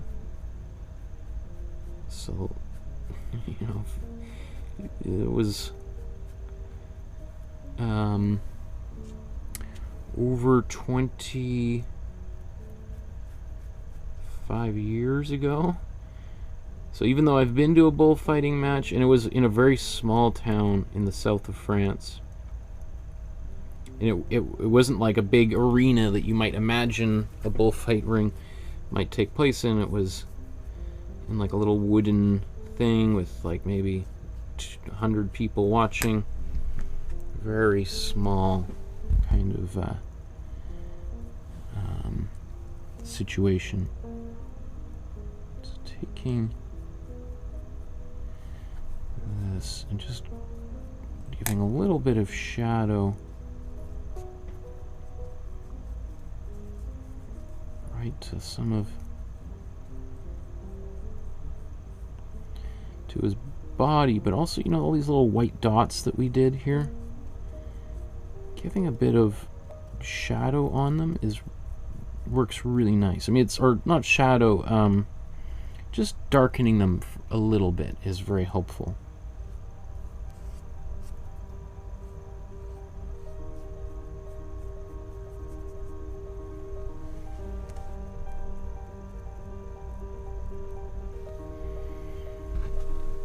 Okay, I'm gonna blow dry that.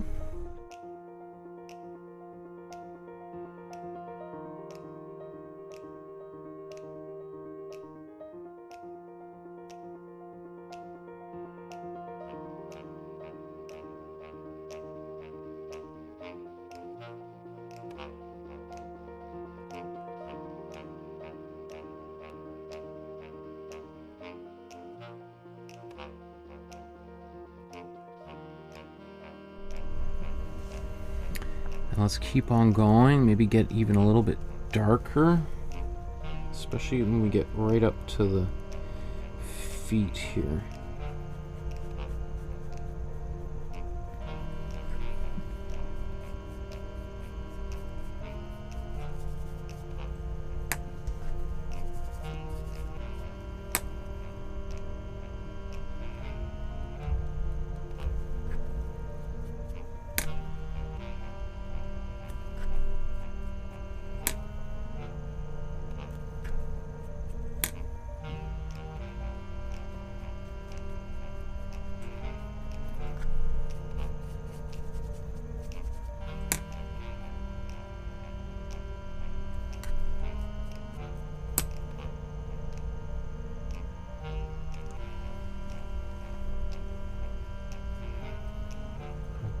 Okay, let's, anything else?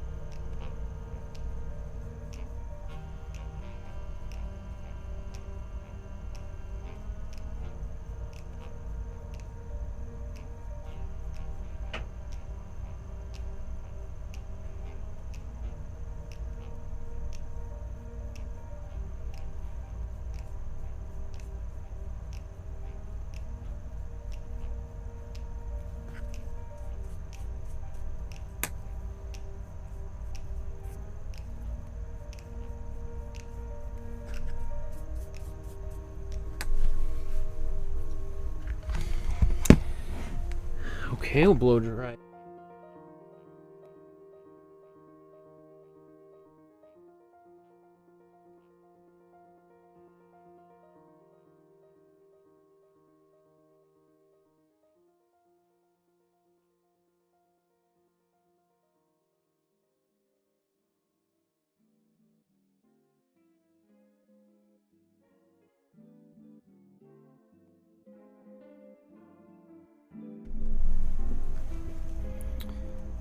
And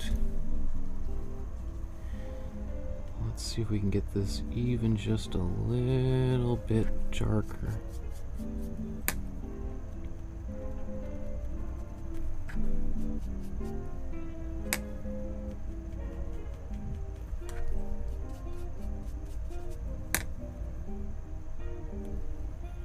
So this is, in many ways, kind of a pretty sloppy job, but it was pretty effective. I mean, I did this, you know, quicker than really feels comfortable. And I'm just now going to take the same color, just go back over these shoes and make sure they're dark. This is without any glaze in there, so that they're, because I put glaze over top of those shoes, and I still want them to pop. I want them to be nice and dark.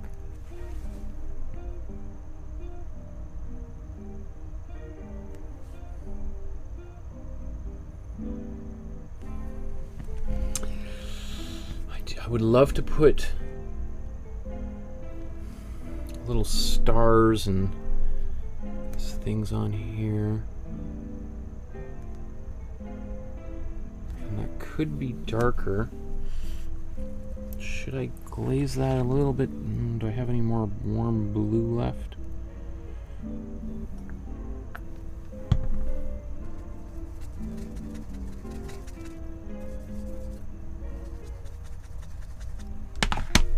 Let me see.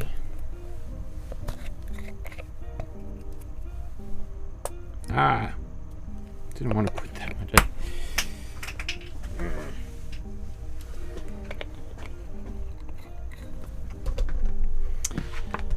I squeezed way too much warm blue out here, but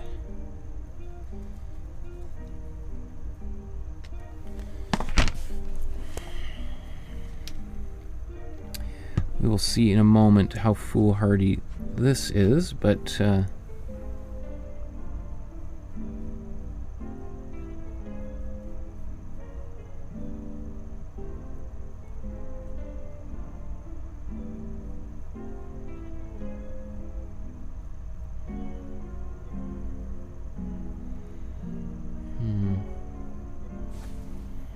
I don't know.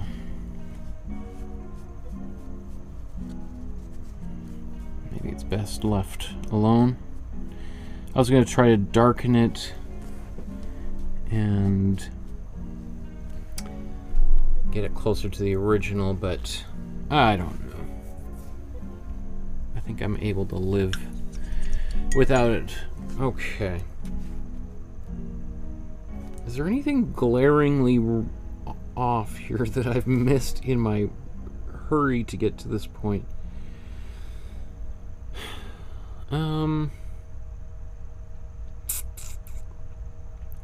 The hair, do I want to maybe just do a second here with some hair?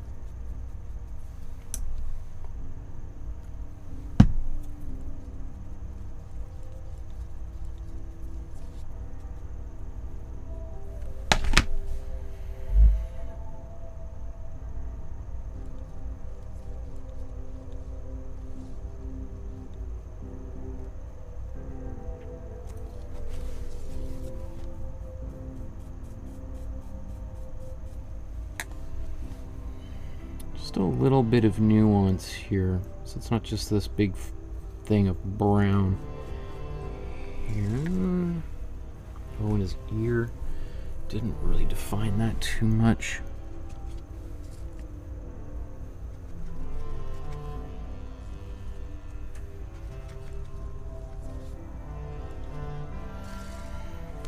Just a quick mix with some brown.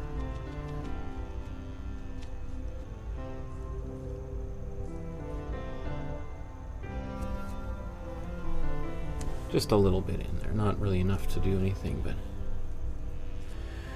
okay. I think that's, let's see, let's zoom back out just a bit.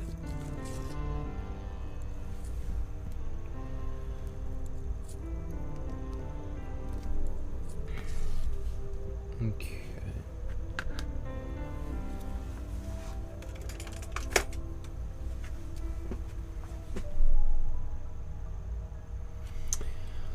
Okay, I think that's adequate. So let's start to wrap up here.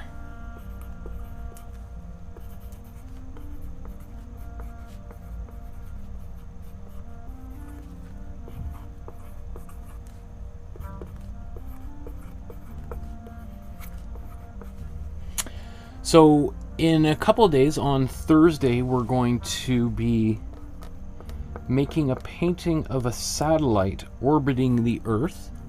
It's a satellite that Canada built and sent out into space. And a little known trivia question would be, is what is the third country to send an object into space, or a satellite into space? And that's Canada. You might have thought, you know, you have United States and Russia, or the Soviet Union at the time, but you might have thought China or Germany or Japan, you know, but, or the UK, France, but it was Canada. Okay, so I'm excited to do that painting because have we done an outer space thing? I guess I did. I painted somebody painting on the moon. Yes, I did. But this will be it flying around Earth. I don't think I've done a space painting actually flying around in space. So that's gonna be fun. Whew. Okay. So much longer than I was hoping to be, but I'm happy with the way it turned out. That's why I sort of feel at the end of every episode, I'm like, it's like twice as long as I wanted to spend on it, but I'm really happy with it. And if it took me twice as long, but I'm happy with it enough that I want to hang it in my house, as opposed to just trying to get it done, then that's a huge win for me, right? Everything that I've done over the past year, especially with the master study class, are paintings that I'm like, you know what? I'm really happy with these. I'm happy, proud enough with them that I'm happy hanging them in my house. And if people see them, it's like, oh, it's something I made for a class, just teaching people. It's like, oh yeah, I can feel really proud of that. And I hope that when you make these paintings, you also feel proud of your achievement, right? Because if you've gotten all the way to this stage and you've created something, yeah, there's going to be differences. There's going to be differences between yours and mine. There's going to be differences between yours and Fernando Botero's, obviously. I think that's something to be celebrated, not to be lamented as a failure, but those differences are what make humans special, right? I'm not interested in becoming a robot. I don't want to be an android. I don't want to be a machine that reproduces everything exactly the same, painting to painting to painting. That, to me, would be a nightmare. That's like, to me, is an episode of Black Mirror. If you haven't seen Black Mirror, watch Black Mirror. It's an awesome show. A little bit, it's like The Twilight Zone, right? I think it's on Netflix. So I think the fact that when we look at the paintings that everyone has done side by side, I think it's so cool to see how different they all turn out. Even when everyone's using the template, everyone's following along with the lesson, everyone's going to do something a little bit different, and I think that is so exciting, right? Because those are it's like the individual fingerprints coming off of your hands and coming onto the canvas. And it's just like, wow, how many different ways can the same thing be done, even when we're all striving for the same thing? It's not a failure. That's something to celebrate. So thank you for painting along with me, and I want to celebrate your work in a couple of weeks, so please join the Facebook group, upload your version of today's painting or anything else you're painting, and I can give you some feedback on it. It's all free here on YouTube. If you want to support the channel, a couple things you can do is like and subscribe, hit that notification bell. Sometimes, you know, I've started these episodes a little bit earlier or later than normal. If you hit the notification bell, you'll as soon as you log into YouTube, you'll see on the very top corner, oh, look, there's Michael starting half hour early today. So that's a great way to help us out. You can watch the ads that air before and after during a YouTuber's video. That doesn't cost you anything but a little bit of extra time, and you know, sometimes, well, I'll put it, I don't want to say too much more because YouTube will get me in trouble. And lastly, if you want to send a PayPal donation, there's a link to PayPal below. If you don't like PayPal, I know some people don't like it, don't want to use it for various different reasons. There's also, you can send an e-transfer or a good old-fashioned letter with a check in the mail, as many of you have done. If you want to do that, contact me through the Facebook group or through my email, which is on my website, and those links are all down below. Thank you, everyone. Once again, have yourselves a wonderful evening. We'll see you on Thursday, and is it Friday we're doing a special episode? I'll have to take a look at that as well, because we're celebrating World Vegetarian Day or Vegan Day. I can't remember. We'll talk about that very soon. Thanks, everyone. I hope your evening turns out as well as mine will be, because I'm going to go have dinner and go and hug my 2-year-old daughter. Life couldn't be better, and I mean that honestly. Thank you so much for all your support, for painting along with me, and we'll see you soon. Good night, everybody.